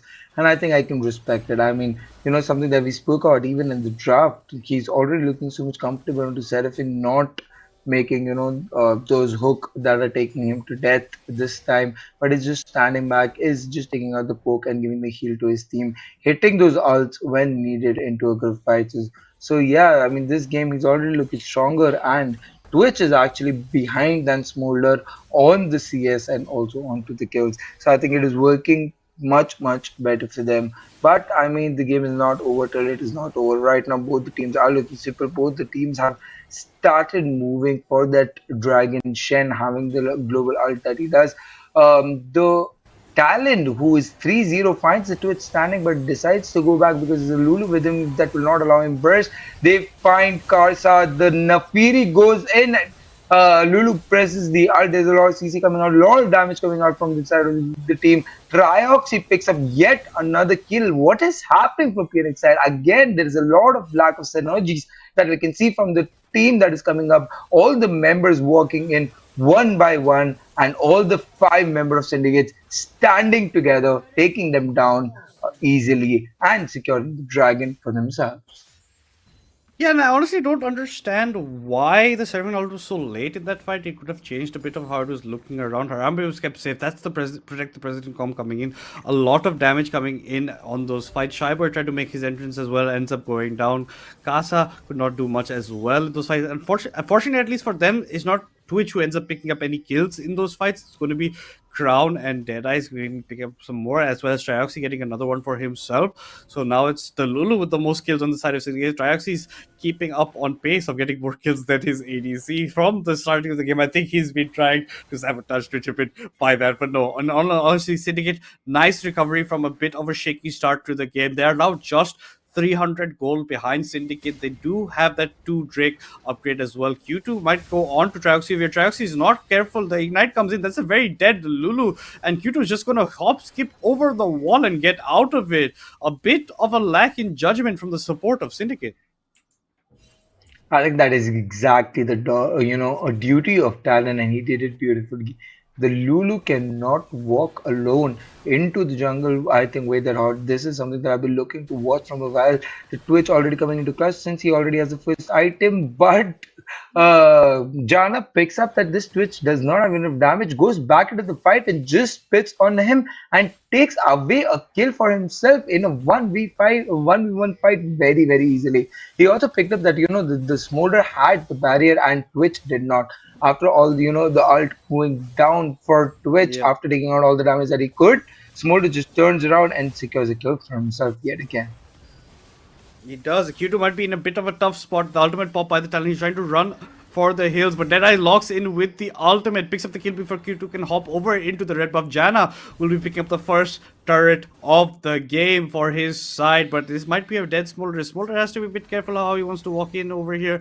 That could be looking like a very dead Smolder. The Tron comes in. It's going to be Deadeye's left to pick up the kill. That's a not much needed kills for him, and that's a bit of a revenge or late trade coming in for Harambe's mistake earlier. Like you said, the barrier comes in clutch for Smolder in that fight. He negates most of the damage from the Spirit Wave, walks away, comes back, and he had already completed his Spear of Sojourn, so he's also on the equal leveling and does more damage than Harambe at that point, because Harambe definitely is just a bit too desperate for kills right now. The Rift Herald called mid-side ends up picking up the tier 1. Shyboy might be in a bit of a dire situation, but he has the ultimate if he wants to jump back to in time as well. But no, instead, he's going to be allowed to leave with his life. The Galio is completed, his Rod of Ages, now another Bramble Vest completed as well. The Triforce completed for Susan in the top side on that Nasus, but picks up another cloth armor plus tier 1 boost. The Echoes, Darkseid looks to be without stacks as he completes his Nashor's Tooth. The Eclipse completed from the Nefiri, probably going to be looking to build something more with that Phage as well. But the Talon is 4-1 and 0, and Q2 will be neutralizing these squishies, aka Harambe, Adventure, and Traxxy at rapid pace anytime he meets them solo. Yeah, I think it's gonna be a super fun game for the Talon. I think it's gonna be either a collector or super fun that is coming out in the way of Talon. And if he has not thought about it, I hope he's hearing us and makes super fun, because there's a lot of shield in the side of Syndicate. Yes, that Talon is very, very fed. He's gonna look to pick up those kills around the map and hop over the walls and run away. There is a lot of damage into his pocket right now, and his duty is going to be to pick up those kills onto Twitch. And if he's able to shut down the Twitch into a team fight, he's able to pick before his team can protect him. I think he will be doing his job and taking the second game over very easily. With that, the Twitch again looks at a pick. The SYN joins in with a very early ult. Not really sure what they're trying to do, but they are very desperately looking to get some gold in the pocket of Twitch. They dive the Smolder, able to secure 1 kill away very easily for them. Goes for another, but Nefiri ends up falling down. Nasus joins the fight, has the ghost, turns on his ult. There is no middle tower. There is nothing that they can run away for, for that is going to protect them. Let's see if Syndicate is able to exit without losing anything. the Shen goes back in. There's so much damage that this Zuko is doing that they did not anticipate for. Once the shutdown went down, goes back in and picks up 2 kills for himself with the Titanic Hydra. Yeah, and it looks like this will be the end of Hydra as well in this fight. Yeah, there was a nice fight coming from Harambe. I don't understand why Zuko had ulted so early. If he had done it towards the end part, the Harambe eventually would have lived and negated a lot of that turret damage as well. Harambe had to use both his cleanse and the flash when the Seraphim ult had come in. Even then, it's just a trade between him and Janna in those kills, but an exchange chase from PNX definitely punished by Syndicate. At the end of the day, it's a 4-for-2 in favor of Syndicate, and they're going to take that and run to the bank with it. The Drake has now been started up. If they get this, they'll be on Infernal Soul point as well. Shy Boy wants to come into this. That's why they're dragging the Drake outside of it. Shy Boy is still anticipating. Here comes the TP with Nasus. They have to back up the fight. Shen is not there. The ultimate is not there. Q2's around the corner. I think they're going to just choose to give it up. It's just one Drake going over to PNX. It does slow down the tempo in terms of Drakes being acquired for Soul Drake point, but it was looking like a dicey spot, especially without Zuko's ultimate. They could have been in a problematic situation, as well as Galio not having his ultimate. So those shields, a lot of them were down in that fight, and they very smartly choose to back off and let Crown get his tempo on the top side, get some of these turrets chunked away, get some more farm for himself, while as they try to deny everything else on their side. But PNX are looking pretty strong. That Talon is looking strong. He unfortunately didn't build that Serpent's Fang like you thought, like he went for the opportunity instead. I mean, he has to today, tomorrow, because with the Shen, Alt, and Lulu E, that Twitch is standing on a lot of shield, and without him, losing out the shield, it will be very hard for the talent to take away, take down the ADC. But right now, I'm seeing a lot of frustration in the, or let's say opportunities that this Twitch is, trying to vouch on, going so desperate onto the Smolder into the mid lane, trying to pick up that kill, but he's not able to. With that, Shen goes in all in onto the Nasus as he has a lot of damage. He has the Titanic Hydra ready for him, but Casa roams it into time, is there to peel his top. Shen flashes away the Seraphine ult is run away, but the Nasus has his W ready, does not allow Shen run away. But yes, Shen taunts him away, gets a movement speed buff, goes onto the bomb, and is able to escape very easily. Very, very well played by Zuko with that. There is a lot of action happening into the bottom. It's going to be a 3v4. The Echo presses R, goes back into the time, trying to run away, take out the damage, but no, does not get a free escape and goes down. All the members of Syndicate are very, very low here. Let's see if they're able to get a free Atkan, or some member of PNX comes here and maybe secure all the kills away and gold away for themselves. I think it's just a bit too far to actually do anything. It did look like a juicy situation that could have gone. Atakan gets secured by Syndicate at the end of the day, but it's 2 more kills also into Syndicate's pocket. They're going to be happy about that. They're going to have the objective advantage heading forward over here. The feats of strength this game at least was secured by PNX. Another turret, tier 1 on the top side has fallen. So all tier 1s on the side of Syndicate have gone down. Sudan is looking to get those stacks on, especially with the Steel Caps and the Trinity Force to his name. It looks like we even have a Riftmaker coming in for the Galio. Here comes the Ghostblade pop by Q2. He's running into Deadeyes and Harambe Avenger, but it's not enough damage at this point, and they have to be wary about the talent even, changing and coming back into the fight, changing it up the pace of how it's looking in that chase. So they have to be well aware of how it's looking. Now the Unitals completed for the Twitch, plus another BF sword, plus the pickaxe. Q2 has come into Deadeyes into his own jungle. The R pop from Q2. He can hop over this wall. That's exactly what he's looking to do. Gets blocked a bit by the crowds. The flash forward ends up picking up the kill onto Nafiri over. That's a solo bowler for the talent in Nafiri's own jungle. Assertion of dominance. Check mark, please. The Talon is 6-2. The Talon is so fed right now, doing so much amount of damage. I think that is rightly. But yeah, with that whole thought, Seraphine gets a perfect ult, try to pick some kill for himself. But the Twitch is become a champion finally, taking out so much damage with that Lulu, E and ult coming in and melts down this Seraphine and Echo very easily, picks up 2 kills for himself. That is not something, as fed as Q2 is, as well the Smolder and Nasus are scaling. This is not the kind of mistake that PNX can afford to do. PNX has to play this game slow. PNX has to play this game right, play it into the lanes, trust into their scaling because they're already becoming a monster and are able to take out so much pressure already into the game. Have to, recognize their strengths again, get into the strategy. Q2 trying to Uh, melt down the Smolder and Lulu, and he's able to. This damage from this talent is tremendous, and he just shreds the Lulu and Twitch like they were nothing. Yeah, and the Smolder who picks up the 2 kills, so that's good goal going to the Smolder's pocket. Nice stacks also coming in for him, and Janna is going to be infinitely stacking up over there.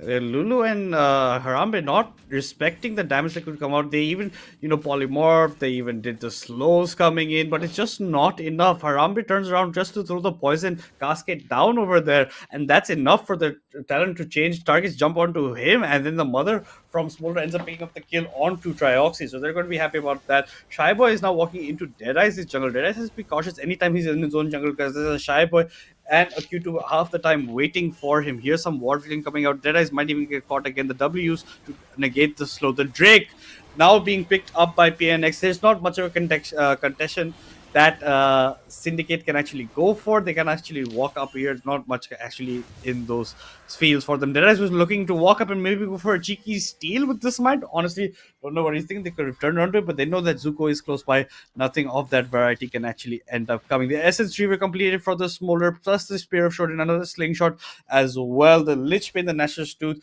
for the Echo, still at the 0 marks in the death seal over there. But it's just not looking that good right now.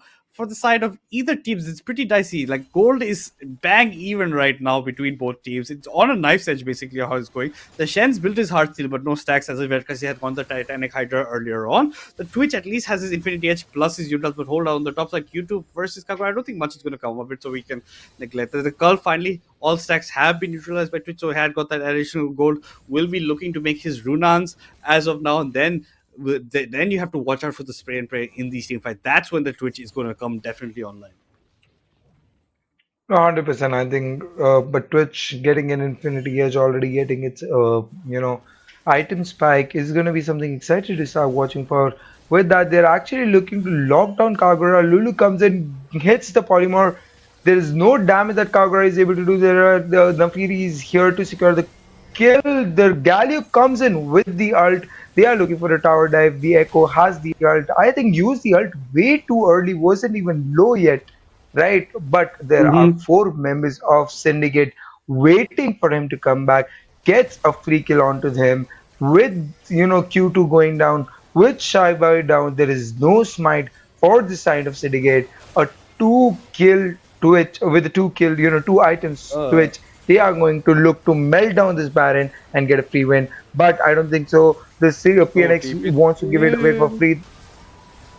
Here comes the taunt, here comes Seraphine, he lands the ultimate, but the Bong's coming in from Hydra right now. He's doing work in the back line. He's at least prevented most of this Baron from going down, but now he's being chunked down in place. Not much Kasa can do for him. Baron still ends up going, but at least they pick up 2 for 1 in that exchange in favor of PNX, but Baron's going to be lost. Kasa is trying to go for a steal. There's a smite still available to Deadeye's. You can't do much in this situation. That's Shy Boy going down 0-5 and 4 in the beginning. Janna ends up giving up his life. He had come in with a good mother, but the TP from the Nasus only picks up 2 kills while they lose 1. I would have liked to maybe see him push the bot side instead at that point. Yeah, again, not the smartest choice from the side of PNX. They were already 2 men down, decide to go in, lose a lot of gold from themselves, but I would think they'll be glad to pick up that Twitch kill, that Lulu kill from themselves. Though two champions do not have the Baron, but I think the most important thing right now is that Shen is 805, right? And Shen is gonna have a Baron buff for himself. Shen being an amazing split pusher is going to start putting a lot of pressure in those side lanes, and let's see what he can do with the Baron. Is going to be very, very scary for the side of PNX, against PNX. But PNX has 2 Infernal Drake already from themselves. I think if they're able to secure another Drake for themselves, that is your 3rd Infernal Drake, and with the level of scaling that they have, they are going to become scary. So I think PNX needs to believe in themselves. They do not need to get desperate and play this game slowly and believe in scaling. with this, guys, we'll take a short break and be right back into the game.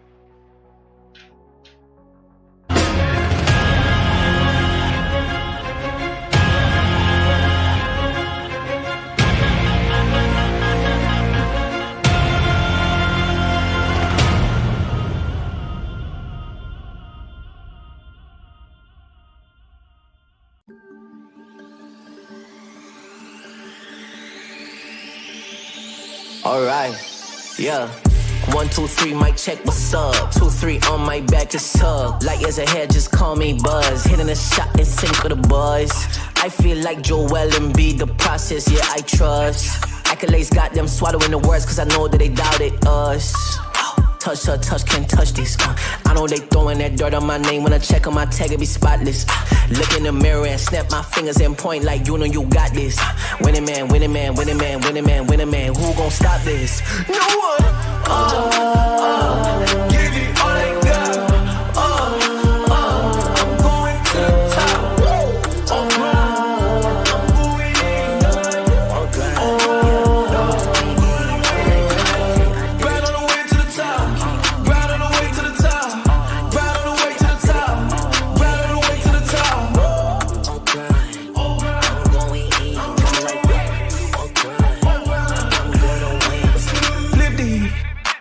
Stick it. I came from the bottom to the top, but I'm not finished. I just needed me a minute. Stand at attention, Lieutenant. I gotta get up and get it. All I'm focused on. Guys, welcome back to League of Legends South Asia. It's me, Manus, alongside Sigler. We are in the midst of the second BO3 of the day. This is week 6, day 3. As we're going to soon jump back into the game, we were paused. I think one player had disconnected or was facing lag issues, but we will be jumping into it very shortly. This is the second game in this BO3. PNX is down 0-1 in the series, Syndicate leading it up, but it's pretty much still on a nice edge. It's a 3.2k goal lead for Syndicate as of now. Not the biggest of margins at the 30-minute mark, but it's still a significant amount. Most of the gold is funneled into that Shen. Like Singla was saying before our pause, he's 8-0 and a 5. Harambe not feeling that much love as of now. He's looking to build his Lord Doms before anything, or maybe even a shield wall just to provide so he doesn't die or get, bursted by Q2 or Janna in these team fights. Crown pushed quite a bit forward over here. Shaiba was to come to a nice taunt yet again coming from Zuko, means that he's out of it without a single scratch. Yeah, but the Jana is already on 200 CS and so is this Nas at 180. But wait, with that whole, even though he has the execution, the Twitch is just able to, proc that ult and is able to easily secure 2 kills for himself. All the global ults coming into the middle with the Baron, they're able to easily click 2 wins, 2 kills and a tier 2 tower for themselves. They get the tier 2, they get the clip, especially onto Janna as well. That allows them to get some more push potential. Crown this time does taunt, but it's not after, it's after the Wither. So here comes Q2, a lot of damage coming in, but he's gonna TP to get away. They don't have any CC to prevent it, and that's Crown out of the fight with that ultimate over there. You had 2 members who don't have a CC that can prevent the side of the Shen from getting interrupted in that ultimate, but that's gonna be the ultimate down for Crown in the next fight, which will probably be that one of the Drake. That's gonna be coming up around 30 seconds over here that you'll be seeing on your screen very shortly. But still, the goal lead as we maintain. A tier 2 picked up in the bot side as well. It's going to be a tough battle for either team moving forward. No, 100%. And I think there was again lovely played by Zuko, denying about 1,000 gold bounty that he has on his hand, right? A 700 bounty plus a 300 standard. Will not have the ult, so he's going to TP in and is going to run into this fight because they don't want to give away the third Infernal Drake for free this time with them having the lead. This game was just even about 4 minutes, or 3 minutes before into the game, and right now Syndicate having a 6k goal lead. They spot on to the talent, denying him any kind of a backstab that he's looking onto that Twitch. The Gallery is standing out of the way, taunts him. The Dragon goes into the side of PNX here. This is what is happening. There is so much damage that is coming out from the side, from that smolder, but the Shen flashes and lands the taunt and is doing so much damage and has taken away again the bottom side of PNX, and Nazis also goes down. With that, 3 members of PNX falls down to just Nafiri from the side of Syndicate. The Dragon though goes into the favor of PNX. That means that that Smolder has become a monster now with 3 Inferno Drake and 205 farm. All he needs is the right level of peel that his team can provide, because if they can start providing that peel, all they have to wait for the Syndicate to start moving in towards that dragon, and that dragon can put everyone to sleep. So let's see. I don't think so. This game is still over.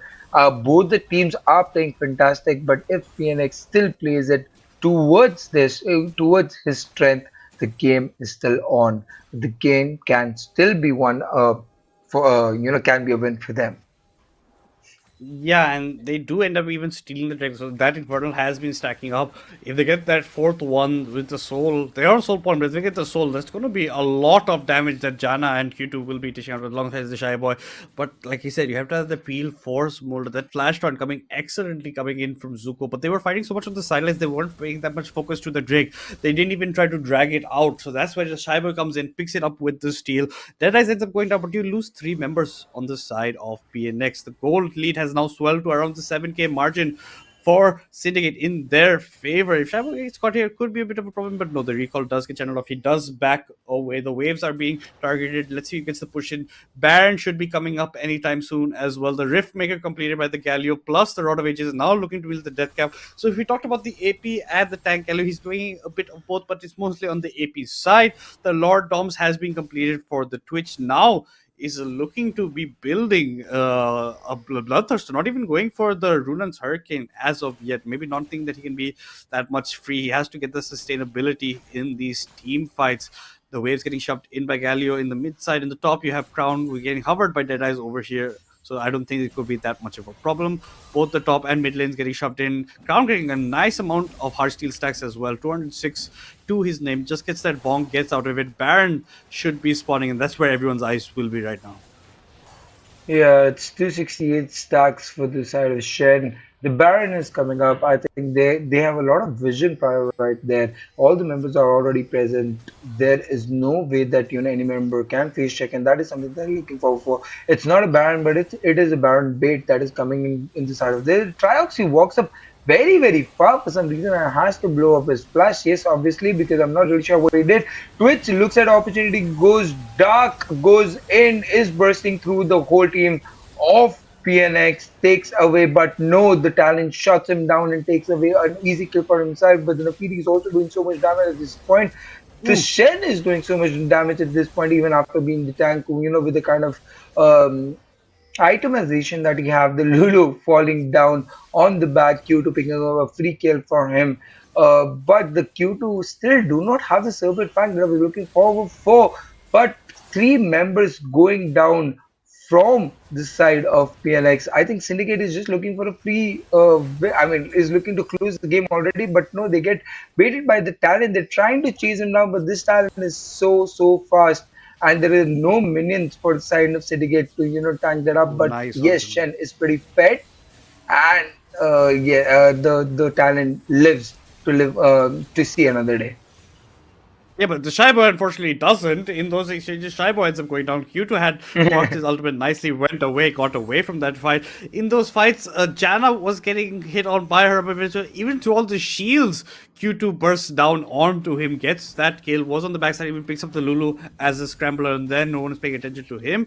But Drake number 6 of this entire matchup will be coming up. Remind you, PNX are on Infernal Soul Point. They should be looking for that. The Twitch is looking to be building his Guardian's Angel as well. Has the BF Sword, has the shield component as well. Let's see how well it goes. Like you said, no Serpent's Fang for the talent as of yet. Has the opportunity, has the Yomus, has the Knight's Edge, has the Shirelia's Grudge, but nothing of the sort of just getting through those shields. Drake will be spawning, but with the tempo advantage, Syndicate will be looking to pick this up. The Shy Boy is still in the gray screen as of the next 2 seconds, so he won't be here for this fight. I don't think it's going to go anywhere. It's going to be making sure that both teams will be on Soul Point after this Infernal Drake has been taken for Syndicate. That's their first Infernal Drake of the match. They're making their way over towards the Baron side of the map over here, and PNX can't get beaten into another fight. Last time I saw Trioxy, yeah, that was not a good way he got caught out. Crown goes in, but you're going into a lot of members, hopefully not against Burnomi. Q2 is isolated on the sideline, but here comes Kagura. He does have the taunt, but no, it doesn't land. Q2 ends up bursting through him. Harambe Avengers very low, ends up falling down as well. Blinking HP bars on both sides. Deadeye is the next one to follow down as well. The execution coming in from the Smolder. All 5 members of Syndicate wiped away from the map, and no casualties on PNX as they march down the middle to try and end this game and take us all the way to that game 3.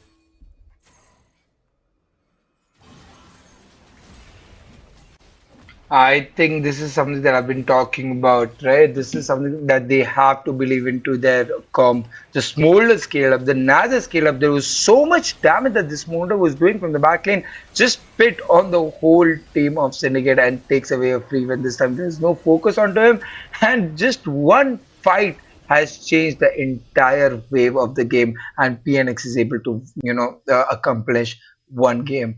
With that, I think the game has gone to one each side. And if I'm correct, I think both the teams are going to get 2 points maximum. None of the team are going to qualify if this happens, right, Madness? Or is there some match left out even in today's game through which either one of the team can qualify or not? They can, because this is PNX's last game, but Syndicate have another game to play after this one as well. So maybe they can do it through that. But the amount of damage comes in the fight. Suko unfortunately tried to start off this fight, but nothing much can actually happen over the dash onto Q2. But even then, they're allowing themselves to get a little spread out in that fight, and they just get whittled away at a very fast pace. PNX, even though they are less in terms of kills, at the end of the day, even less in terms of gold, clench on that last fight, don't even go for the parrot, like, because they don't need to. They just walk it down middle. What looked like Syndicate might have clutched it with a 2-0 for themselves, unfortunately has turned into a 1-1 in this best of 4 series, and PNX are taking us all the way to that crucial game 3 between these two teams. And what I expected before the game started, the series started, what I was predicting was a 2-1 in either side, and no matter which way it works, I am right, so I'm happy about that part. But I honestly would have liked to see one of these two teams pick up a 2-0, but unfortunately we are going to go to that ultimate third game, and it's going to be looking like a deadly fight between them. I don't understand how well or how much they can actually go for over here, because and like you said, at the end of the day, max that each of these teams can get is those 2 points right now, and neither of these teams are going to be happy with that. 100%, I think that game was looking one-sidedly, at the point for the side of Syndicate, and I thought they have the game into the pocket. They just secured the dragon. They just secured some kills for them. The wave was looking to the inside, but one wrong fight changed the whole, answer of the game, or the result for the game. And in the end, the SYN gets greedy, goes in, thinks that he's going to pick up something with that Twitch, gets some kills, but ends up dying. The Smolder spits on everyone and takes away the game. With this, our second game gets over.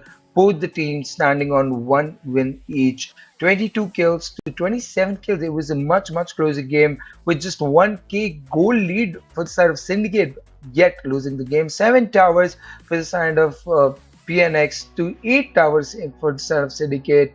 3 dragons on the each side. 0 elder dragons being spawned. 1 baron for the side of Syndicate, and 1 Artican for Zan Syndicate. Exactly of that kind, but it looks like Q2 will be taking that MVP slot because he was so crucial in these fights, did a lot of tricky gameplay, was essential on how this matchup was going down, and that flex pick Echo came in clutch because they didn't anticipate that talent coming out from him. I told you before this, he does shine as an assassin player, and that's exactly what he did over here. 10, 3, and 4 as his KDMRs, 1100 damage per minute, 7 CS per minute, kind of like that, because how much fighting was going on. 16 gold as well. He didn't build the Serpent Strength that you wanted to single out, but he did win the game for his team, along with a lot of help coming in. The Smolder gets to the stacks that he needs to. You have the Narcissus also bonking away at the back line. So I think they played their comp to perfection, and they battled it out, came to the resistance, had the feats of strength this time, and were at least the better team in game 2.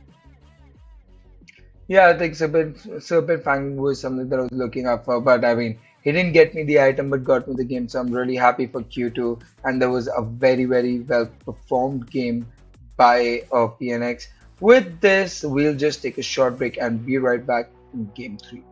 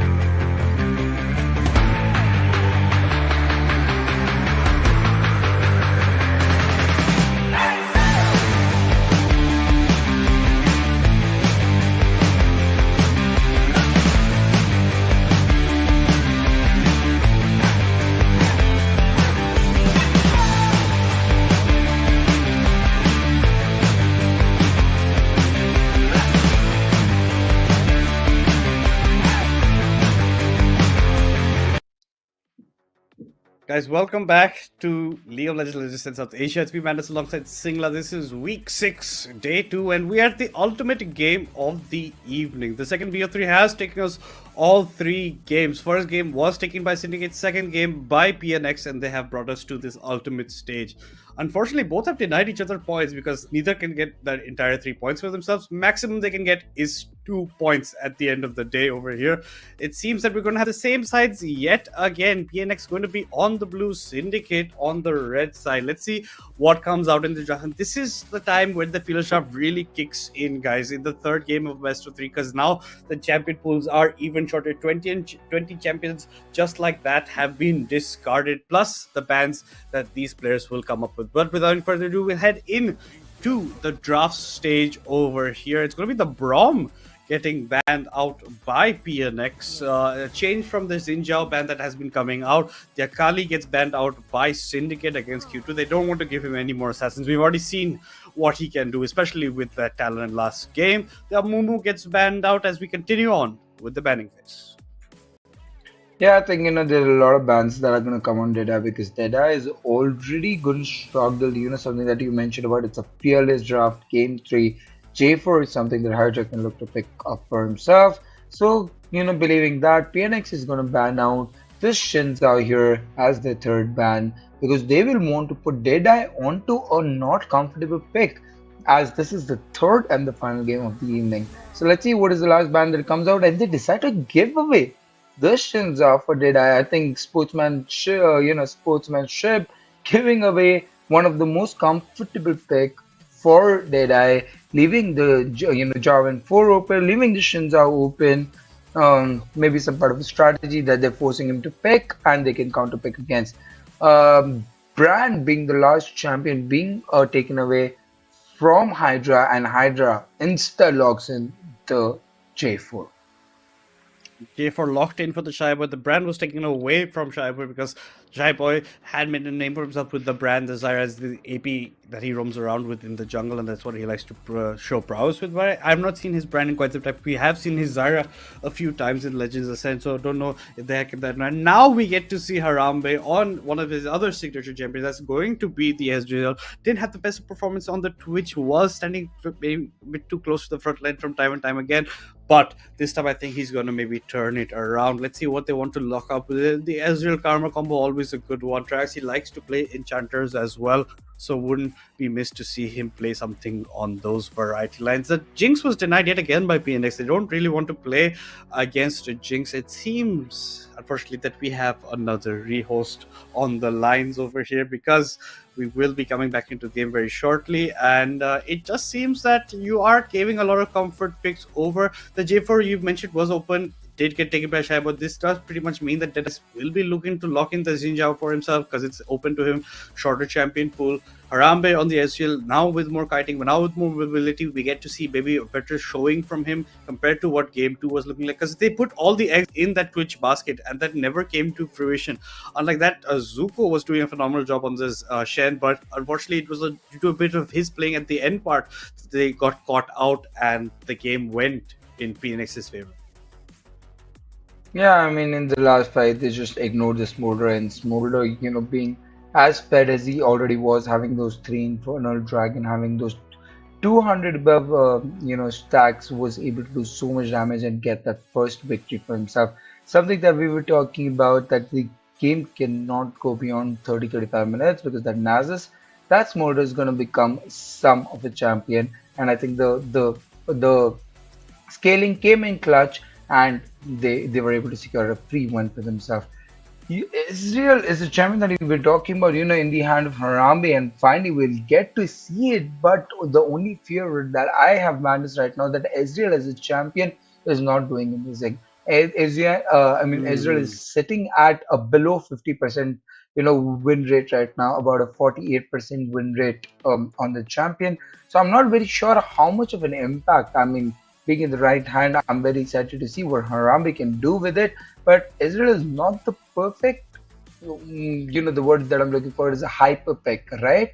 So let's see what is the level of dominance that Harambe is able to, bring with that Israel, because again, one of his signature pick and if he's able to get the victory or not for himself, because Karma is again a very comfortable table pick for Trioxy.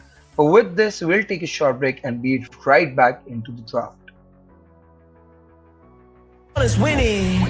He not gonna cheat code. We win until the clock gon' hit Z. Whoa, I'm fighting my way back like I was Nemo. Do it, I am a dynamic dude. Whoa, win, win, win, and win. That's right, my nickname is winning. Gotta walk in the building, gotta inspire the children. When they see my ambition, I'm not a regular civilian.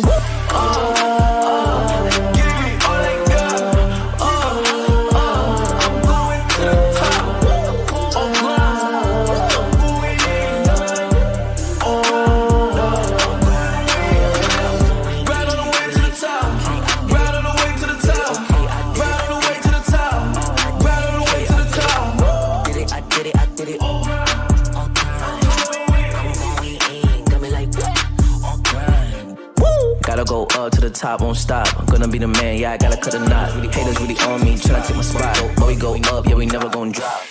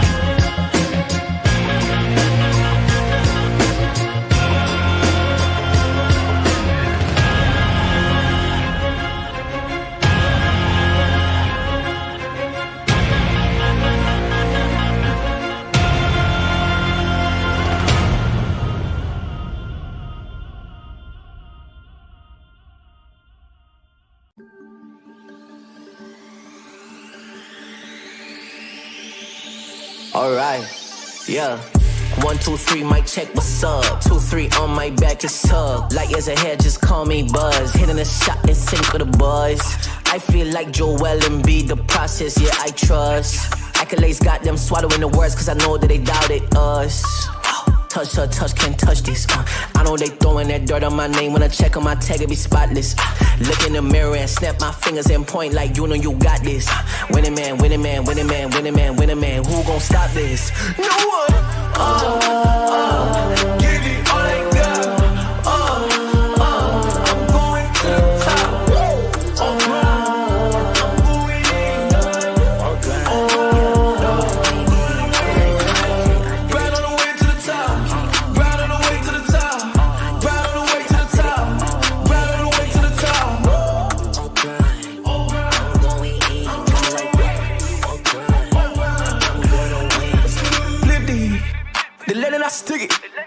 I came from the bottom to the top, but I'm not finished. I just needed me a minute. Standing attention, lieutenant. I gotta get up and get it. All I'm focused on is winning. You're not gonna cheat code. We win until the clock gon' hit Z. Whoa, I'm fighting my way back like I was Nemo. Do it, I am a dynamic dude. Whoa, win, win, win, and win. That's right, my nickname is winning. Gotta walk in the building, gotta inspire the children. When they see my ambition, I'm not a regular civilian.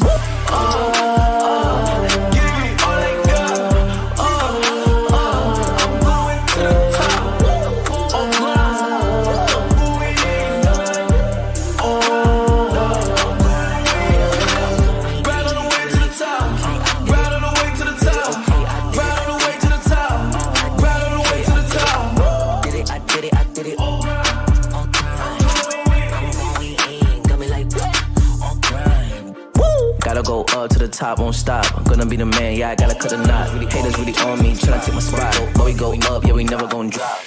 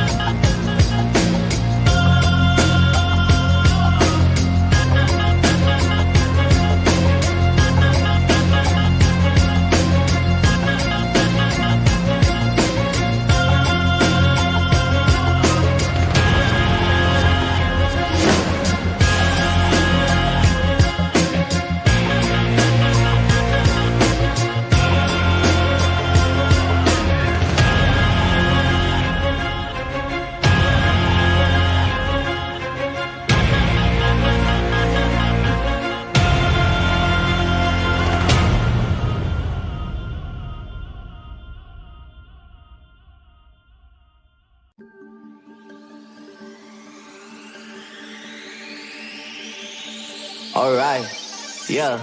1, 2, 3, mic check, what's up? 2, 3 on my back, it's up. Light years ahead, just call me Buzz. Hitting a shot in sync with the buzz. I feel like Joel and B, the process, yeah, I trust. Accolades got them swallowing the words, cause I know that they doubted us. Touch her, touch, can't touch this. I know they throwing that dirt on my name. When I check on my tag, it be spotless. Look in the mirror and snap my fingers and point like you know you got this. Winning man, winning man, winning man, winning man, winning man. Who gon' stop this? No one. Give it all they got. I'm going to the top. I'm going in. Right on the way to the top. Right on the way to the top. Right on the way to the top. Right on the way to the top. I'm going in. Flip the lead and I stick it. I came from the bottom to the top, but I'm not finished. I just needed me a minute. Standing attention, lieutenant. I gotta get up and get it. All I'm focused on is winning. You're not gonna cheat code. We win until the clock gon' hit Z. Whoa, I'm fighting my way back like I was Nemo. Do it, I am a dynamic dude. Whoa, win, win, win, and win. That's right, my nickname is winning. Gotta walk in the building, gotta inspire the children. When they see my ambition, I'm not a regular civilian. Give it all they got. I'm going to the top. I'm going in. Right on the way to the top. Right on the way to the top. Right on the way to the top. Right on the way to the top. Did it, I did it, I did it. I'm going in. Got me like,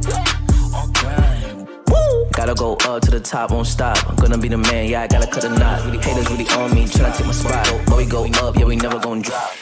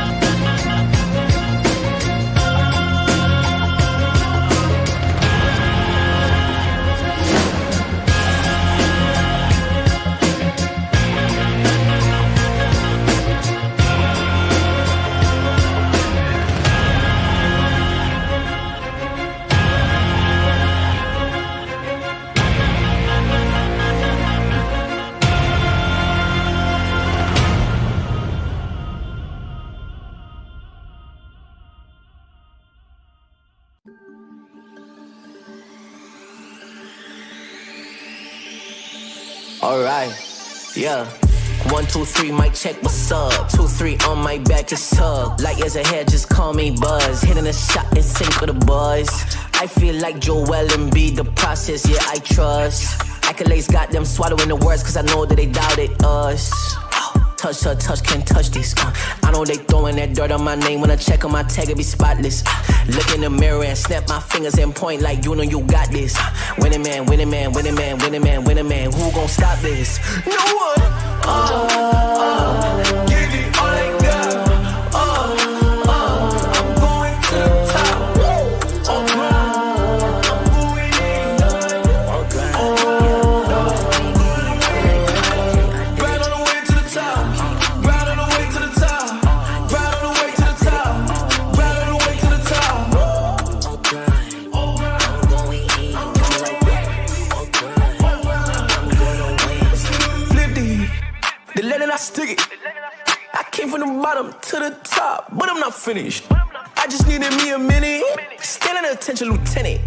I gotta get up and get it. All I'm focused on is winning. And I got a cheat code. We win until the clock gon' hit Z. Whoa, I'm finding my way back like I was Nemo. Do it, I am a dynamic dude. Whoa, win, win, win, and win. That's right, my nickname is winning. Gotta walk in the building, gotta inspire the children. When they see my ambition, I'm not a regular civilian. Give me all they got. I'm going to the top.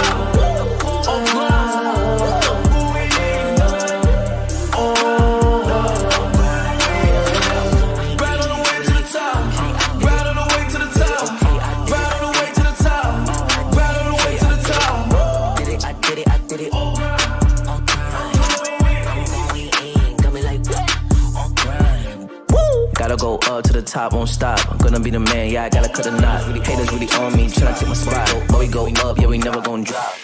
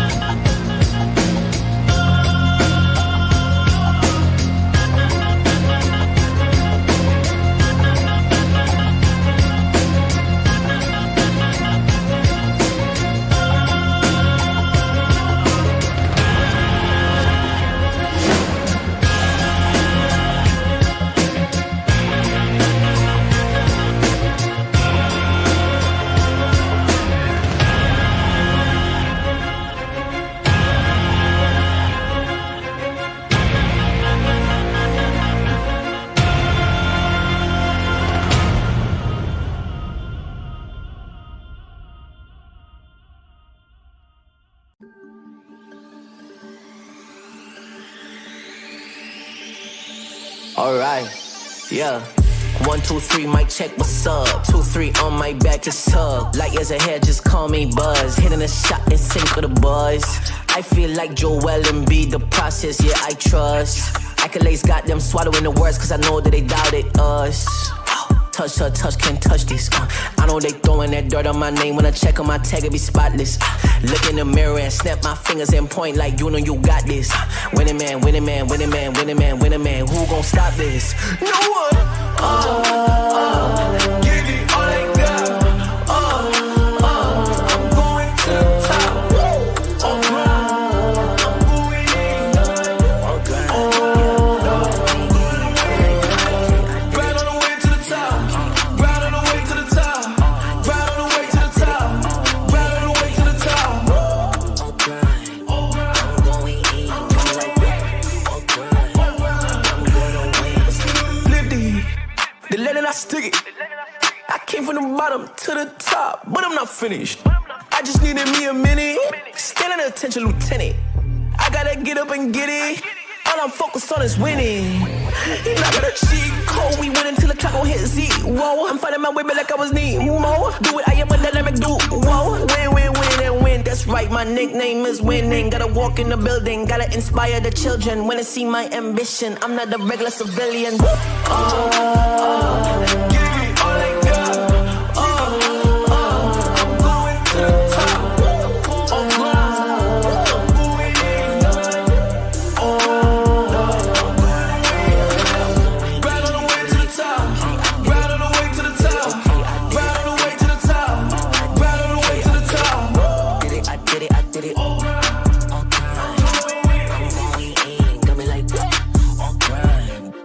Gotta go up to the top, won't stop. I'm gonna be the man, yeah, I gotta cut a knot. Haters really on me, tryna take my spot. But we go up, yeah, we never gon' drop.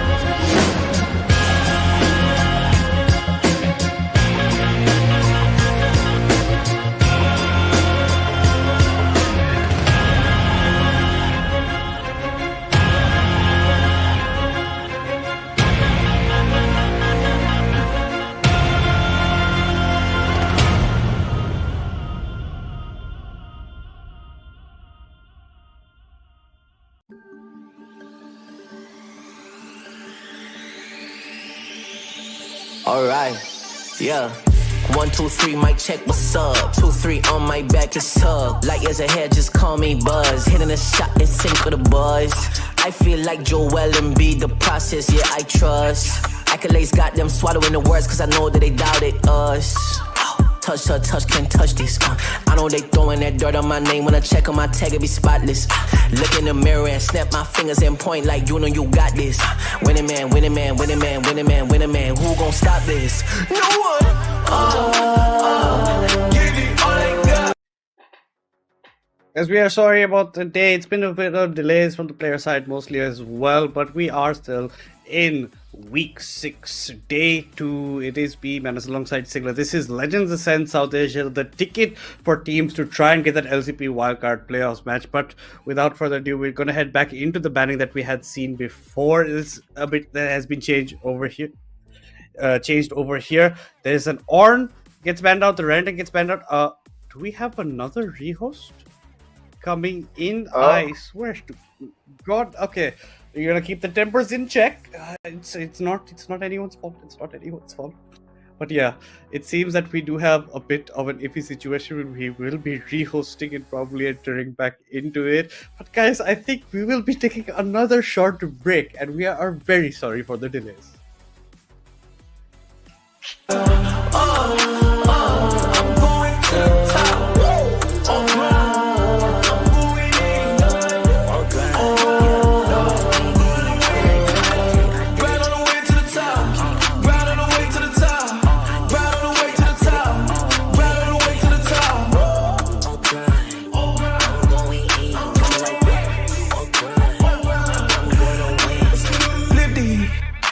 I stick it. I came from the bottom to the top, but I'm not finished. I just needed me a minute. Standing attention, lieutenant. I gotta get up and get it. All I'm focused on is winning. He not gonna cheat code. We win until the clock gon' hit zero. I'm fighting my way back like I was Nemo. Do it, I am a dynamic duo. Win, win, win, and win. That's right, my nickname is winning. Gotta walk in the building, gotta inspire the children. When they see my ambition, I'm not a regular civilian. Give me all I got. I'm going to the top.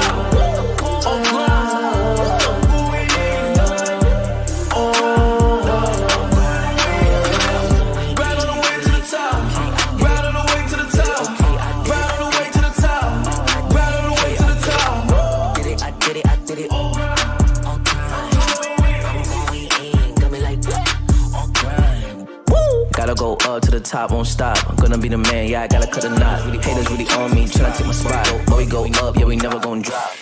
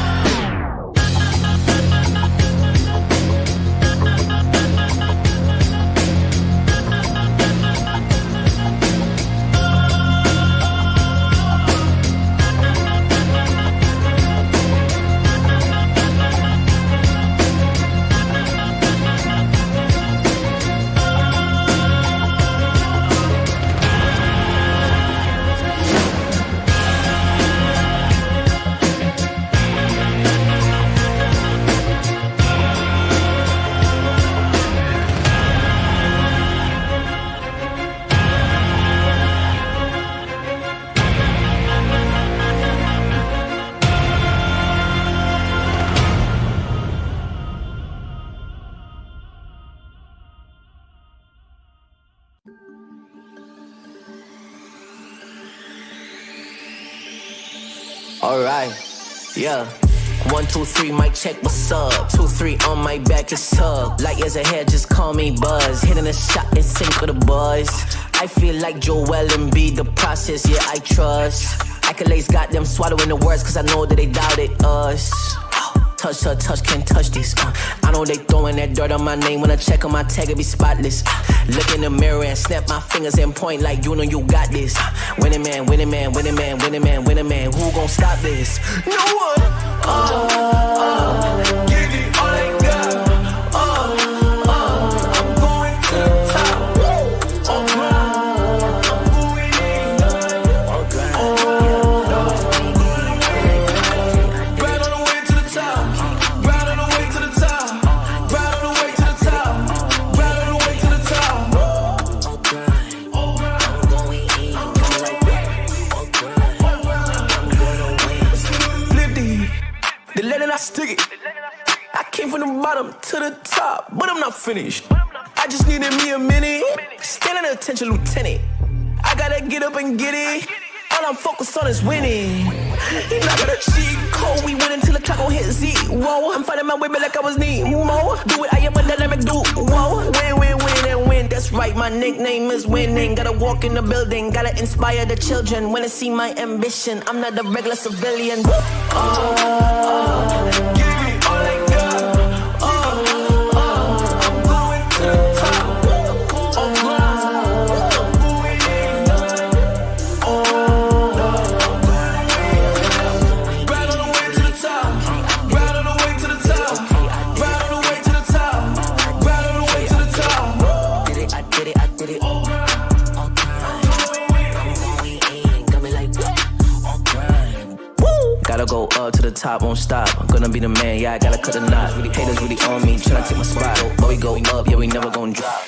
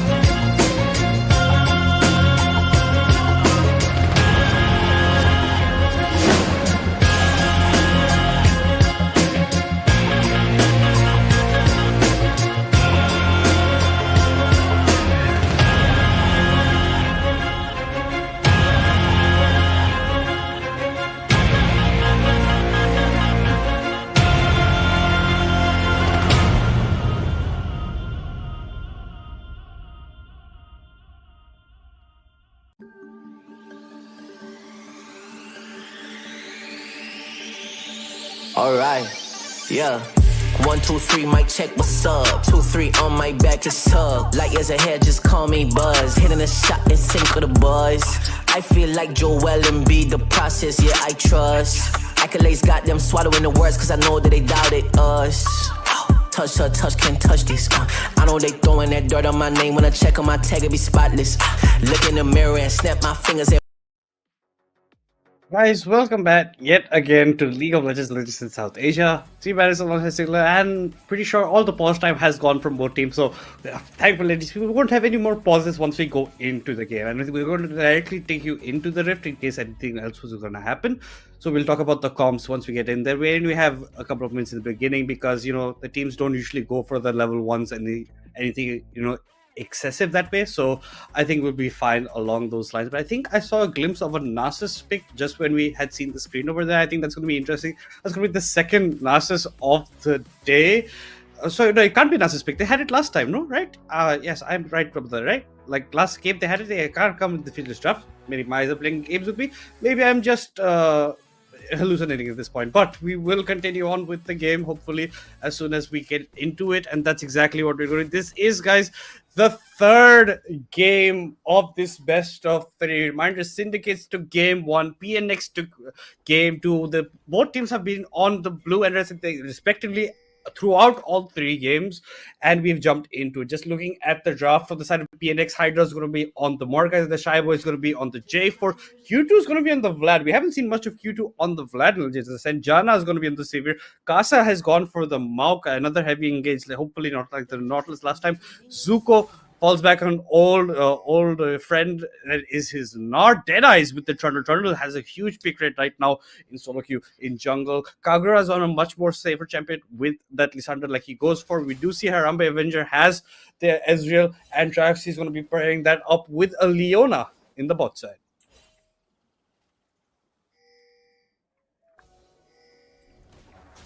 Don't think Singla is here, so we will just continue without it because I don't think otherwise across the map we're not going to see much. Just looking at some of the runes, maybe a fleet footwork on the Gnar, the phase rush on the Vladimir for the early parts.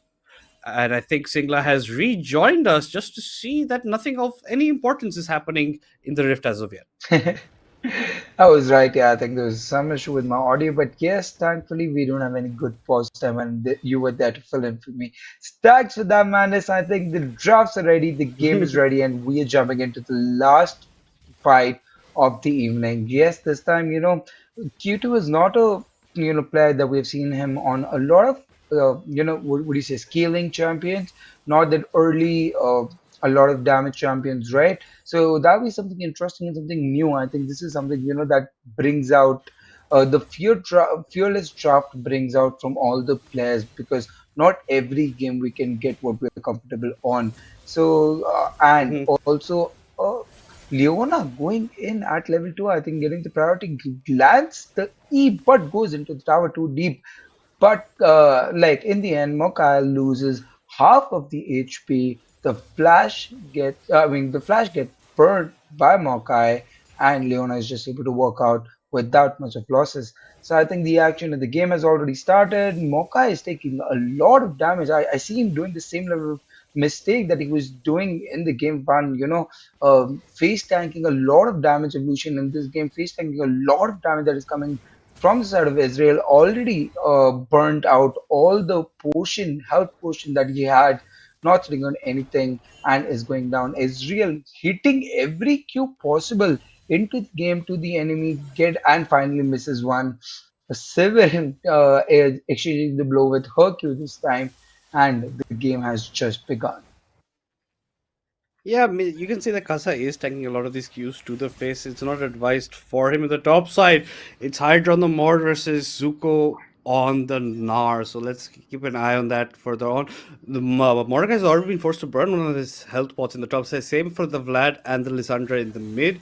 Kasa is putting a sapling in the bush for something as well, just to get that vision. He takes the damage right now. Remember, so you don't get an unexpected gift later on. The Q from the Severe had connected slightly onto Ramay Venture, so the trades are happening. Severe still has the health pot to for herself. The Jarvan's completed his entire clear going onto the scuttle. So is the Trundle. They're on the opposite sides of the map. Trundle is going bot over here. Not sure if he can get anything of that sort, but he's just waiting around, recalling in the bush at the same time, being a human ward while going for his first space of the game. The Jarvan's picked up a pickaxe, going to be looking to build the Eclipse as well, or maybe just Thunder Sky is something you can go for. Deadeyes now will go back in. Casa doesn't have flash, but a nice pillar from the Leona going in. Do they have the damage to get the kill? They should have the damage. The last jump from the Trundle signifies the first blood going over to Syndicate side. Harambe has to go very low, has to be forced to pop the barrier just to survive. The Shy Boy is just around the corner. He does have flag and drag available to him. He might actually end up going onto the Ezreal. They're backing away from the tower. This might be a dead Harambe. He's not looking at his screen. Through the flag, he didn't go in though. So that's Ezreal just going to count his lucky stars that he's going to survive. Maybe he thought the flag would be enough to pick up the kill. Not sure what was going, because if the flag and drag connected, that would have been a dead Ezreal and a very extended trade going back. But Ezreal, thanks his lucky stars, he wasn't looking at his screen, didn't end up dying, goes back to base, comes back with a tier, with another long sword as the action continues. A 500 goal lead for Syndicate after that first blood was acquired. All right, I think J4 should have gone all the way through. Not this time of the game is not for hesitation. They have to believe into themselves. They have to get those picks right. The Ezreal, even after winning a trade into the bottom, does not get a kill for himself. The kill goes to Trundle. The Leona is looking for a roam because the Ezreal goes back late and is able to get a free flash from the Vladimir. I think a good roam coming out by Leona there. The Sivir still has the CS advantage, a wave advantage for himself, gets a free back for himself, will be happy with the trade that happened into the bottom. The only Casa going down as he did not have the flash or any route left for escape. A good pick picked up by Trundle. Let's see what Trundle can do with it. I think they're waiting for the Leona this time coming in. The Leona walks up into the trade, but there are 4 members present, and Casa yet again goes down. The Vladimir is trying to join the fight. He does not have flash. He's ghosting in. There's a lot of damage that he's taking. Will he be able to pop the Q? No, does not get the kill and goes down. The J4 has gone in. There is a lot of damage that is coming out from Dragon. Dragon gets reset. Does not take down Lysandra, and 4 members of PNX falling down for 0 members coming down from the side of Syndicate, and Syndicate now is able to pick up another kill. A great flash by Zuko pushes out that Sivir and is able to secure another kill for themselves. Suddenly the wave changed and Syndicate secures all the 5 members of PNX and are at the 0-6 mark at 6 minutes of the game. Yeah, that just became something that was just not expected. They're trying to split up the Trash header up for Leona, but there's so many members close by. Drax is going to come in, prevent Casa from going on towards that Drake, but he's going to pay with this. Like, Casa ends up taking the last hit as well. Claims the kill. That would have been a nice kill to give over to Jarvan. So the only kill PNX have is on their support. Casa is going in very deep over here towards the Gromp side. Deadeyes might be getting caught out. He's trying to take the Gromp with him. Shy Boy is going to come in as well. The flash forward by Kaza pushes Deadeyes away, but Deadeyes actually smites away the Gromp, gets it well. So now it's the flashless Kaza. He thought he had a kill potential with Deadeyes, with the Shy Boy close by, with the flag and drag available, but no, unfortunately not. But talking about that last fight, okay, there was a lot of kills going over. 2 went to the Trundle, 2 went to the Ezreal, 1 went to the Gnar, who kept his Mega Gnar, like his ultimate, for so long and used it at the last second to get that sweep back in after getting the kill on to Hydra, onto that Mordekaiser, but he's playing it pretty nicely. There's a nice farm coming up for Harambe, but he's around 10 behind Janna. But with those 2 kills, he's going to more than make up for it. Even Lysandra kept her Frozen Tomb for quite some time in that fight before she used it right next to the Drake over there. So they are using their abilities at the correct times, very aware of how the cooldowns are acting. And this Trundle is very accelerated, looking to be making that Trinity Force for himself. They've picked up the Drake. They are looking to pick up all 3 grubs as well. And because of such a clown fiesta that happened there in the bot side, the tempo of PNX has completely gone out the window. Yeah, I think Clown Fiesta was the word I was looking to hear from you, Mandus. I think something that was missing in this casting. I was waiting to, hear that word, and finally it is here. But yes, that was a pure clown fiesta coming out. The gold and the kill going for Casa, I think, is something that will work better, or something that Syndicate will be happy about, because again, Casa falling down to 2 HP and gives away yet another kill to this Ezreal. Just 9 minutes into the game, and Casa has died 3 times. Again, I'm not very happy with Casa playing on to the engage champion, but Enchanter is something where he could play better. Understanding that this is not his primary role, he's been able to make a lot of mistake. Ezreal is not missing any abilities. I think this is why, Mandas, you were pointing out that how Ezreal can be one of the deadliest champion in the right hands, in the hands of Harambe, and I can already see it. Ezreal doing so much damage, cutting so well, melting down that J4. Let's see if he's able to get the kill, but no, the last Q in comes in just in time, and J4 picks up a kill for himself. The J4 was at 1 HP, the Civil was at 1 HP, but sadly Ezreal is not able to kill secure. He doesn't secure in the meantime in the middle lane. The Frozen Tomb used on the Vladimir with Deadeyes coming back. Deadeyes picks up his fourth kill of the game. He's going to be happy with those numbers. Unfortunately for Rambe, he was trying to kite as much, even use the barrier in that fight, but unfortunately could not kill the J4 before the J4 hit the last auto attack onto him. But speaking of items, it looks like the Severe is going a bit of a different route. She's getting as much attack speed as she wants. She's got the Yuntal components, but very two more daggers instead of completing the Yuntals as of yet. The Ezreal is 2/3 of the way up to the Triforce, just needs the Phage as of now, plus the extra gold. The Luden's Echo completed for the Lissandra in the mid side. The Vladimir with the Boots of Swiftness plus the Codex gives you the abilities plus a lot of ability power as well. Kasa keeps on eating these heals. I'm not quite sure what he's thinking when he's walking up like that. Obviously not thinking on the same page as his support. Trioxy is still level 5, doesn't have the Solar Eclipse from the Leona as of now, but Kasa does have his R ability ready to go at a moment's notice, but Trundle is just so far ahead. Q2 has to play patiently against the Lissandra, against the Elocution proc as well. The E does connect at least this time, but it's not doing that much of damage as you want. Lissandra is an entire item right now completed. Plus, the Trundle has completed his own Trinity Force as he's marching away. They have complete of all the jungle objectives. The next epic monster that they will claim will get them the feats of the strength for the side of Syndicate, and that's exactly what they should be looking for. The Bramble also completed from the Leona for the additional people who keep on healing up, like the Vlad, the Maokai, things like this. Deadice is just waiting in this bush, maybe trying to go back in. The E was used. The Frozen Tomb comes in yet again from the Lissandra. The pool used, but with the Ghost might be allowing to God. No, the Chomp comes in. The kill was picked up yet again by Mr. Trundle. That's his 5th kill of the game. He's looking like he's on going to be taking this single-handedly with himself. Plus with the Ezreal so far ahead, 3-1 and 3. It's looking already like Syndicate think that game 2 was just a bit of a mistake from their side. Yeah, I think the ice combo is coming into clutch. We see the Lizandra is already on 6 assists, 2-0 kills, and Thunder has about 5. I think there's a lot of jungle pressure that is coming from Dead Eyes, and the Shabo is not able to, cope up with the amount of pressure that is coming into the mid.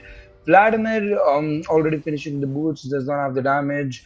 Having the pool and having the boots ready, trying to escape but cannot escape that fed Trundle, that fed Lizandra.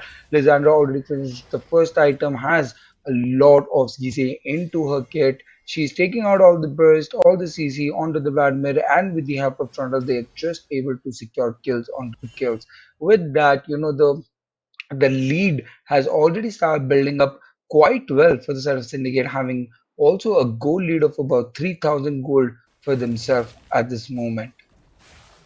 Yeah, and that was just pretty much a rinse repeat. Twice we've seen the Frozen 2 plus the Tunnel coming in to help secure the kill for the mid lane over here. So Q2 struggling quite a bit. We haven't seen much Vlad from him in Legends Ascent so far. We've usually seen him play the Assassins, the Akali, the Yone, something like that. But unfortunately, right now we are not seeing any of that variety. Finally clearing some wards from Janna as well as Kasa over the bot side. Q2 is trying to take this pink ward, but Trioxy is like, I'm not going to let you take this for free. Q2 has to go towards his base, does pull just in time. The second pull coming in clutch over there prevents him from going down yet again for maybe the fourth time, because the ultimate was available to Lissandra. If he pulled maybe even a second or millisecond too late, it would have been his demise over there. Lissandra's even come back with the Dark Seal as well, so she's looking to start stacking that up. Already has 6 assists to him. Harambe is doing fine by himself in the bot side. Now Invades coming in into Phoenix's jungle. Kasa has been forced to flash over the wall because it's the pillar, the frozen pillar from Dead Eyes was blocking his way out. So now that's another flashless Maokai for yet a bit amount of time. Now the fact of Shaibo has to be even careful in his own jungle trying to take this farm, because there is so much pressure coming in from the duo of Deadeyes and Traxxas, who's pretty much just been on the eternal roam. He doesn't mind, because as is one of those ADCs you don't mind leaving by yourself, because he's going to be the safe part, even farming away. Yeah, 100%. Like, Ezreal has already finished the Trinity Force as well. Sivir has also finished the first item, with the amount of wave clear presence that she has. She was able to pick up about, I think, 3 plates for herself, making her secure, making her, to close up the gap into the goal that they Israel and Sivir has. And Sivir scales up just fine, whereas is strong mid lane and falls late game. So I think again an important game, for the side of ADC. The Sivir is not as strong as Smolder in the late game, but yes, still a beast. So I think both the teams are going to now start moving towards the Rift Herald, because the feat of strength is still not connected with the team, and both the teams will be looking to secure Syndicate, or having already 2 objective, will be looking to get this Rift Herald so they can get their third objective already for them. With that, also getting the feat of strength. Yes, pizza strings were required just even because before at the second rate that they had got for themselves, so they're pretty happy about all jungle objectives going over to them. This is a one-sided in terms of domination. Q2 has to be a bit careful of that. Sor had connected. That could have been a bit dicey over there. He did have the second pull available to him. Janna against Harambe the bot. So Janna is 1 level behind. Yes, will finally turns to level 10, but Harambe still goes for it. Shy Boy has been caught out over here. Uses the gap to get out of that. Fast forward by the Trundle, claims that kill. Zuko is actually the one who claims it, but Hydra has taken Zuko all the way to Brazil. He's going to turn Mega Gnar. He's not going to end up dying. It's going to be Hydra in the end who ends up falling down, and that is a big mistake coming out from Phoenix. It's a 2-for-0 for Syndicate. Now Harambe has to be careful. He doesn't have the mana. Might even be for the flash. No, in just enough for the Arcane shift away. Gets away to safety. The ult was popped by the Sivir, but even with the movement speed, not enough to catch on to her target. Yeah, I mean, the Israel will be very happy. He got a lot of pressure. Trying PNX trying to create pressure on him, but him being in Israel, having that extra flash, he just walks away with his E without losing anything. And the Nara is just able to pick up a free turret for himself. With that, we're already, the game already looks very one-sided in this. In 16 minutes, Syndicate has a goal lead of 5,000, which is only going to go deeper with time. Already gone to the safe. So I think it's the game so have in the game 3.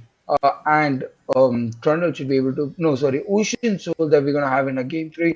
And Trundle should be able to pick up the third win without much of any problem.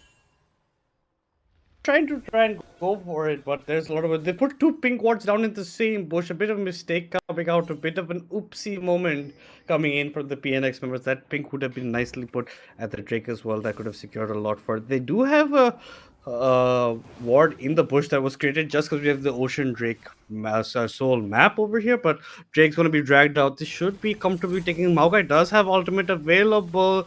You can see Hydra's walking in for the fight from the top side. So is the Vladimir. They're going to jump in over here. Here comes the ultimate from Kasa, but Kasa's locked up yet again. That's a dead Maokai before anything has actually started. The second pull forward from Q2 plus the Poro to create some distance, but it looks like Darcy might go down. The Cataclysm secures that, but the Jarvan is traded as well. Hydra picks up a kill onto the Ezreal on the side part. Q2 might end up going down. One more order from the Nar should do it. That's exactly what happens. The Crown Zuko will be picking up the kill. It's a 3-for-3 bloodbath that actually occurred over there, and it was a bit of a problem. But Hydra very smartly takes the Ezreal away to Brazil, locks that up, and Ezreal is a big factor amount of damage that comes out over here over time.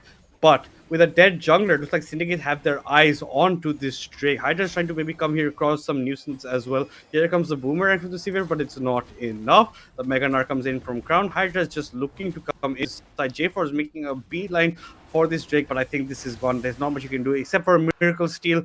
Does not manifest this time. Dead Eyes picks up the third Drake for Syndicate, putting them on Ocean Soul Point.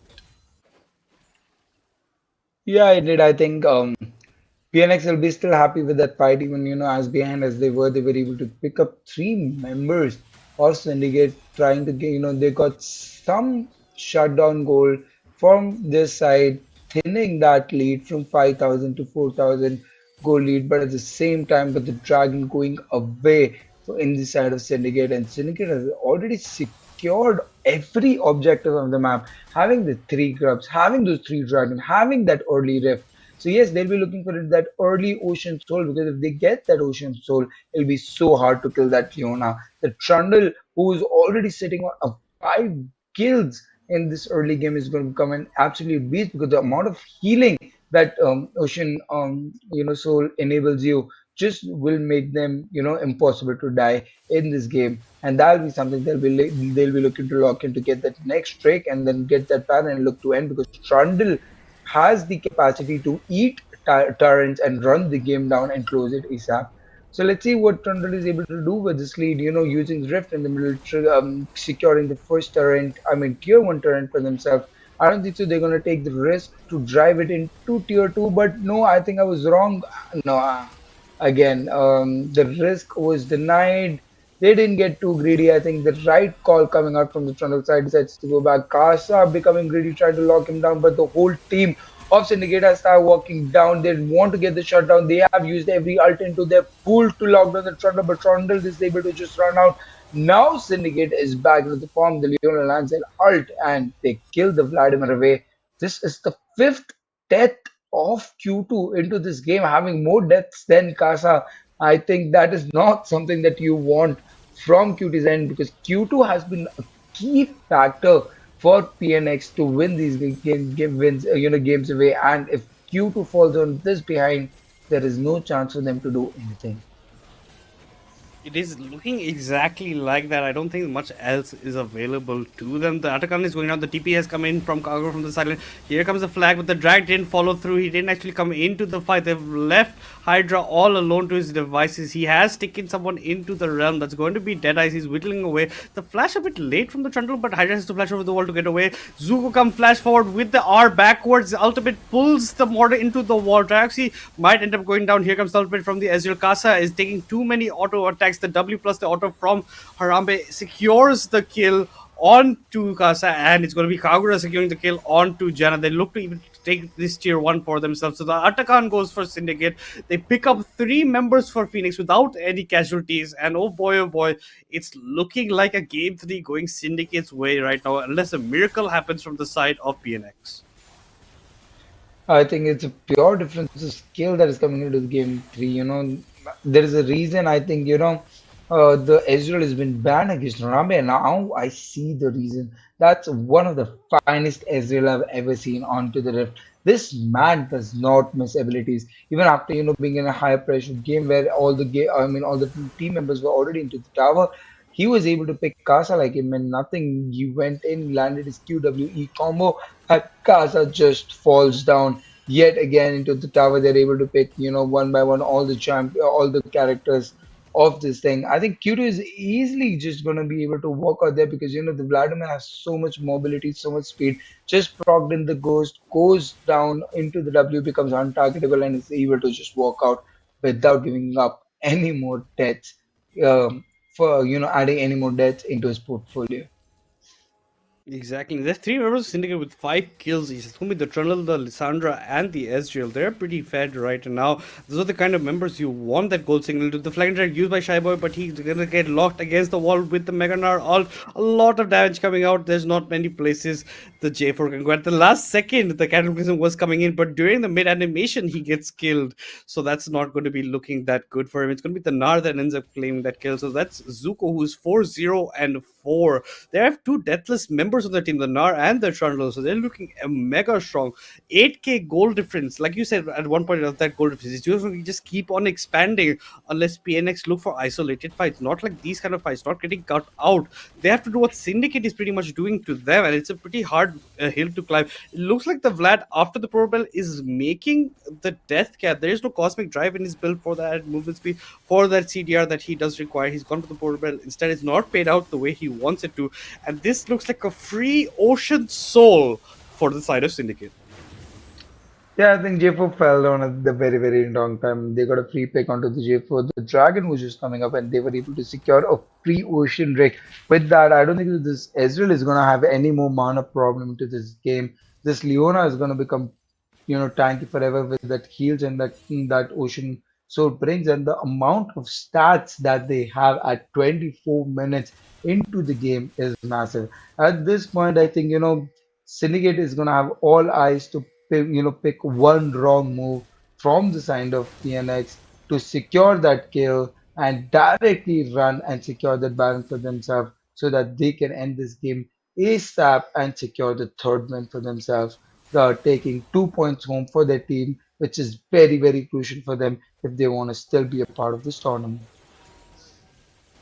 Yeah, it will be a crucial factor looking on. Let's just see how it goes for this side over here.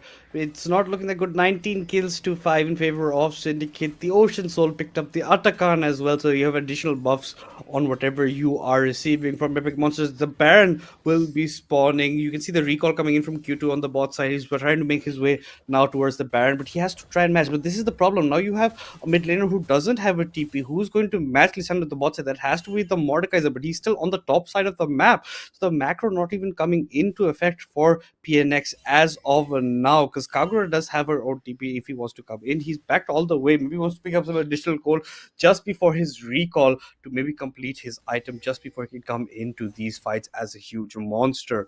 But look at this. They are prowling from the side of Syndicate right here in the jungle of PNX. They're looking for any opportunity. If PNX slip up even tiny, they're going to capsize on it. Kasa should not be the one to fall. He's already fallen 5 times this game, as well as Q2 has. Jana looking a bit walking for her spell. She's away from the queue. Eats too much damage though on the way back.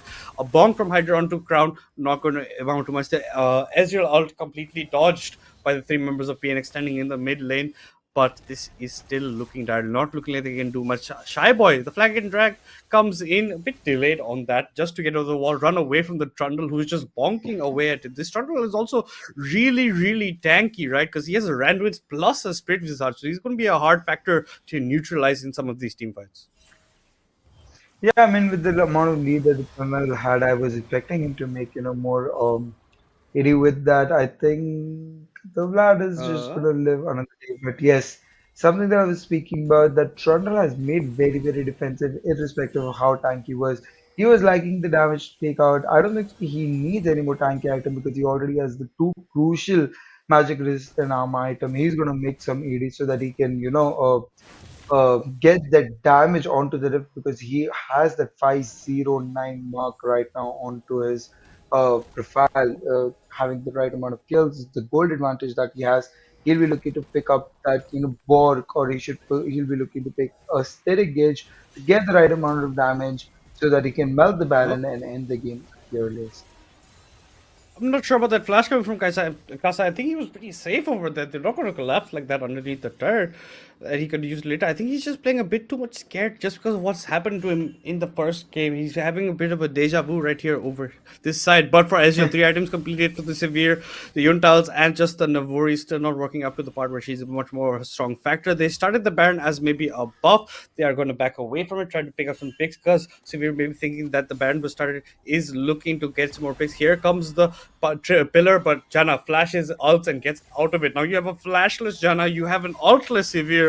You can look for more. Trioxy, you're going a bit too deep here, buddy. Your team is not there, but you're baiting them back into it. He had gone a bit too much deeper there. But Crown on the bot side will be picking up a turret. But once they see Q2, Baron calls should be coming in from the side of Syndicate. Can they neutralize this Nar? He is Omega right now. He doesn't have the R to push them back. He's getting slowed down quite a bit as well. But this is a 4v3 at the Baron side. I think Phoenix Gaming have to give this up. Phoenix Ascension can't do much, but here comes the TP from Hydra. Crown has his TP available to him. He's still mini now, wants to build up the range. The TP is coming into the bush.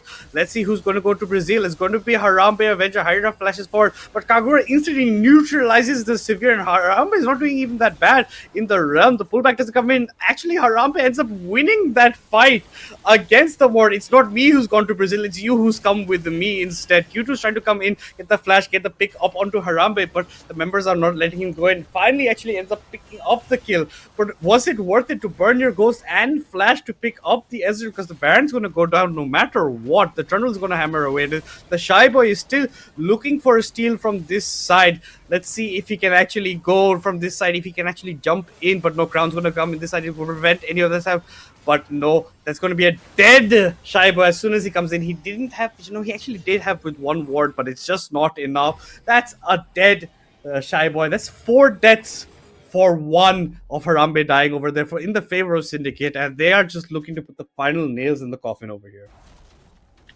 Yeah, I think every team member played so well. I mean, Israel, even after being taken to Valhalla, is able to survive for very long, able to dodge all the abilities of Mordekaiser, comes out strong, gets a kill for himself. With that, Nar still having that 4-0 game, that Trundle having a 6-0 game, is having a whale of their time, and Lysandra having the highest number of kills now with 7, 1, and 9. I think every individual of Syndicate is so strong. They already have all the objective, and I think for the first time, in today's game, we have not gotten an opportunity to see Elder Jake. But this game, I think they'll be looking, with the Baron buff that they have, that all the objective buff that they have, they'll be looking to secure this Elder game with the Baron, run it down, and secure the game. Let's see if it's the same strategy, because if PNX try to invade or try to contest this dragon, I think every member will die, and with the Baron, Syndicate can end the game. So let's see what's gonna happen, because there's a lot of pressure that is coming in, a lot in the hands of J4, that he doesn't have to die and somehow has to steal the Elder Drake if they must stay into the game. They are trying to come into the fight. Here comes the Maokai ultimate, not catching the members you want. Casa and Q2 eating a lot of damage from the Ezreal. Here comes Crowd. A nice 2-man knockback as well. Gets that secure for himself. Dead against Hydra in the realm. Hydra has ended up losing that fight. They lose 3 members like you predicted over there. Singla Jana is going to say by the flag and of Shy Boy, but you can see that Zuko wants more with the Q, with the power, with the execution from the Eldrick will secure the kill. The lone member of PNX standing while his comrades are down. Shy Boy is trying to run for the hills, but the execution comes in from Zuko. He gets a double kill in that matchup. A clean ace coming off Syndicate just before the Elder fight. Take the Elder Drake, chase down the last 2 kills, and are now just marching it in. They didn't win the series in a 2-0 fashion, but they do take it down at the end of the day 2-1.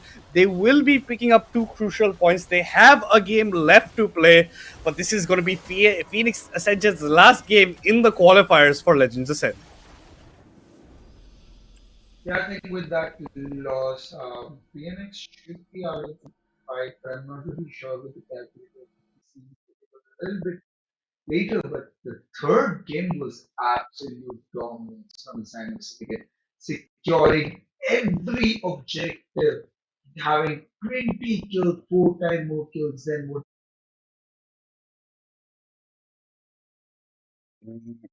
Exactly. They did secure every single objective. They got everything that they needed to do. Nothing was allowed for PNX. Deadeyes on this Trundle was just a monster at the end of the day. He was doing a fantastic job. The Shy Boy was, unfortunately, for better lack of terms, jungle lift at this point. Harambe on the bot side was not missing many Qs. Casa was face eating a lot of it. And I don't think Casa with these engage supports is the way to go. We saw him with the Seraphine. He did much better. Just look at this last fight. The damage comes in from Ezreal over here. Crowns, Zuko, Hydra on the sidelines. You're not locking in any member that can actually go for harms. A nice double jump with the E turning into Mega Gnar. You get the kills. The Frozen Tomb comes in as well from Kagura. Hydra's left alone on the backside. Just isolated fights at the end of the day. Crown's going to become mini over here. The Flag and Drag to maybe protect Jana from living, but Zuko just needs a couple of autos with the execution that for the Elric that was just picked up by Deadeyes over there in the pit. And now even Shy Boy will end up meeting his demise for the 6th time this game. This is a Vladimir that's died 7 times, a Maokai that's died 6 times, and unfortunately for Phoenix Ascension members, they did not win the series, but they do walk away with 1 point, which they are denying from Syndicate members. They didn't get the entire 3 points that they were hoping for, but just well played to Syndicate. This is the team that was, or play style that was expected from them in this game, in this matchup, and they are proving once again why they deserve that fourth spot in Legends Ascent playoffs and why they have what it takes to compete with some of the top dogs in the region. And let's see what else comes from him. I really love this Trundle pick coming out. It's just such a strong champion right now, and Deadeyes played it so well. The combo of Deadeyes and Kagura in the mid lane, just phenomenal. You put Q2 down so early on, that works for him. Zuko does his job. Harambe is just poking away, not even getting touched that much, and he has the mobility to get out of these fights. Leona, a couple of solo actives here and there, didn't go alright, but other than that, fantastic showing coming in from the members of Syndicate in this matchup, and they are going to be your winners of this best of 3 against Phoenix Ascension.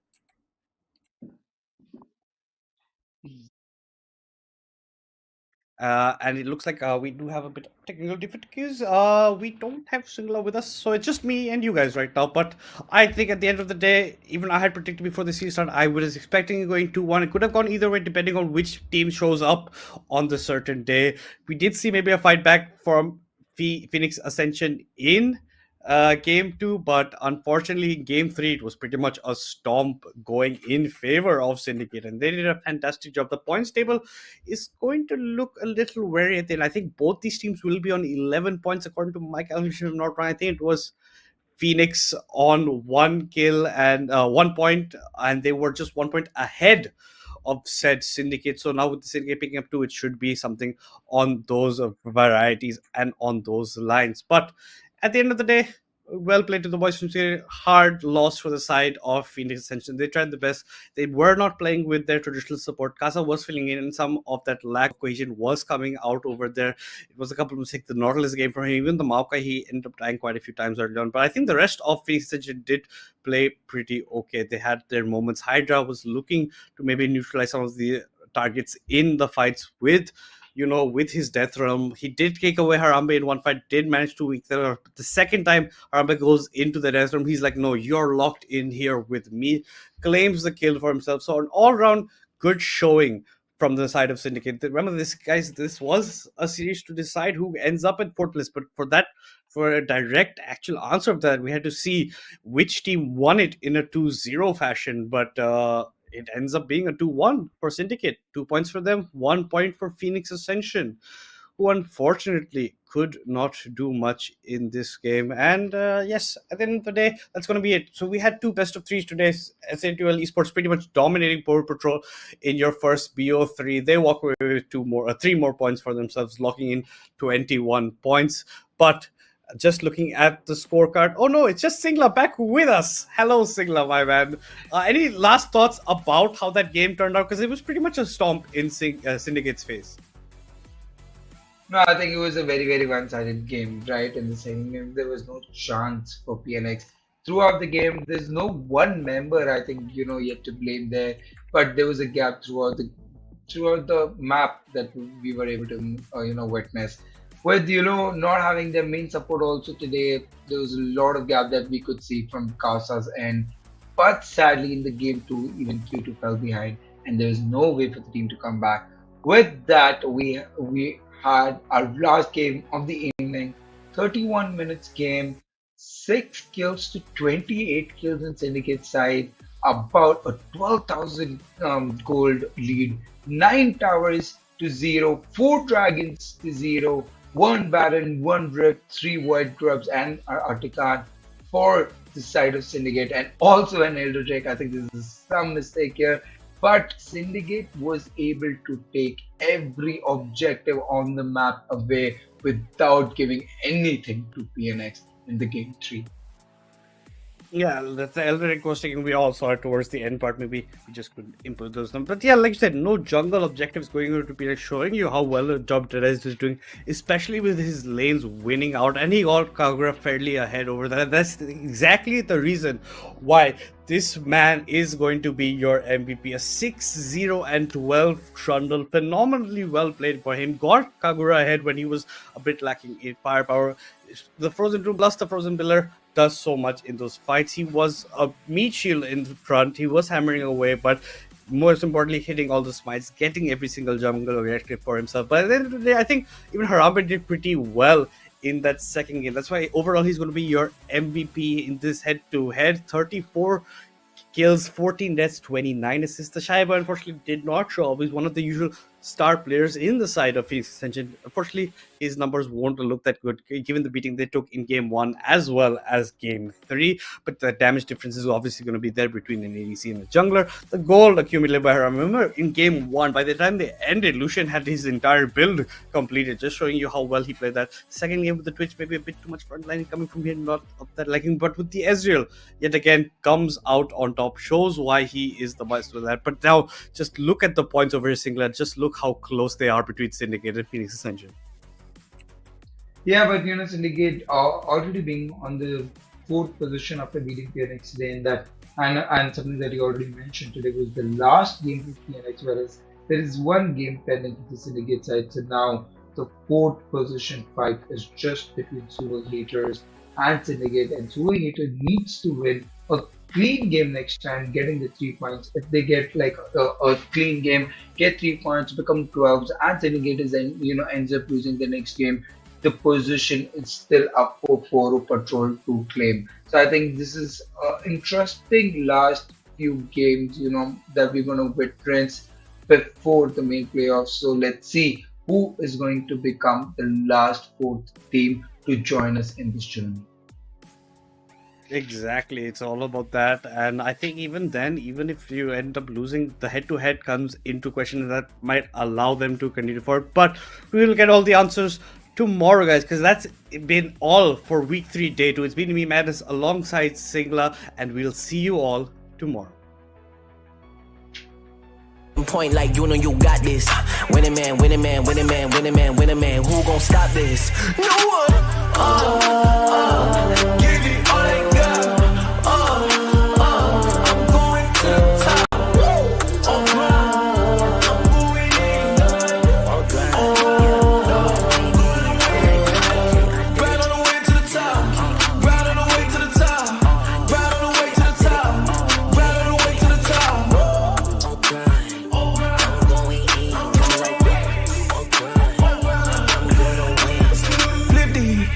They letting I stick it. I came from the bottom to the top, but I'm not finished. I just needed me a minute. Standing attention, lieutenant. I gotta get up and get it. All I'm focused on is winning. You not gonna cheat code. We win until the clock gon' hit zero. I'm fighting my way back like I was Nemo. Do it, I am a dynamic duo. Win, win, win, and win. That's right, my nickname is winning. Gotta walk in the building, gotta inspire the children. Wanna see my ambition, I'm not a regular civilian. Give it all I got. I'm going to the top.